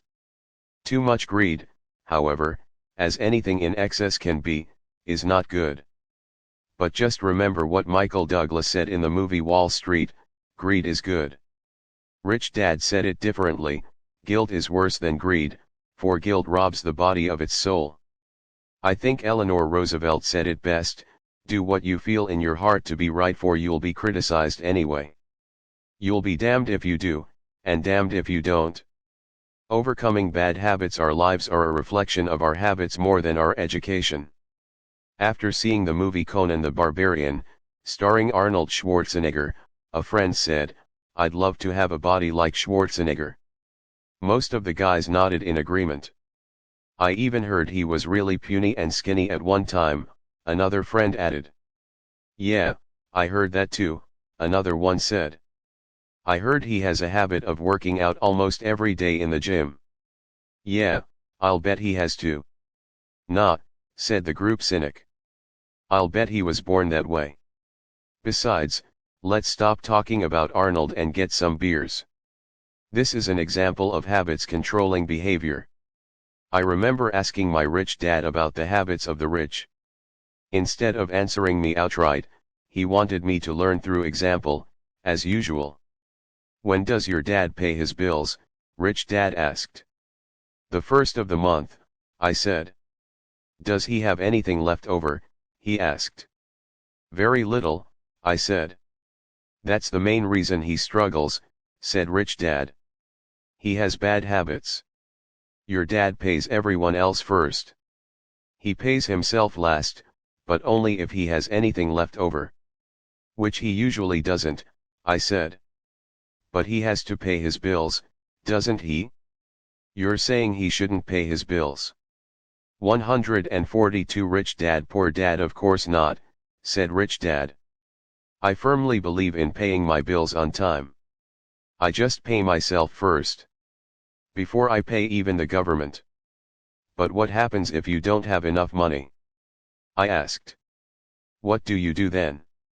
"The same," said Rich Dad. "I still pay myself first.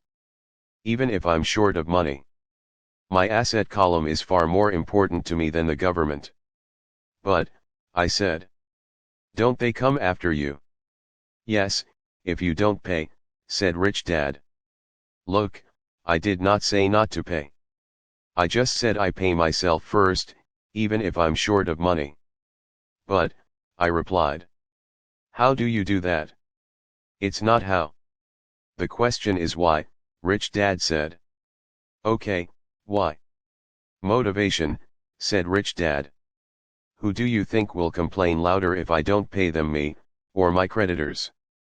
Your creditors will definitely scream louder than you, I said, responding to the obvious. You wouldn't say anything if you didn't pay yourself. So you see, after paying myself, the pressure to pay my taxes and the other creditors is so great that it forces me to seek other forms of income. The pressure to pay becomes my motivation. I've worked extra jobs, started other companies, traded in the stock market, anything just to make sure those guys don't start yelling at me. That pressure made me work harder, forced me to think, and all in all, made me smarter and more active when it comes to money. If I had paid myself last, I would have felt no pressure, but I'd be broke. So it is the fear of the government or other people you owe money to that motivates you. That's right, said Rich Dad. You see, government bill collectors are big bullies. So are bill collectors in general. Most people give in to these bullies. They pay them and never pay themselves. You know the story of the 98-pound weakling who gets sand kicked in his face. I nodded. I see that ad for weightlifting and bodybuilding lessons in the comic books all the time. 143 Chapter 7, Overcoming Obstacles. Well, most people let the bullies kick sand in their faces. I decided to use the fear of the bully to make me stronger. Others get weaker. Forcing myself to think about how to make extra money is like going to the gym and working out with weights. The more I work my mental money muscles out, the stronger I get. Now I'm not afraid of those bullies. I liked what Rich Dad was saying. So if I pay myself first, I get financially stronger, mentally and fiscally. Rich Dad nodded. And if I pay myself last, or not at all, I get weaker. So people like bosses, managers, tax collectors, bill collectors, and landlords push me around all my life just because I don't have good money habits. Rich Dad nodded. Just like the 98-pound weakling. Overcoming arrogance. What I know makes me money. What I don't know loses me money. Every time I have been arrogant, I have lost money. Because when I'm arrogant, I truly believe that what I don't know is not important, Rich Dad would often tell me. I have found that many people use arrogance to try to hide their own ignorance. It often happens when I am discussing financial statements with accountants or even other investors. They try to bluster their way through the discussion. It is clear to me that they don't know what they're talking about. They're not lying, but they are not telling the truth. There are many people in the world of money, finances, and investments who have absolutely no idea what they're talking about. Most people in the money industry are just spouting off sales pitches like used car salesmen. When you know you are ignorant in a subject, start educating yourself by finding an expert in the field or a book on the subject. 144 Chapter 8 Getting Started. There is gold everywhere. Most people are not trained to see it. I wish I could say acquiring wealth was easy for me, but it wasn't. So in response to the question, how do I start? I offer the thought process I go through on a day-to-day basis. It really is easy to find great deals. I promise you that. It's just like riding a bike. After a little wobbling, it's a piece of cake. But when it comes to money, it takes determination to get through the wobbling. That's a personal thing. To find million-dollar deals of a lifetime requires us to call on our financial genius. I believe that each of us has a financial genius within us. The problem is that our financial genius lies asleep, waiting to be called upon. It lies asleep because our culture has educated us into believing that the love of money is the root of all evil. It has encouraged us to learn a profession so we can work for money, but failed to teach us how to have money work for us. It taught us not to worry about our financial future because our company or the government would take care of us when our working days are over. However, it is our children, educated in the same school system, who will end up paying for this absence of financial education. The message is still to work hard, earn money, and spend it, and when we run short, we can always borrow more. Unfortunately, 90% of the Western world subscribes to the above dogma, simply because it's easier to find a job and work for money. If you are not one of the masses, I offer you the following 10 steps to awaken your financial genius. I simply offer you the steps 145 Chapter 8, Getting Started I have personally followed. If you want to follow some of them, great. If you don't, make up your own. Your financial genius is smart enough to develop its own list. While in Peru, I asked a gold miner of 45 years how he was so confident about finding a gold mine. He replied, "There is gold everywhere. Most people are not trained to see it." And I would say that is true. In real estate, I can go out and in a day come up with 4 or 5 great potential deals, while the average person will go out and find nothing, even looking in the same neighborhood. The reason is that they have not taken the time to develop their financial genius. I offer you the following 10 steps as a process to develop your God-given powers, powers over which only you have control. 1. Find a reason greater than reality, the power of spirit. If you ask most people if they would like to be rich or financially free, they would say yes. But then reality sets in. The road seems too long with too many hills to climb. It's easier to just work for money and hand the excess over to your broker. I once met a young woman who had dreams of swimming for the US Olympic team. The reality was that she had to get up every morning at 4 o'clock to swim for 3 hours before going to school. She did not party with her friends on Saturday night. She had to study and keep her grades up, just like everyone else. When I asked her what fueled her superhuman ambition and sacrifice, she simply said, "I do it for myself and the people I love. It's love that gets me over the hurdles and sacrifices." A reason or a purpose is a combination of wants and don't wants. When people ask me what my reason for wanting to be rich is, I tell them that it is a combination of deep emotional wants and don't wants. I will list a few. First, the don't wants, for they create the wants. I don't want to work all my life. I don't want what my parents aspired for, which was job security and a house in the suburbs. I don't like being an employee. I hated that my dad always missed my football games because 146 Rich Dad Poor Dad he was so busy working on his career. I hated it when my dad worked hard all his life and the government took most of what he worked for at his death. He could not even pass on what he worked so hard for when he died. The rich don't do that. They work hard and pass it on to their children. Now the wants. I want to be free to travel the world and live in the lifestyle I love. I want to be young when I do this. I want to simply be free. I want control over my time and my life. I want money to work for me. Those are my deep-seated emotional reasons. What are yours? If they are not strong enough, then the reality of the road ahead may be greater than your reasons. I have lost money and been set back many times, but it was the deep emotional reasons that kept me standing up and going forward. I wanted to be free by age 40, but it took me until I was 47, with many learning experiences along the way. As I said, I wish I could say it was easy. It wasn't. But it wasn't that hard either. I've learned that, without a strong reason or purpose, anything in life is hard. If you do not have a strong reason, there is no sense reading further. It will sound like too much work. To make daily choices, the power of choice. Choice is the main reason people want to live in a free country. We want the power to choose. Financially, with every dollar we get in our hands, we hold the power to choose our future, to be rich, poor, or middle class. Our spending habits reflect who we are. Poor people simply have poor spending habits. The benefit I had as a boy was that I loved playing Monopoly constantly.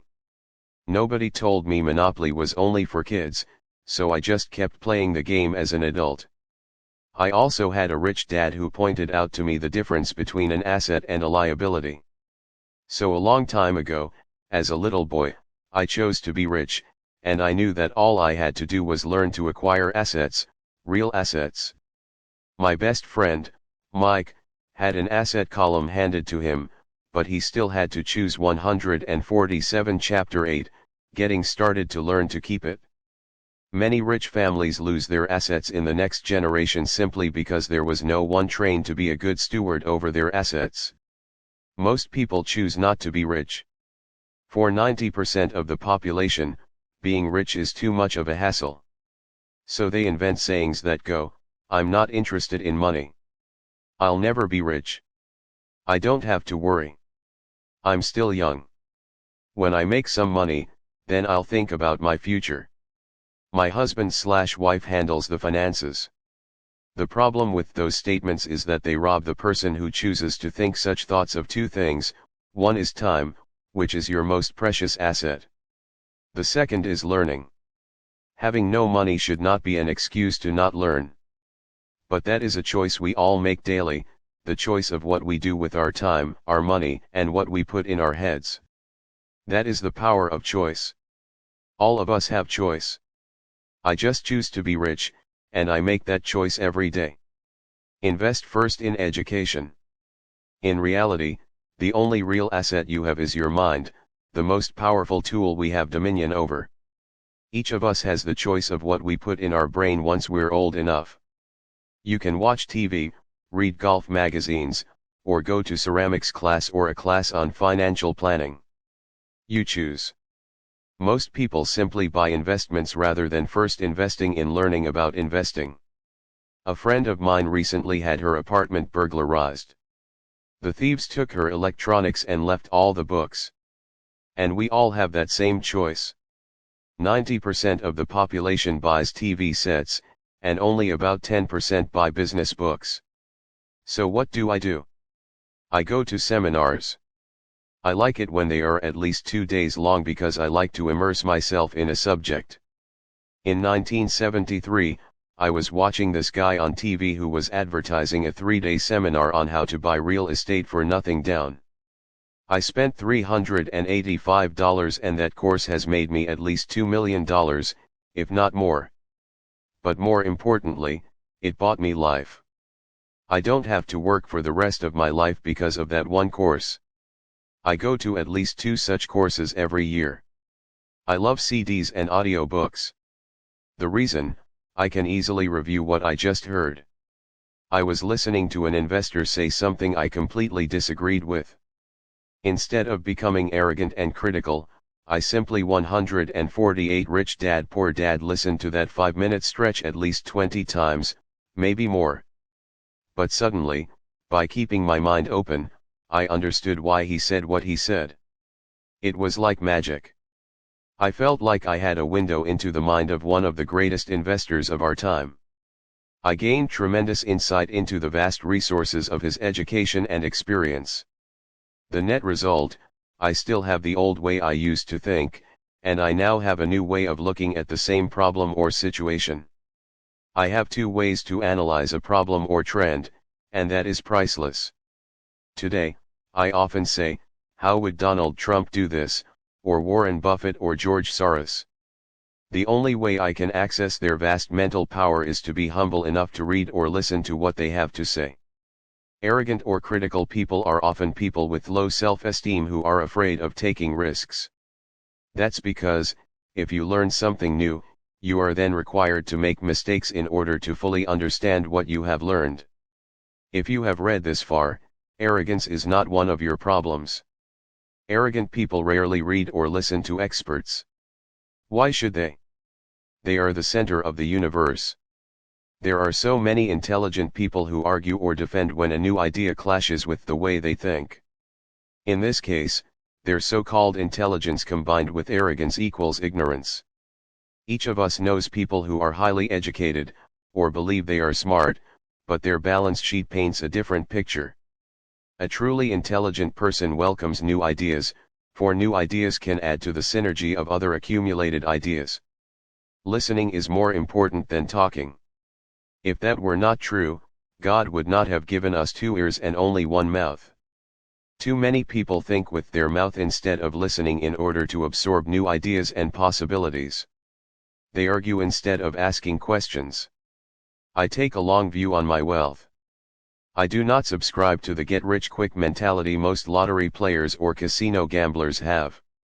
I may go in and out of stocks, but I am long on education. If you want to fly an airplane, I advise taking lessons first. I am always shocked at people who buy stocks or real estate, but never invest in their greatest asset, their mind. Just because you bought a house or two does not make you an expert at real estate. 149 Chapter 8, Getting Started 3. Choose friends carefully, the power of association. First of all, I do not choose my friends by their financial statements. I have friends who have actually taken a vow of poverty as well as friends who earn millions every year. The point is that I learn from all of them. Now, I will admit that there are people I have actually sought out because they had money. But I was not after their money, I was seeking their knowledge. In some cases, these people who had money have become dear friends. I've noticed that my friends with money talk about money. They don't do it to brag. They're interested in the subject. So I learn from them, and they learn from me. My friends who are in dire financial straits do not like talking about money, business, or investing. They often think it rude or unintellectual. So I also learn from my friends who struggle financially. I find out what not to do. I have several friends who have generated over $1 billion in their short lifetimes. The three of them report the same phenomenon. Their friends who have no money have never come to them to ask them how they did it. But they do come asking for one of two things, or both, a loan, or a job. Warning, don't listen to poor or frightened people. I have such friends, and while I love them dearly, they are the Chicken Littles of life.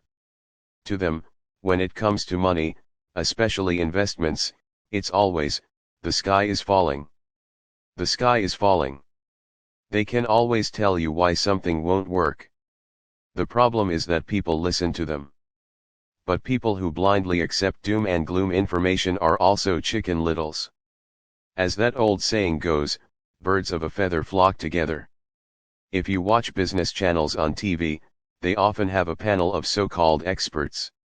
One expert will say the market is going to crash, and the other will say it's going to boom. If you're smart, you listen to both. Keep your mind open, because both have valid points. Unfortunately, most poor people listen to Chicken Little. I have had many close friends try to talk me out of a deal or an investment. Not long ago, a friend told me he was excited because he found a 6% certificate of deposit. I told him I earn 16% 150 Rich Dad Poor Dad from the state government. The next day he sent me an article about why my investment was dangerous. I have received 16% for years now, and he still receives 6%.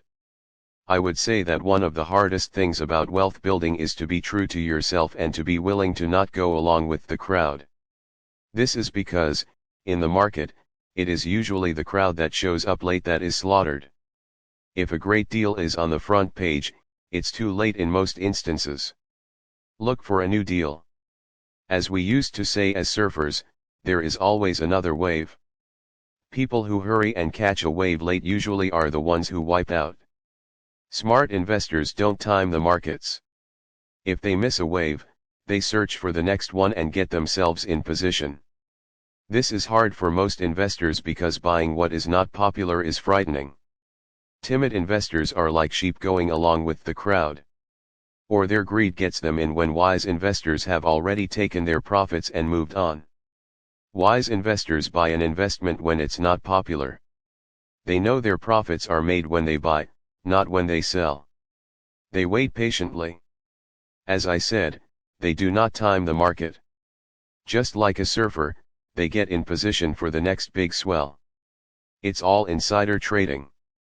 There are forms of insider trading that are illegal, and there are forms of insider trading that are legal.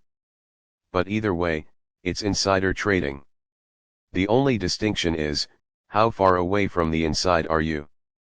The reason you want to have rich friends is because that is where the money is made.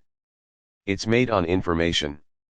You want to hear about the next boom, get in, and get out before the next bust. I'm not saying do it illegally, but the sooner you know, the better your chances are for profits with minimal risk. That is what friends are for. And that is financial intelligence. 4. Master a formula and then learn a new one.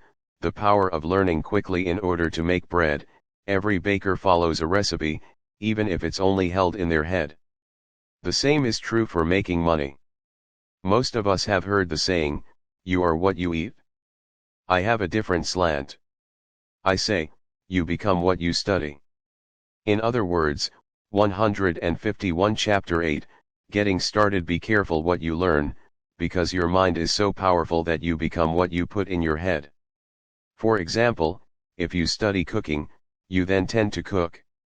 If you don't want to be a cook anymore, then you need to study something else. When it comes to money, the masses generally have one basic formula they learned in school, and it's this: work for money.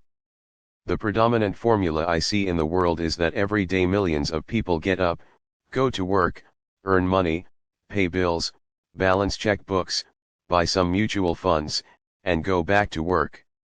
That is the basic formula, or recipe. If you're tired of what you're doing, or you're not making enough, it's simply a case of changing the formula via which you make money. Years ago, when I was 26, I took a weekend class called How to Buy Real Estate Foreclosures. I learned a formula. The next trick was to have the discipline to actually put into action what I had learned. That is where most people stop. For 3 years, while working for Xerox, I spent my spare time learning to master the art of buying foreclosures. I've made several $1 million using that formula. So after I mastered that formula, I went in search of other formulas. For many of the classes, I did not directly use the information I learned, but I always learned something new. I have attended classes designed for derivative traders, commodity option traders, and chaologists. I was way out of my league, being in a room full of people with doctorates in nuclear physics and space science. Yet, I learned a lot that made my stock and real estate investing more meaningful and lucrative. Most junior colleges and community colleges have classes on financial planning and buying traditional investments. They are good places to start, but I always search for a faster formula. That is why, on a fairly regular basis, I make more in a day than many people will make in their lifetime.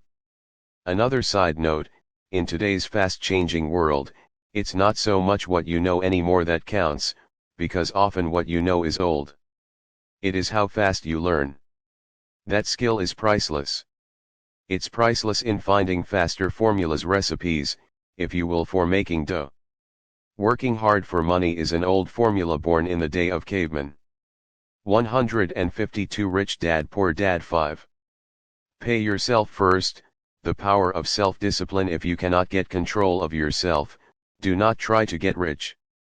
It makes no sense to invest, make money, and blow it. It is the lack of self-discipline that causes most lottery winners to go broke soon after winning millions. It is the lack of self-discipline that causes people who get a raise to immediately go out and buy a new car or take a cruise. It is difficult to say which of the 10 steps is the most important. But of all the steps, this step is probably the most difficult to master if it is not already a part of your makeup. I would venture to say that personal self-discipline is the #1 delineating factor between the rich, the poor, and the middle class. Simply put, people who have low self-esteem and low tolerance for financial pressure can never be rich. As I have said, a lesson learned from my rich dad was that the world will push you around. The world pushes people around, not because other people are bullies, but because the individual lacks internal control and discipline. People who lack internal fortitude often become victims of those who have self-discipline. In the entrepreneur classes I teach, I constantly remind people to not focus on their product, service, or widget, but to focus on developing management skills. The 3 most important management skills necessary to start your own business are management of 1. Cash flow, 2. People, 3. Personal time. I would say the skills to manage these 3 apply to anything, not just entrepreneurs. The 3 matter in the way you live your life as an individual, or as part of a family, a business, a charitable organization, a city, or a nation. Each of these skills is enhanced by the mastery of self-discipline. I do not take the saying, "Pay yourself first," lightly. The statement, "Pay yourself first," comes from George Clason's book, The Richest Man in Babylon. Millions of copies have been sold. But while millions of people freely repeat that powerful statement, 153 Chapter 8, getting started, few follow the advice. As I said, financial literacy allows one to read numbers, and numbers tell the story. By looking at a person's income statement and balance sheet, I can readily see if people who spout the words, "Pay yourself first," actually practice what they preach. A picture is worth 1,000 words. So let's review the financial statements of people who pay themselves first against someone who doesn't. Study the diagrams and see if you can pick up some distinctions. Again, it has to do with understanding cash flow, which tells the story. Most people look at the numbers and miss the story. People who pay themselves first: income statement, income, job, salary, expenses, taxes, rent, food, balance sheet, assets, liabilities, save, invest. 154 Rich Dad Poor Dad. Do you see it? The diagram reflects the actions of individuals who choose to pay themselves first. Each month, they allocate money to their asset column before they pay their monthly expenses. Although millions of people have read Clason's book and understand the words, "Pay yourself first," in reality they pay themselves last. Now I can hear the howls from those of you who sincerely believe in paying your bills first. And I can hear all the responsible people who pay their bills on time. I am not saying be irresponsible and not pay your bills. All I am saying is do what the book says, which is, pay yourself first. And the previous diagram is the correct accounting picture of that action.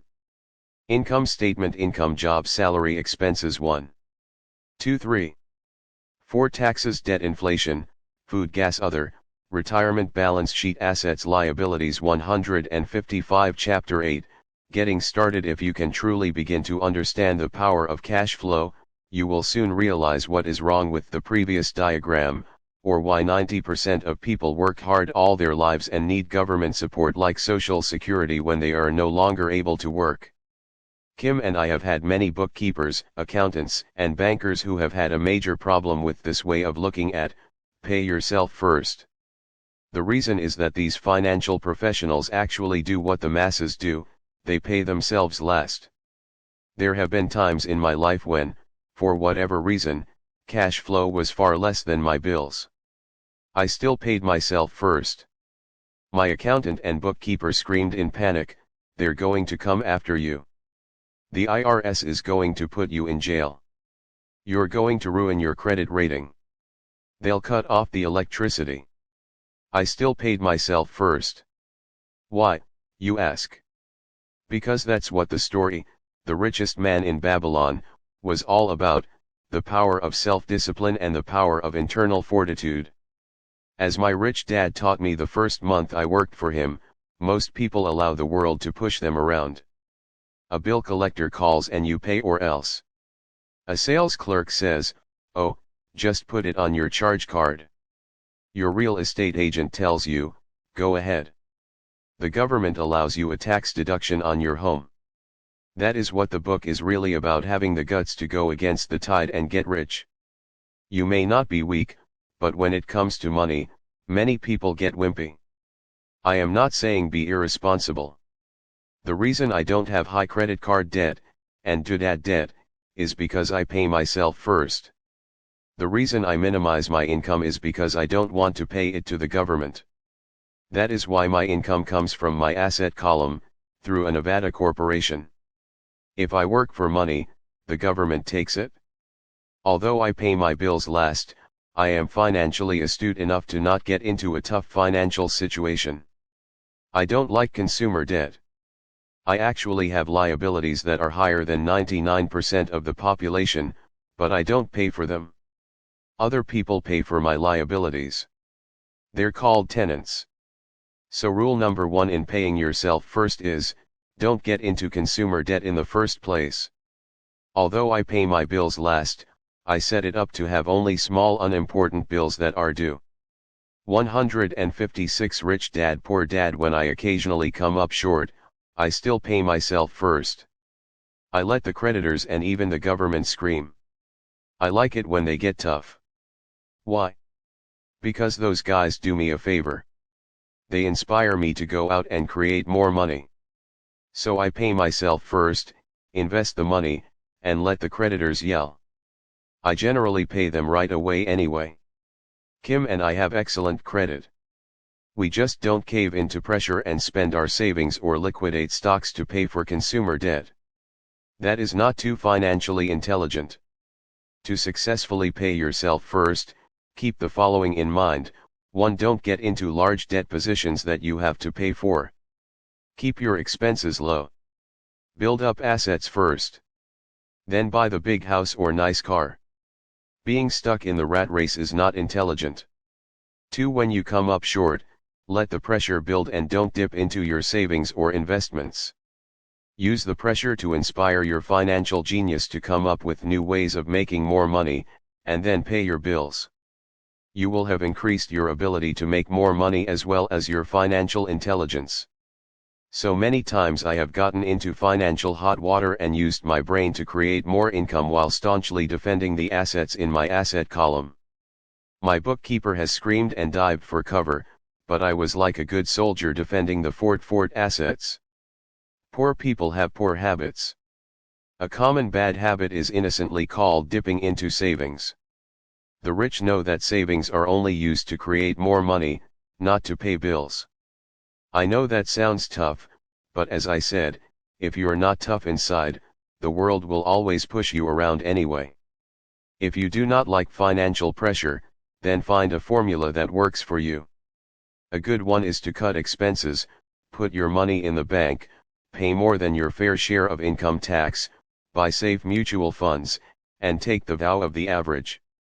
But this violates the pay yourself first rule. 157 Chapter 8, Getting Started. This rule does not encourage self-sacrifice or financial abstinence. It doesn't mean pay yourself first and starve. Life was meant to be enjoyed. If you call on your financial genius, you can have all the goodies of life, get rich, and pay bills. And that is financial intelligence. 6. Pay your brokers well. The power of good advice. Sometimes I see people posting a sign in front of their house that says, "For sale by owner." Or I see people on TV claiming to be discount brokers. My rich dad taught me to take the opposite approach. He believed in paying professionals well, and I have adopted that policy also. Today, I have expensive attorneys, accountants, real estate brokers, and stock brokers. Why?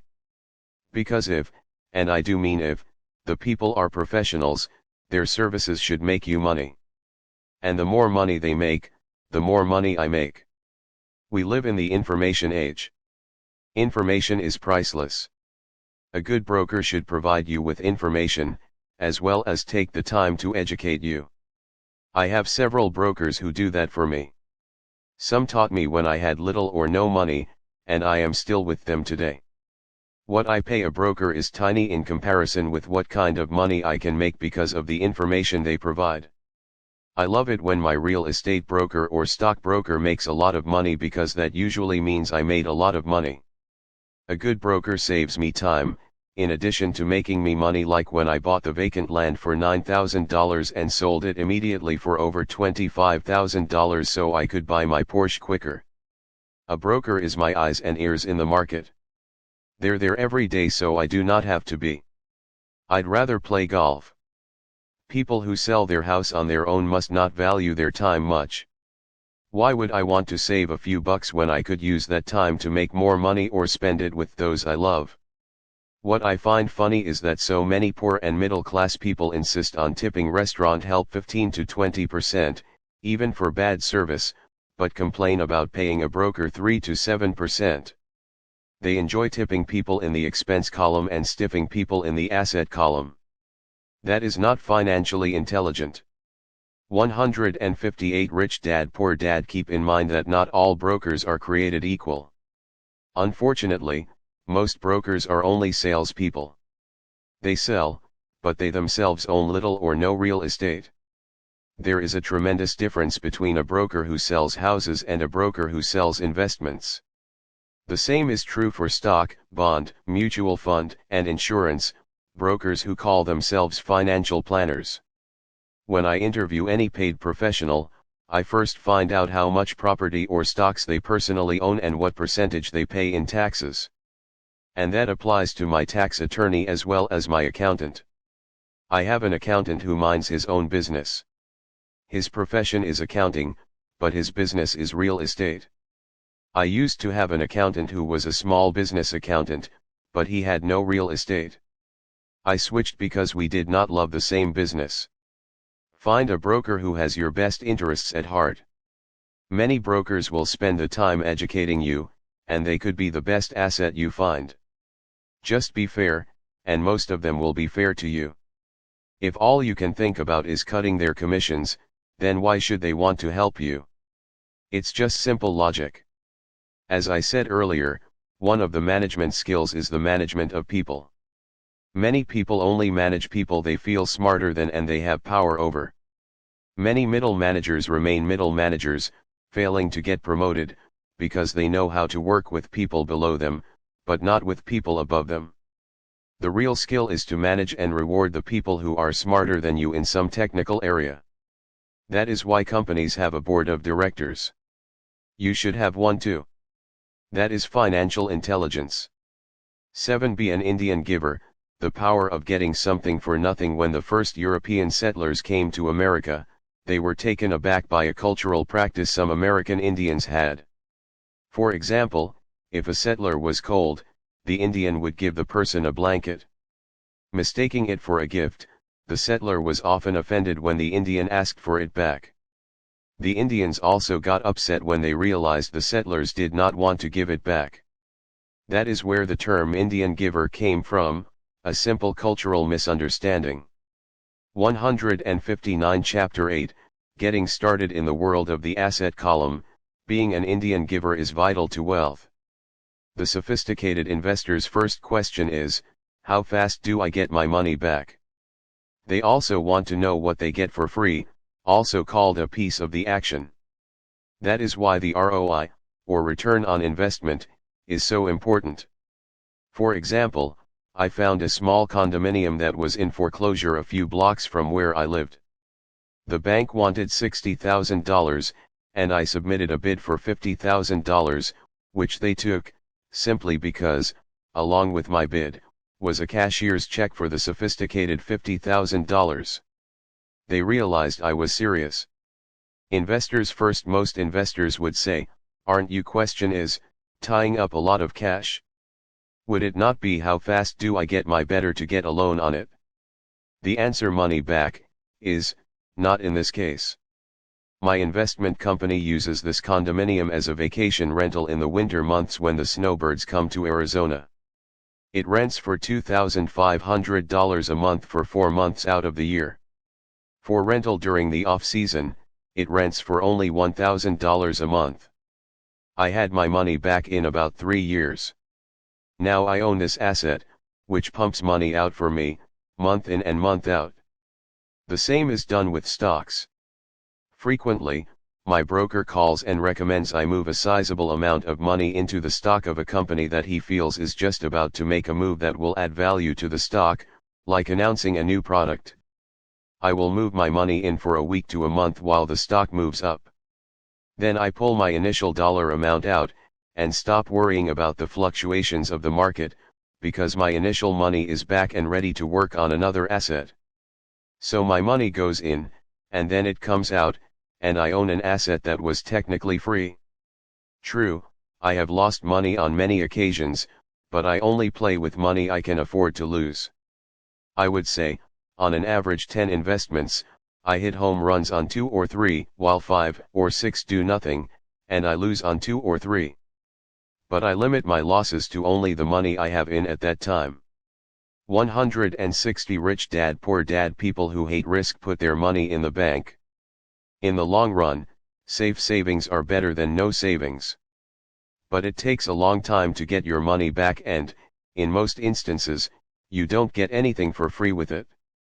On every one of my investments, there must be an upside, something for free like a condominium, a mini storage, a piece of free land, a house, stock shares, or an office building. And there must be limited risk, or a low-risk idea. There are books devoted entirely to this subject, so I will not talk about it here. Ray Kroc, of McDonald's fame, sold hamburger franchises, not because he loved hamburgers, but because he wanted the real estate under the franchise for free. So wise investors must look at more than ROI. They look at the assets they get for free once they get their money back. That is financial intelligence.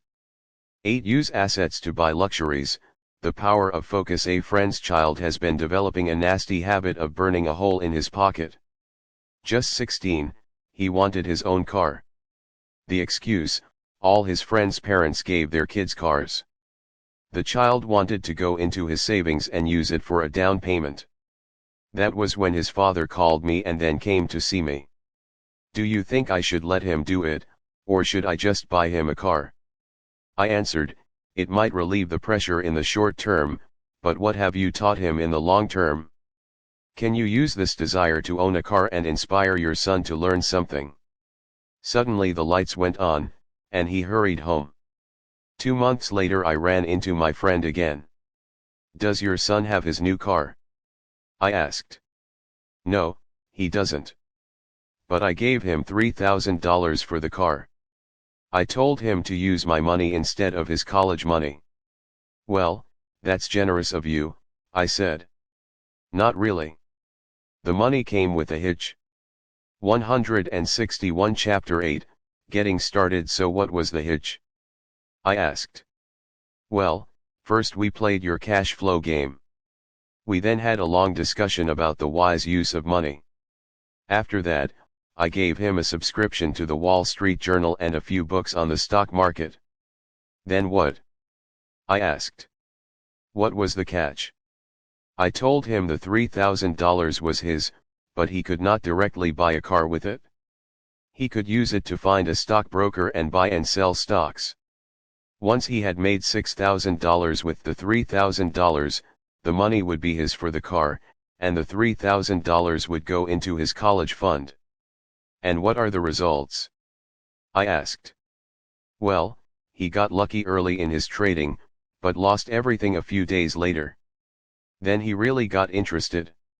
Today, I would say he is down $2,000, but his interest is up. He has read all the books I bought him, and he's gone to the library to get more. He reads the Wall Street Journal voraciously, watching for indicators. He's got only $1,000 left, but his interest and learning are sky high. He knows that if he loses that money, he walks for 2 more years. But he does not seem to care. He even seems uninterested in getting a car, because he's found a game that is more fun. What happens if he loses all the money? I asked. We'll cross that bridge when we get to it. I'd rather have him lose everything now than wait till he's our age to risk losing everything. And besides, that is the best $3,000 I've ever spent on his education. What he is learning will serve him for life, and he seems to have gained a new respect for the power of money. As I said earlier, if a person cannot master the power of self-discipline, it is best not to try to get rich.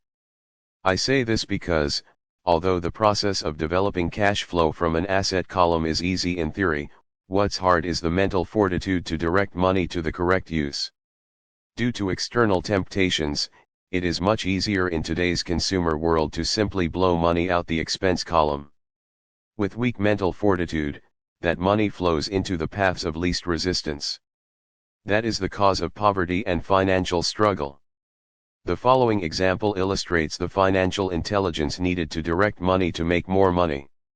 162 Rich Dad Poor Dad. If we give 100 people $10,000 at the start of the year, I believe that at the end of the year, 80 would have nothing left.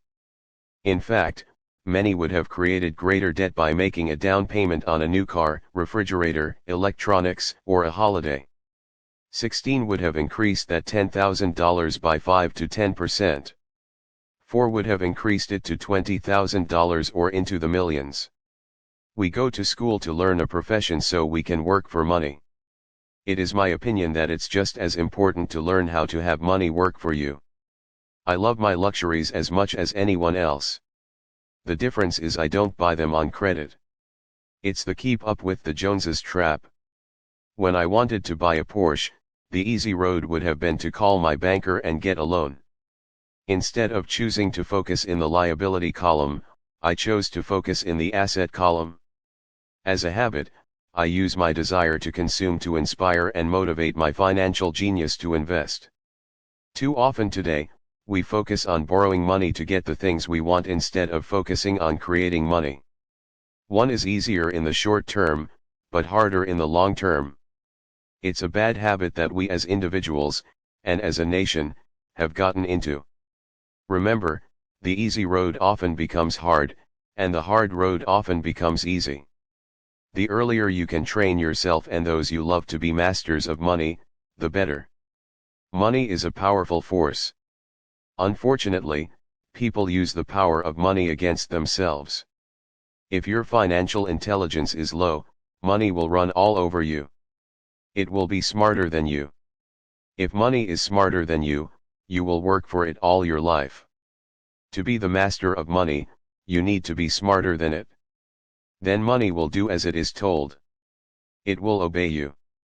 Instead of being a slave to it, you will be the master of it. That is financial intelligence. 163 Chapter 8, Getting Started 9. Choose heroes. The power of myth. When I was a kid, I greatly admired Willie Mays, Hank Aaron, and Yogi Berra. They were my heroes, and I wanted to be just like them. I treasured their baseball cards, I knew their stats, the RBIs, the eras, their batting averages, how much they got paid, and how they came up from the minor leagues. As a 9-year-old kid, when I stepped up to bat or played first base or catcher, I wasn't me. I pretended I was a famous baseball player. It's one of the most powerful ways we learn, and we often lose that as adults.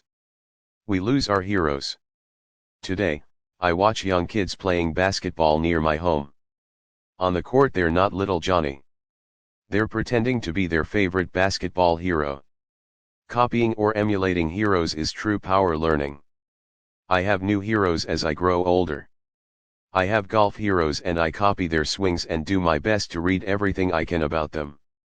I also have heroes such as Donald Trump, Warren Buffett, Peter Lynch, George Soros, and Jim Rogers. I know their stats just like I knew the eras and RBIs of my childhood baseball heroes. I follow what Warren Buffett invests in, and I read anything I can about his point of view on the market and how he chooses stocks.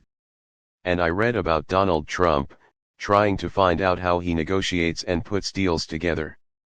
Just as I was not me when I was up to bat, when I'm in the market or I'm negotiating a deal, I am subconsciously acting with the bravado of Trump. Or when analyzing a trend, I look at it as though Warren Buffett were doing it. By having heroes, we tap into a tremendous source of raw genius. But heroes do more than simply inspire us.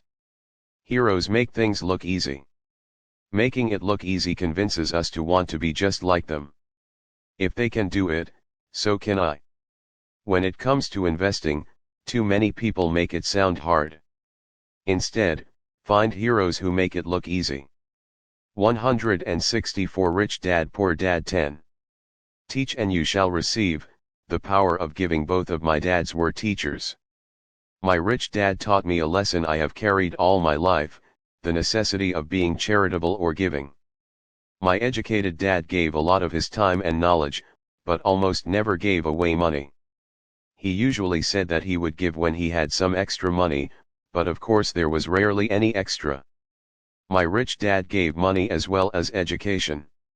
He believed firmly in tithing. If you want something, you first need to give, he would always say. When he was short of money, he gave money to his church or to his favorite charity. If I could leave one single idea with you, it is that idea. Whenever you feel short or in need of something, give what you want first and it will come back in buckets. That is true for money, a smile, love, or friendship. I know it is often the last thing a person may want to do, but it has always worked for me. I trust that the principle of reciprocity is true, and I give what I want. I want money, so I give money, and it comes back in multiples. I want sales, so I help someone else sell something, and sales come to me. I want contacts, and I help someone else get contacts. Like magic, contacts come to me. I heard a saying years ago that went, God does not need to receive, but humans need to give. My rich dad would often say, poor people are more greedy than rich people. He would explain that if a person was rich, that person was providing something that other people wanted. In my life, whenever I have felt needy or short of money or short of help, I simply went out or found in my heart what I wanted, and decided to give it first. And when I gave, it always came back. It reminds me of the story of the guy sitting with firewood in his arms on a cold, freezing night. He is yelling at the pot-bellied stove, when you give me some heat, then I'll put some wood in you. And when it comes to money, love, happiness, sales, and contacts, all one needs to remember is to give first. 165 Chapter 8, Getting Started. Often just the process of thinking of what I want, and how I could give that to someone else, breaks free a torrent of bounty. Whenever I feel that people aren't smiling at me, I simply begin smiling and saying hello. Like magic, the next thing I know I'm surrounded by smiling people.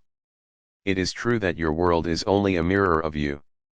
So that's why I say, teach, and you shall receive. I have found that the more I teach those who want to learn, the more I learn. If you want to learn about money, teach it to someone else. A torrent of new ideas and finer distinctions will come in. There are times when I have given and nothing has come back, or what I have received is not what I wanted. But upon closer inspection and soul searching, I was often giving to receive in those instances, instead of giving for the joy that giving itself brings. My dad taught teachers, and he became a master teacher. My rich dad always taught young people his way of doing business. In retrospect, it was their generosity with what they knew that made them smarter. There are powers in this world that are much smarter than we are. You can get there on your own, but it's easier with the help of the powers that be. You only need to be generous with what you have. 166 Chapter 9. Still want more? Here are some to-dos. Many people may not be satisfied with my 10 steps. They see them more as philosophies than actions. I think understanding the philosophy is just as important as the action. There are many people who want to do instead of think, and then there are people who think but do not do. I would say that I am both. I love new ideas, and I love action. So for those who want a to-do list on how to get started, I will share with you some of the things I do, in abbreviated form. Stop doing what you're doing. In other words, take a break and assess what is working and what is not working. The definition of insanity is doing the same thing over and over and expecting a different result. Stop doing what is not working, and look for something new. Look for new ideas. For new investing ideas, I go to bookstores and search for books on different and unique subjects. I call them formulas. I buy how-to books on formulas I know nothing about. For example, in the bookstore I found the book The 16% Solution by Joel Moskowitz. I bought the book and read it, and the next Thursday, I did exactly as the book said. Most people do not take action, or they let someone talk them out of whatever new formula they are studying. My neighbor told me why 16% would not work. I did not listen to him because he's never done it. 167 Chapter 9, Here are some to-dos. Find someone who has done what you want to do. Take them to lunch and ask them for tips and tricks of the trade. As for 16% tax lien certificates, I went to the county tax office and found a government employee who worked in that office. I found out that she, too, invested in the tax liens. Immediately, I invited her to lunch. She was thrilled to tell me everything she knew and how to do it. After lunch, she spent all afternoon showing me everything. By the next day, I found 2 great properties with her help that have been accruing interest at 16% ever since. It took a day to read the book, a day to take action, an hour for lunch, and a day to acquire 2 great deals. Take classes, read, and attend seminars. I search newspapers and the internet for new and interesting classes, many of which are free or inexpensive. I also attend and pay for expensive seminars on what I want to learn. I am wealthy and free from needing a job simply because of the courses I took. I have friends who did not take those classes who told me I was wasting my money, and yet they're still at the same job. Make lots of offers. When I want a piece of real estate, I look at many properties and generally write an offer. If you don't know what the right offer is, neither do I. That is the job of the real estate agent. They make the offers. I do as little work as possible. A friend wanted me to show her how to buy apartment houses. So one Saturday she, her agent, and I went and looked at 6 apartment houses. 4 were dogs, but 2 were good. I said to write offers on all 6, offering half of what the owners asked for. She and the agent nearly had heart attacks. They thought it was rude, and would offend the sellers, but I really don't think the agent wanted to work that hard. So they did nothing and went on looking for a better deal. No offers were ever made, and that person is still looking for the right deal at the right price. Well, you don't know what the right price is until 168 Rich Dad Poor Dad. You have a second party who wants to deal. Most sellers ask too much. It is rare that a seller asks a price that is less than something is worth. Moral of the story: make offers. People who are not investors have no idea what it feels like to try to sell something. I have had a piece of real estate that I wanted to sell for months. I would have welcomed any offer. They could have offered me 10 pigs, and I would have been happy not at the offer, but just because someone was interested.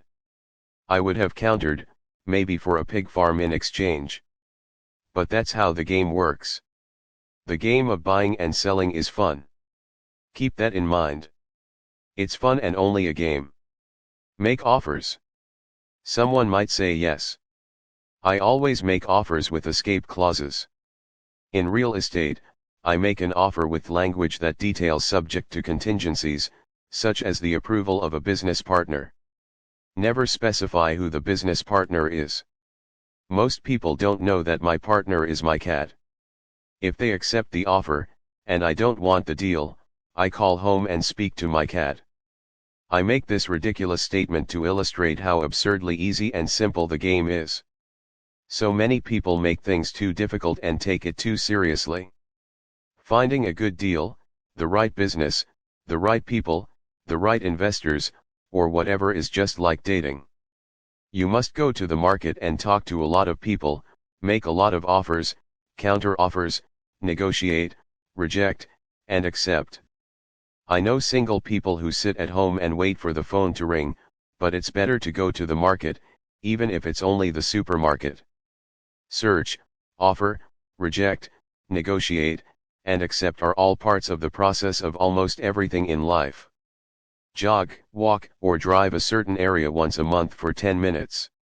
I have found some of my best real estate investments doing this. I will jog a certain neighborhood for a year and look for change. For there to be profit in a deal, there must be 2 elements, a bargain and change. There are lots of bargains, but it's change that turns a bargain into a profitable opportunity. So when I jog a neighborhood I might like to invest in. It is the repetition that causes me to notice slight differences. 169 Chapter 9, here are some to-dos. I notice real estate signs that are up for a long time. That means the seller might be more agreeable to deal. I watch for moving trucks going in or out. I stop and talk to the drivers. I talk to the postal carriers. It's amazing how much information they acquire about an area. I find a bad area, especially an area that the news has scared everyone away from. I drive it for sometimes a year waiting for signs of something changing for the better. I talk to retailers, especially new ones, and find out why they're moving in. It takes only a few minutes a month, and I do it while doing something else, like exercising, or going to and from the store. Shop for bargains in all markets. Consumers will always be poor.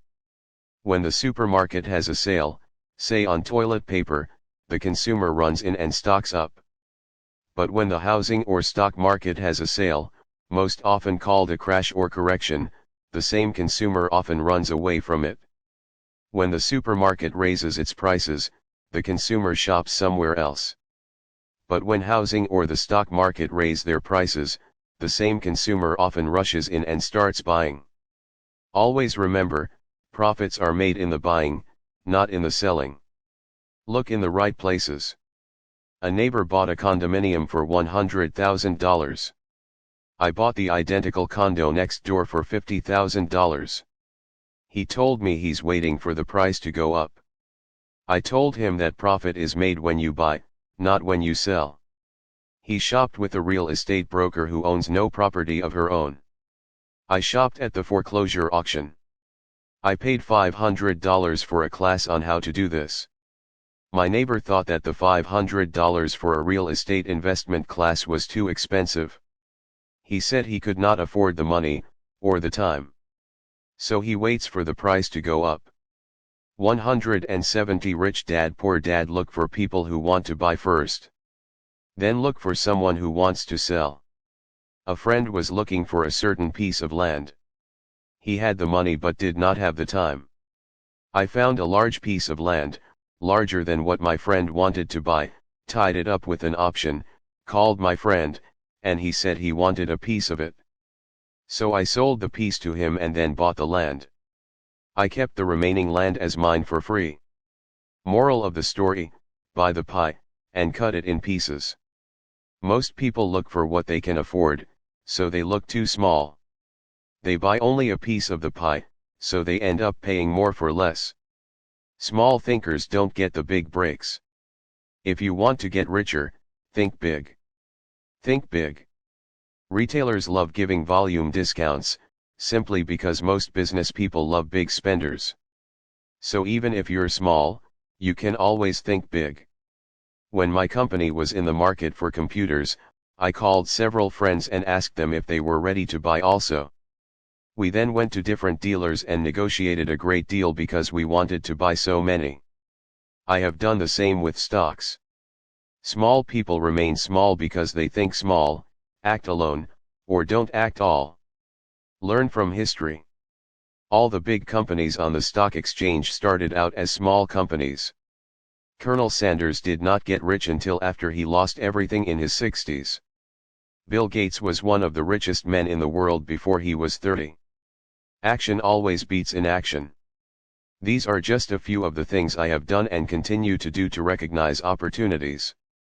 The important words are have done and do. As repeated many times throughout the book, you must take action before you can receive the financial rewards. Act now. 171 Final thoughts. I would like to share some final thoughts with you. The main reason I wrote this book, and the reason it has remained a bestseller since 2000, was to share insights into how increased financial intelligence can be used to solve many of life's common problems. Without financial training, we all too often use the standard formulas to get through life: work hard, save, borrow, and pay excessive taxes. Today, more than ever, we need better information. I use the following story as an example of a financial problem that confronts many young families today.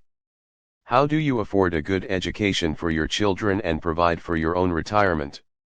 It requires using financial intelligence instead of hard work. A friend of mine was griping one day about how hard it was to save money for his 4 children's college educations. He was putting $300 away in a college fund each month and had so far accumulated only about $12,000. He had about 12 more years to save for college since his oldest child was then 6 years old. At the time, The real estate market in Phoenix was terrible. People were giving houses away. I suggested to my friend that he buy a house with some of the money in his college fund. The idea intrigued him, and we began to discuss the possibility. His primary concern was that he did not have credit with the bank to buy another house since he was so overextended. I assured him that there were other ways to finance a property rather than through the bank. We looked for a house for 2 weeks, a house that would fit all our criteria. There were plenty to choose from, so shopping was fun. Finally, we found a 3-bedroom, 2-bath home in a prime neighborhood. The owner had been downsized and needed to sell that day because he 173 final thoughts, using financial intelligence, and his family were moving to California where another job waited. The owner wanted $102,000, but we offered only $79,000. He took it immediately and agreed to carry back the loan with a 10% down payment. All my friend had to come up with was $7,900. As soon as the owner moved, my friend put the house up for rent. After all expenses were paid, including the mortgage, he put about $125 in his pocket each month. His plan was to keep the house for 12 years and let the mortgage get paid down faster by applying the extra $125 to the principal each month. We figured that in 12 years, a large portion of the mortgage would be paid off and he could possibly be clearing $800 a month by the time his first child went to college. He could also sell the house if it had appreciated in value. 3 years later, the real estate market greatly improved in Phoenix and he was offered $156,000 for the same house by the tenant who lived in it. Again, he asked me what I thought. I advised that he sell it, using a 1031 tax-deferred exchange. Suddenly, he had nearly $80,000 to operate with. I called another friend in Austin, Texas, who then moved this tax-deferred capital gain into a mini storage facility. Within 3 months, he began receiving checks for a little less than $1,000 a month, which he then poured back into the college fund. A couple of years later, the mini warehouse sold, and he received a check for nearly $330,000 as proceeds from the sale. He rolled those funds into a new project that would now generate over $3,000 a month in income, again, going into the college fund. He is now very confident that his goal will be met easily. It only took $7,900 to start and a little financial intelligence. His children will be able to afford the education they want, and he will then use the underlying asset, wrapped in his legal entity, to pay for his retirement. As a result of this successful investment strategy, he will be able to retire early. Thank you for reading this book. I hope it has provided some insights into utilizing the power of money to work for you. Today, 174 Rich Dad Poor Dad. We need greater financial intelligence to simply survive. The idea that it takes money to make money is the thinking of financially unsophisticated people. It does not mean that they're not intelligent. They have simply not learned the science of making money. Money is only an idea. If you want more money, simply change your thinking. Every self-made person started small with an idea, and then turned it into something big. The same applies to investing. It takes only a few dollars to start and grow it into something big. I meet so many people who spend their lives chasing the big deal, or trying to amass a lot of money to get into a big deal, but to me that is foolish. Too often I have seen unsophisticated investors put their large nest egg into one deal and lose most of it rapidly. They may have been good workers, but they were not good investors. Education and wisdom about money are important. Start early. Buy a book. Go to a seminar. Practice. Start small. I turned $5,000 cash into a $1 million asset, producing $5,000 a month cash flow in less than 6 years. But I started learning as a kid. I encourage you to learn, because it's not that hard. In fact, it's pretty easy once you get the hang of it. I think I have made my message clear. It's what is in your head that determines what is in your hands. Money is only an idea. There is a great book called Think and Grow Rich. The title is not Work Hard and Grow Rich. Learn to have money work hard for you, and your life will be easier and happier. Today, don't play it safe. Play it smart. The three incomes in the world of accounting. There are three different types of income: 1. Ordinary earned. 2. Portfolio. 3. Passive. 175 Final thoughts. Using financial intelligence. When my poor dad said to me, "Go to school, get good grades, and find a safe secure job," he was recommending I work for earned income. When my rich dad said, "The rich don't work for money. They have their money work for them," he was talking about passive income and portfolio income. Passive income, in most cases, is income derived from real estate investments. Portfolio income is income derived from paper assets such as stocks and bonds. Portfolio income is the income that makes Bill Gates the richest man in the world, not earned income. Rich Dad used to say, the key to becoming wealthy is the ability to convert earned income into passive income or portfolio income as quickly as possible. He would say, taxes are highest on earned income. The least taxed income is passive income. That is another reason why you want your money working hard for you. The government taxes the income you work hard for more than the income your money works hard for. In my second book, Rich Dad's Cash Flow Quadrant, I explain the 4 different types of people who make up the world of business. They are E. Employee, S. Self-employed, B. Business owner, and I. Investor. Most people go to school to learn to be an E or an S. The cash flow quadrant is written about the core differences of these 4 types and how people can change their quadrant. In fact, most of our products are created for people in the B and I quadrants. In Rich Dad's Guide to Investing, book number 3 in the Rich Dad series, I go into more detail on the importance of converting earned income into passive and portfolio income. Rich Dad used to say, all a real investor does is convert earned income into passive and portfolio income. If you know what you're doing, investing is not risky. It's just common sense. The key to financial freedom and great wealth is a person's ability to convert earned income into passive and/or portfolio income. My rich dad spent a lot of time teaching Mike and me this skill.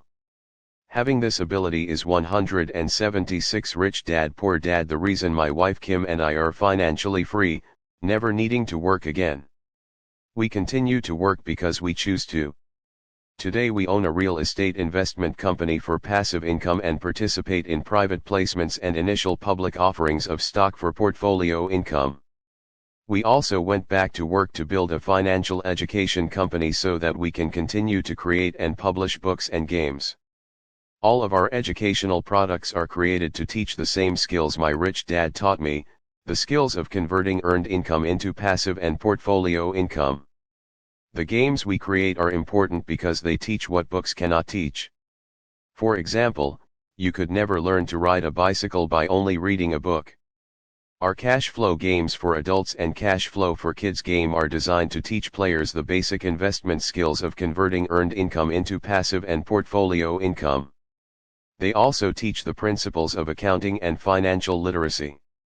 These games are the only educational products in the world that teach people all of these skills simultaneously. Cashflow 202 is the advanced version of Cashflow 101 and you can play requires the game board from 101, as Cashflow Classic well as a full understanding of 101, on the web at before it can be played. Cashflow www.richdad.com 101 and Cashflow for Kids and Learn to Convert teach the principles of fundamental earned income into investing. Cashflow 202 teaches passive and/or the principles of technical investing. Portfolio income technical investing involves advanced trading techniques such as short selling, call options, put options, and straddles. A person who understands these advanced techniques is able to make money when the market goes up, as well as when the market comes down. As my rich dad would say, A real investor makes money in an up market and a down market. That is why they make so much money. One of the reasons they make more money is simply because they have more self-confidence. Rich Dad would say, they have more 177 final thoughts, using financial intelligence self-confidence because they are less afraid of losing. In other words, the average investor does not make as much money because they are so afraid of losing money. The average investor does not know how to protect themselves from losses, and that is what Cash Flow 202 teaches. Average investors think investing is risky because they have not been formally trained to be professional investors. As Warren Buffett, America's richest investor, says, risk comes from not knowing what you're doing. My board games teach the simple basics of fundamental investing and technical investing while people are having fun. I occasionally hear someone say, your educational games are expensive, which poses the question of ROI, the return on investment, or the value returned for the price paid. I nod my head and reply, yes, they may be expensive, especially when compared to entertainment board games. But my games are not as expensive as a college education, working hard all your life for earned income, paying excessive taxes, and then living in terror of losing all of your money in the investment markets. When someone walks away mumbling about the price, I can hear my rich dad saying, if you want to be rich, you must know what kind of income to work hard for, how to keep it, and how to protect it from loss. That is the key to great wealth. Rich Dad would also say, if you do not understand the differences in those three incomes and do not learn the skills on how to acquire and protect those incomes, you will probably spend your life earning less than you could and working harder than you should. My poor dad thought a good education, a good job, and years of hard work were all you needed to be successful. My rich dad also thought a good education was important. But to him it was also important that Mike and I know the differences in the three incomes and what kind of income to work hard for. To him, that was basic financial education. Knowing the differences in the three incomes and learning the investment skills of how to acquire the different incomes is basic education for anyone who strives to acquire great wealth and achieve financial freedom, a special kind of freedom that only a few will ever know. As Rich Dad states in lesson number 1, the rich do not work for money. They know how to have money work hard for them. 178 Rich Dad Poor Dad. Rich Dad said, ordinary earned income is money you work for, and passive and portfolio income is money working for you. Knowing that little difference has been significant in my life. Or, as Robert Frost ends his poem, and that has made all the difference. Take action. All of you were given two great gifts, your mind and your time. It is up to you to do what you please with both. With each dollar bill that enters your hand, you, and only you, have the power to determine your destiny. Spend it foolishly, and you choose to be poor. Spend it on liabilities, and you join the middle class. Invest it in your mind and learn how to acquire assets, and you will be choosing wealth as your goal and your future. The choice is yours, and only yours. Every day with every dollar, you decide to be rich, poor, or middle class. Choose to share this knowledge with your children, and you choose to prepare them for the world that awaits. No one else will. You and your children's future will be determined by choices you make today, not tomorrow. I wish you great wealth and much happiness with this fabulous gift called life. Robert Kiyosaki 179 About the author Robert Kiyosaki, best known as the author of Rich Dad Poor Dad, the #1 personal finance book of all time. Robert Kiyosaki has challenged and changed the way tens of millions of people around the world think about money. He is an entrepreneur, educator, and investor who believes the world needs more entrepreneurs who will create jobs. With perspectives on money and investing that often contradict conventional wisdom, Robert has earned an international reputation for straight talk, irreverence, and courage, and has become a passionate and outspoken advocate for financial education. Robert and Kim Kiyosaki are founders of the Rich Dad Company, a financial education company, and creators of the cash flow registered games. In 2014, the company will leverage the global success of the Rich Dad games in the launch of a new and breakthrough offering in mobile and online gaming. Robert has been heralded as a visionary who has a gift for simplifying complex concepts, ideas related to money, investing, finance, and economics, and has shared his personal journey to financial freedom in ways that resonate with audiences of all ages and backgrounds. His core principles and messages like "your house is not an asset" and "invest for cash flow" and "savers are losers" have ignited a firestorm of criticism and ridicule, only to have played out on the world economic stage over the past decade in ways that were both unsettling and prophetic. His point of view is that old advice, go to college, get a good job, save money, get out of debt, invest for the long term, and diversify, has become obsolete advice in today's fast-paced information age. His Rich Dad philosophies and messages challenge the status quo. His teachings encourage people to become financially educated and to take an active role in investing for their future.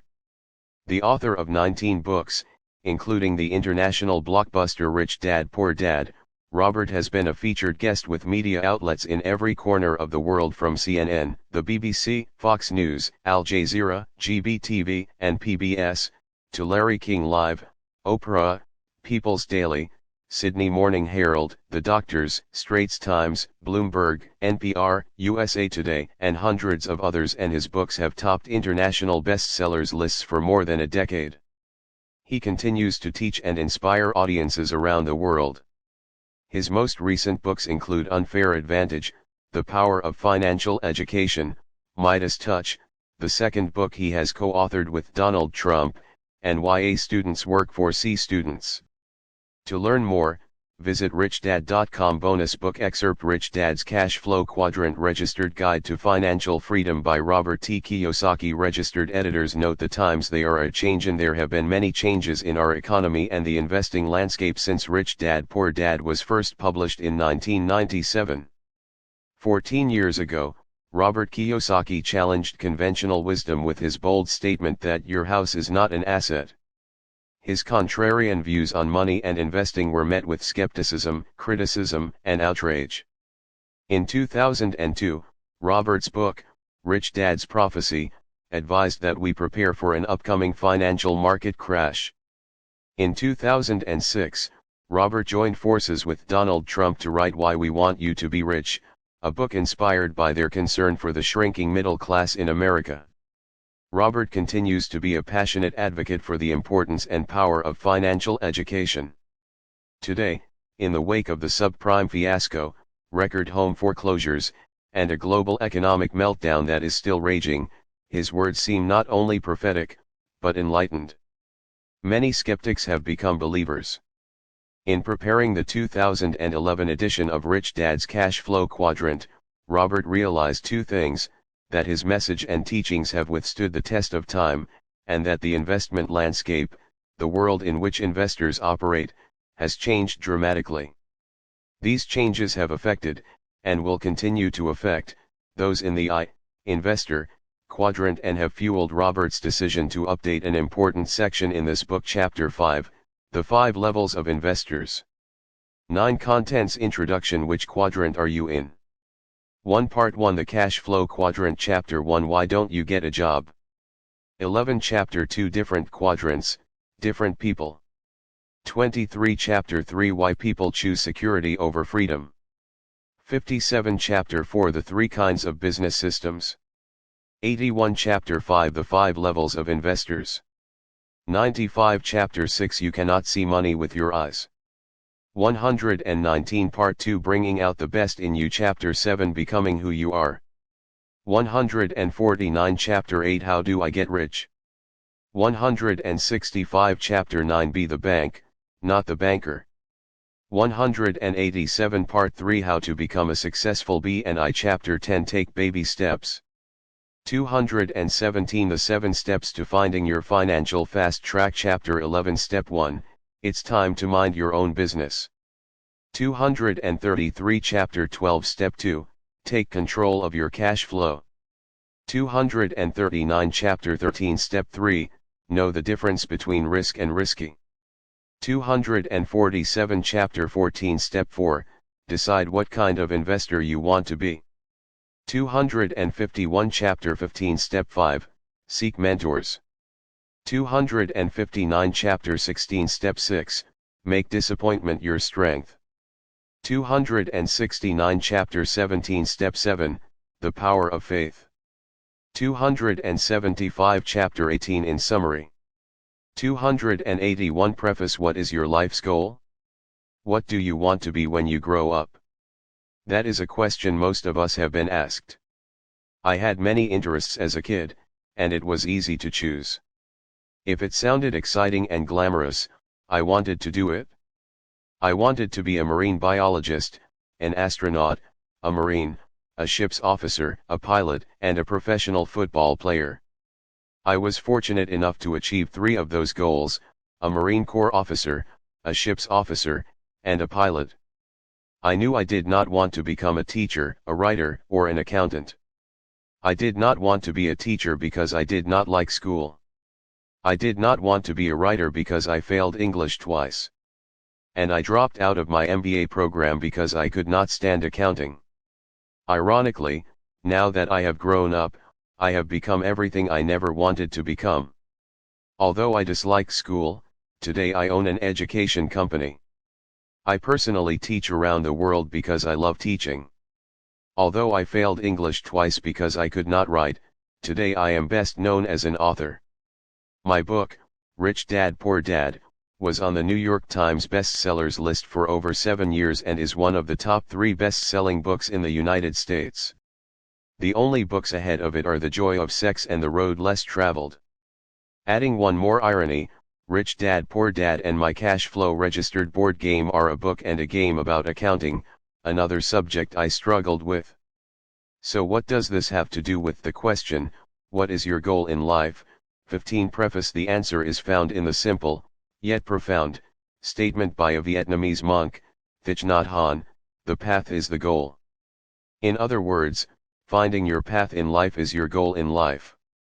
Your path is not your profession, how much money you make, your title, or your successes and failures.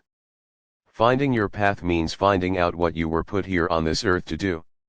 What is your life's purpose? Why were you given this gift called life? And what is the gift you give back to life? Looking back, I know going to school was not about finding my life's path. I spent 4 years in military school, studying and training to be a ship's officer. If I had made a career sailing for Standard Oil on their oil tankers, I would never have found my life's path. If I had stayed in the Marines or had gone to fly for the airlines, I would never have found my life's path. Had I continued on as a ship's officer or become an airline pilot, I would never have become an international best-selling author, been a guest on the Oprah show, written a book with Donald Trump, or started an international education company that teaches entrepreneurship and investing throughout the world. Finding your path. This cash flow quadrant book is important because it is about finding your path in life. As you know, most people are programmed early in life to go to school and get a job. School is about finding a job in the E or S quadrant. It is not about finding your life's path. I realize there are people who know exactly what they are going to do early in life. They grow up knowing they are going to be a doctor, lawyer, musician, golfer, or actor. We have all heard about child prodigies, kids with exceptional talents. Yet you may notice, these are professions, not necessarily a life's path. 16 Cash flow quadrant. So how does one find their path in life? My answer is, I wish I knew.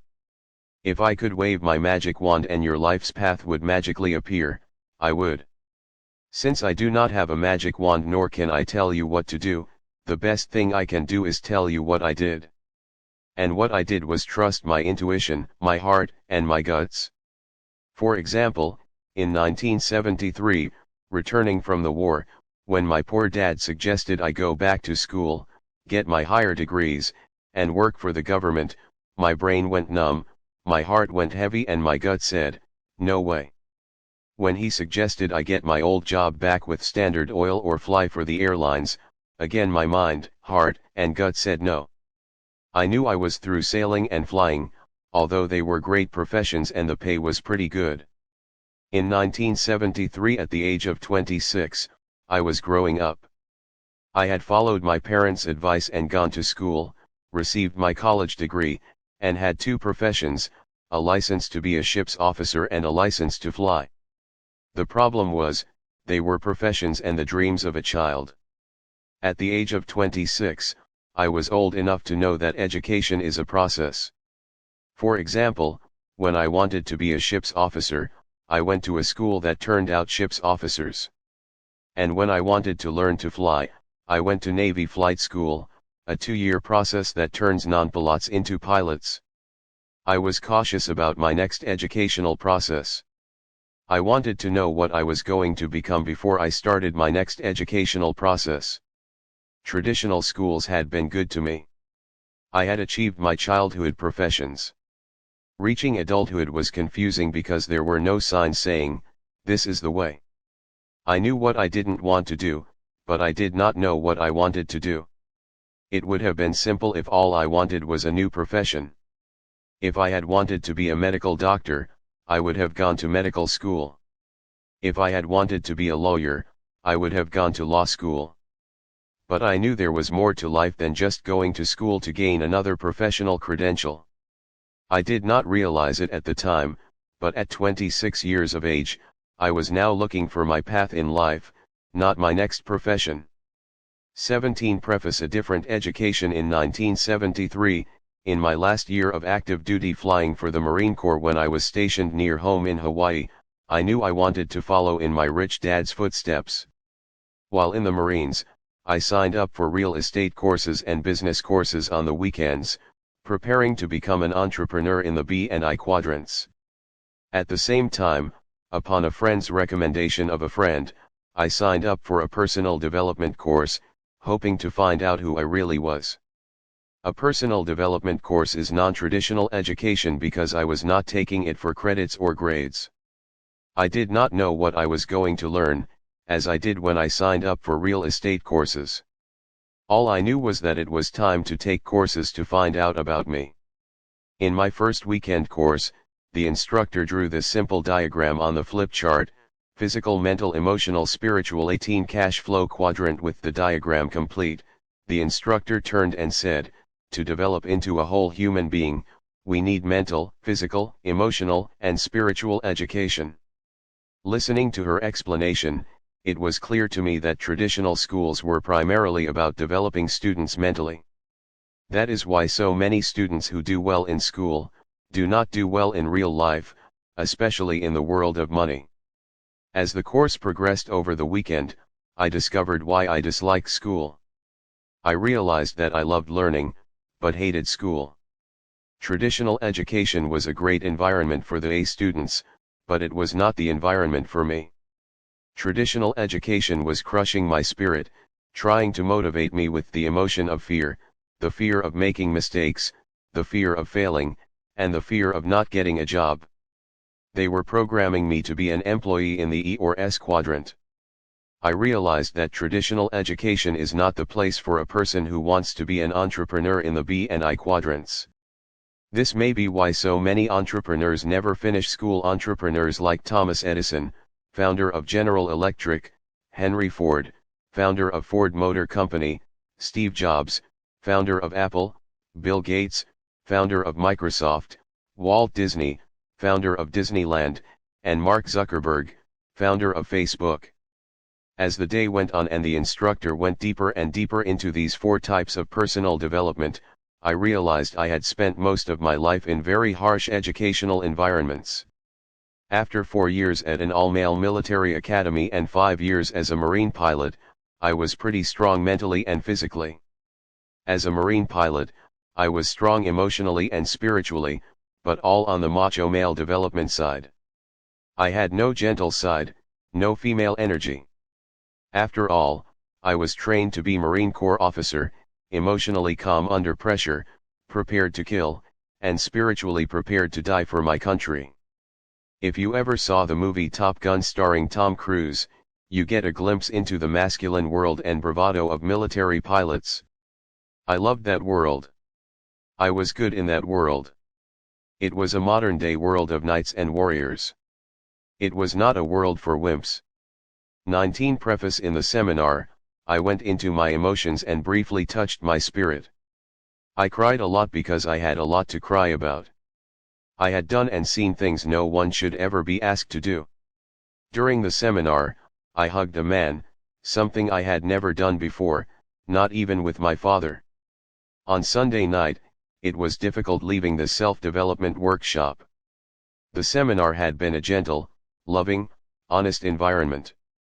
Monday morning was a shock to once again be surrounded by young egotistical pilots, dedicated to flying, killing, and dying for country. After that weekend seminar, I knew it was time to change.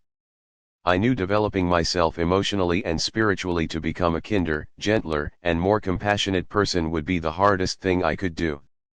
It went against all my years at the military academy and flight school. I never returned to traditional education again. I had no desire to study for grades, degrees, promotions, or credentials again. From then on, if I did attend a course or school, I went to learn, to become a better person. I was no longer in the paper chase of grades, degrees, and credentials. Growing up in a family of teachers, your grades, the high school and college you graduated from, and your advanced degrees were everything. Like the medals and ribbons on a Marine pilot's chest, advanced degrees and brand name schools were the status and the stripes that educators wore on their sleeves. In their minds, people who did not finish high school were the unwashed, the lost souls of life. Those with master's degrees looked down on those with only bachelor degrees. Those with a PhD were held in reverence. At the age of 26, I knew I would never return to that world.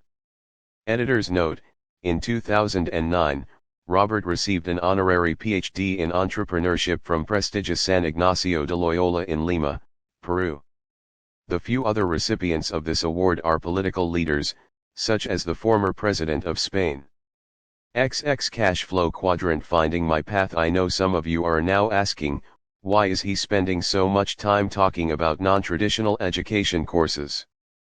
The reason is, that first personal development seminar rekindled my love of learning, but not the type of learning that is taught in school. Once that seminar was over, I became a seminar junkie, going from seminar to seminar, finding out more about the connection between my body, my mind, my emotions, and my spirit. The more I studied, the more curious about traditional education I became. I began to ask questions such as, why do so many kids hate school? Why do so few kids like school? Why are many highly educated people not successful in the real world? Does school prepare you for the real world? Why did I hate school but love learning? Why are most school teachers poor? Why do schools teach us little about money? Those questions led me to become a student of education outside the hallowed walls of the school system. The more I studied, the more I understood why I did not like school and why schools failed to serve most of its students, even the A students. My curiosity touched my spirit, and I became an entrepreneur in education. If not for this curiosity, I might never have become an author and a developer of financial education games. My spiritual education led me to my path in life. It seems that our paths in life are not found in our minds. Our path in life is to find out what is in our hearts. This does not mean a person cannot find their path in traditional education. I am sure many do. I am just saying that I doubt I would have found my path in traditional school. XXI Preface. Why is a path important? We all know people who make a lot of money, but hate their work. We also know people who do not make a lot of money and hate their work. And we all know people who just work for money. A classmate of mine from the Merchant Marine Academy also realized he did not want to spend his life at sea.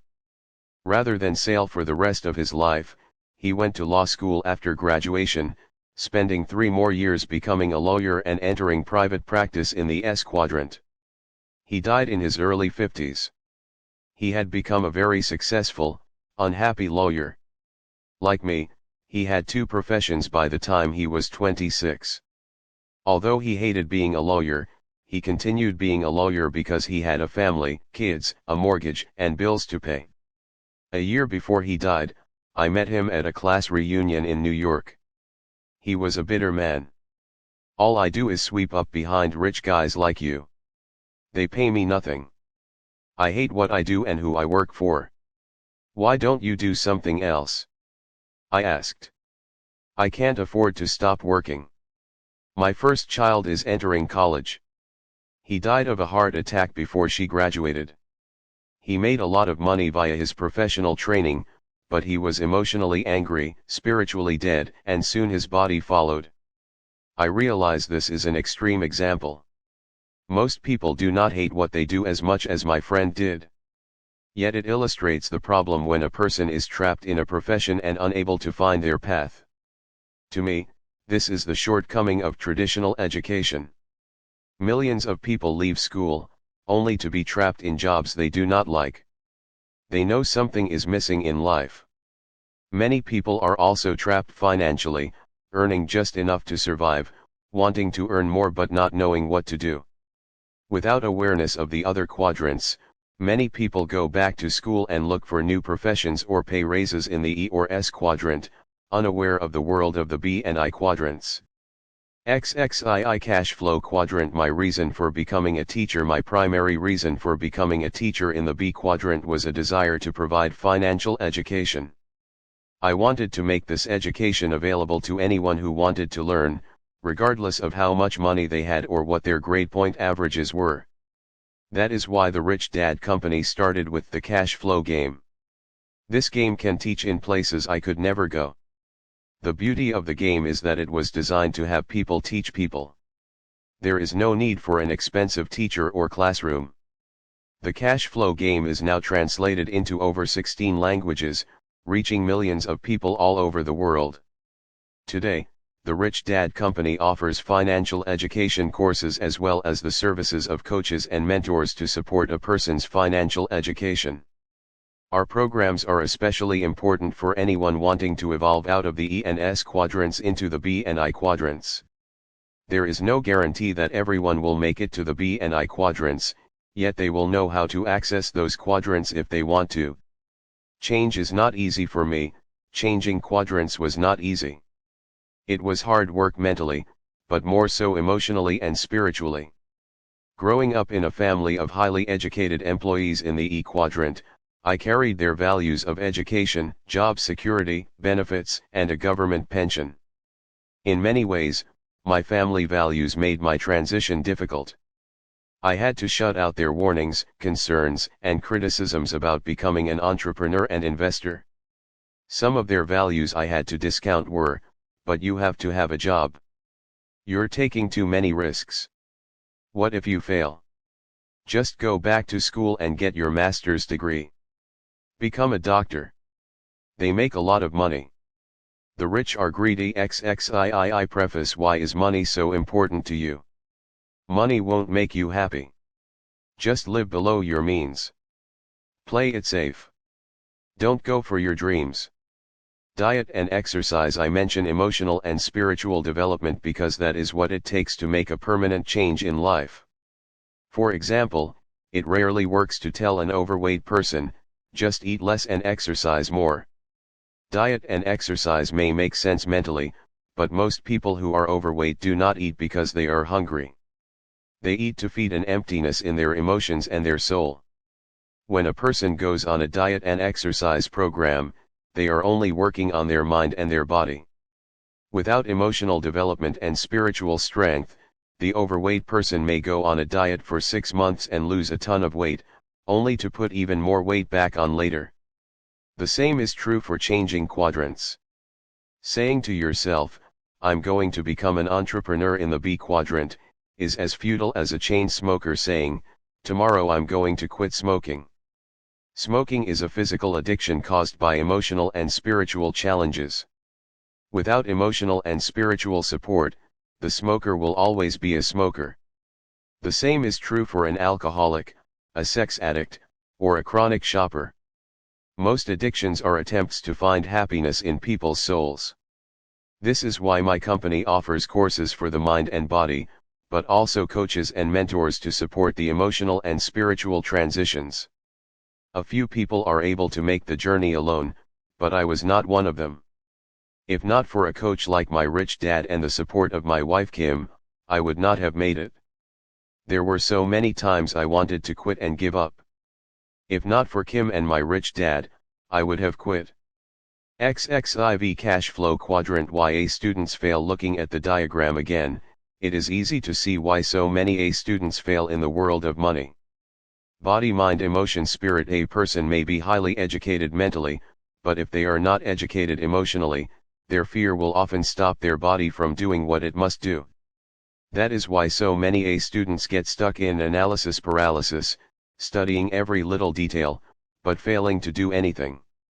This analysis paralysis is caused by our educational system punishing students for making mistakes. If you think about it, A students are A students simply because they made the fewest mistakes. The problem with that emotional psychosis is that, in the real world, people who take action are the ones who make the most mistakes and learn from them to win in the game of life. Just look at Presidents Clinton and Bush. Clinton could not admit he had sex and Bush could not recall any mistakes he made during his presidency. Making mistakes is human, but lying about your mistakes is criminal, a criminal act known as perjury. XXV preface. When criticized for making 1014 mistakes before creating the electric light bulb, Thomas Edison said, "I did not fail 1014 times. I successfully found out what did not work 1014 times." In other words, the reason so many people fail to achieve success is because they fail to fail enough times. Looking at the diagram again, body, mind, emotion, spirit. One of the reasons so many people cling to job security is because they lack emotional education. They let fear stop them. One of the best things about military school and the Marine Corps is that these organizations spend a lot of time developing young men and women spiritually, emotionally, mentally, and physically. Although it was a tough education, it was a complete education, preparing us to do a nasty job. The reason I created the cash flow game is because the game educates the whole person. The game is a better teaching tool than reading or lecture, simply because the game involves the body, mind, emotions, and spirit of the player. The game is designed for players to make as many mistakes as possible with play money, and then learn from those mistakes. To me, this is a more humane way to learn about money. XXVI cash flow quadrant. The path is the goal. Today, there are thousands of cash flow clubs all over the world. One reason why cash flow clubs are important is because they are a shelter from the storm, a way station on the path of life. By joining a cash flow club, you get to meet people like you, people who are committed to making changes, not just talking about change. Unlike school, there is not a requirement of past academic success. All that is asked is a sincere desire to learn and make changes. In the game, you will make a lot of mistakes in different financial situations and will learn from your mistakes, using play money. Cash flow clubs are not for those who want to get rich quick. Cash flow clubs are there to support the long-term mental, emotional, spiritual, physical, and financial changes a person needs to go through. We all change and evolve at different rates of speed, so you are encouraged to go at your own speed. After playing the game with others a few times, you will have a better idea of what your next step should be and which of the 4 asset classes, business, real estate, paper assets, or commodities, is best for you. In conclusion, finding one's path is not necessarily easy. Even today, I do not really know if I am on my path or not. As you know, we all get lost at times, and it is not always easy to find our way back. If you feel you are not in the right quadrant for you, or you are not on your life's path, I encourage you to search your heart and find your path in life. You may know it is time to change if you are saying things like the following statements: "I'm working with dead people. I love what I do, but I wish I could make more money. I can't wait for the weekend. I want to do my own thing. Is it quitting time yet?" XXVII preface. My sister is a Buddhist nun. Her path is to support the Dalai Lama, a path that pays nothing. Yet, although she earns little, it does not mean she has to be a poor nun. She has her own rental property and investments in gold and silver. Her strength of spirit and her financially educated mind allow her to follow her life's path without taking a vow of poverty. In many ways, it was a good thing I was labeled stupid in school. Although emotionally painful, that pain allowed me to find my life's path as a teacher. And like my sister, the nun, just because I am a teacher does not mean I have to be a poor teacher. Repeating what Thich Nhat Hanh said, the path is the goal. XXVII Introduction. Which quadrant are you in? The cash flow quadrant registered is a way to categorize people based on where their money comes from. Are you financially free? If your life has come to a financial fork in the road, Rich Dad's cash flow quadrant was written for you. If you want to take control of what you do today in order to change your financial destiny, this book will help you chart your course. This is the cash flow quadrant. The letters in each quadrant represent: E for employee, S for small business or self-employed, B for big business, I for investor. 1 Introduction. Each of us resides in at least one of the 4 sections, quadrants, of the cash flow quadrant. Where we are is determined by where our cash comes from. Many of us are employees who rely on paychecks, while others are self-employed. Employees and self-employed individuals reside on the left side of the cash flow quadrant. The right side is for individuals who receive their cash from businesses they own or investments they own. The cash flow quadrant is an easy way to categorize people based on where their money comes from. Each quadrant within the cash flow quadrant is unique, and the people within each one share common characteristics. The quadrants will show you where you are today and will help you chart a course for where you want to be in the future as you choose your own path to financial freedom.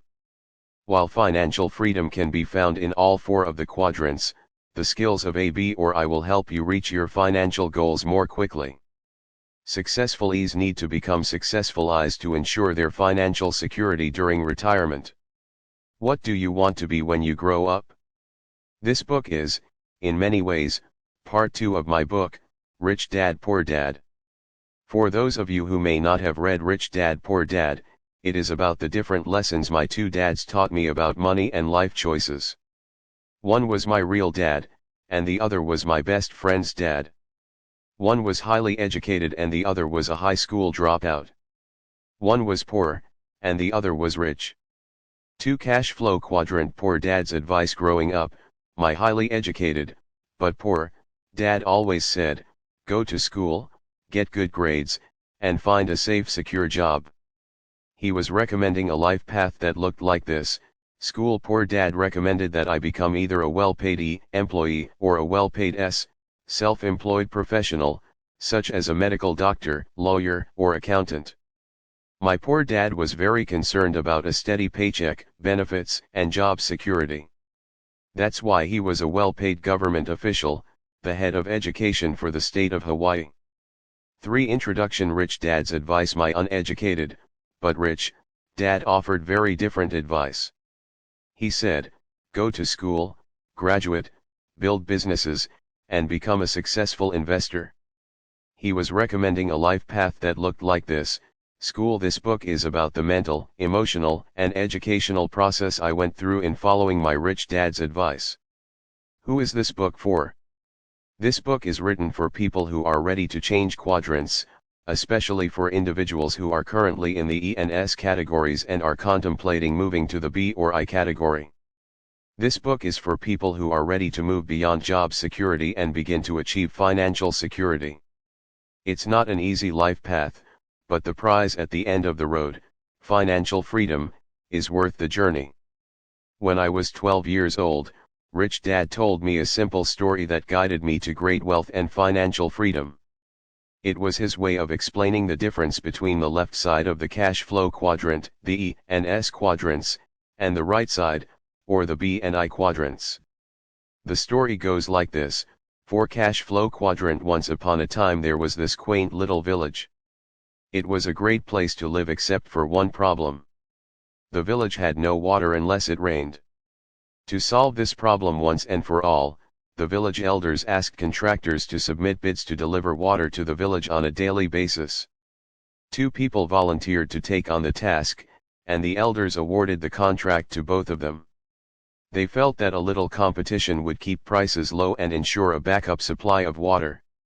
The first person who won the contract, Ed, immediately ran out, bought 2 galvanized steel buckets and began running back and forth to the lake, which was a mile away. He immediately began making money as he labored morning to dusk, hauling water from the lake with his 2 buckets. He would empty them into the large concrete holding tank the village had built. Each morning he had to get up before the rest of the village awoke to make sure there was enough water for the people. It was hard work, but he was very happy to be making money and for having one of the 2 exclusive contracts for this business. The second winning contractor, Bill, disappeared for a while. He wasn't seen for months, which made Ed very happy, since he had no competition. Instead of buying 2 buckets to compete with Ed, Bill wrote a business plan, created a corporation, found 4 investors, employed a president to do the work, and returned 6 months later with a construction crew. Within a year, his team had built a large volume stainless steel pipeline which connected the village to the lake. At the grand opening celebration, Bill announced that his water was cleaner than Ed's water. Bill knew that the villagers had complained about the water's lack of cleanliness. Bill also announced that he could supply the village with water 24 hours a day, 7 days a week. Ed could only deliver water on weekdays because he didn't want to work on weekends. Then Bill announced that he would charge 75% less than Ed did for this higher quality, more reliable water. The villagers cheered and immediately ran for the faucet at the end of Bill's pipeline. 5 Introduction. In order to compete, Ed immediately lowered his rates by 75%, bought 2 more buckets, added covers to his buckets and began hauling 4 buckets each trip. In order to provide better service, he hired his 2 sons to give him a hand on the night shift and on weekends.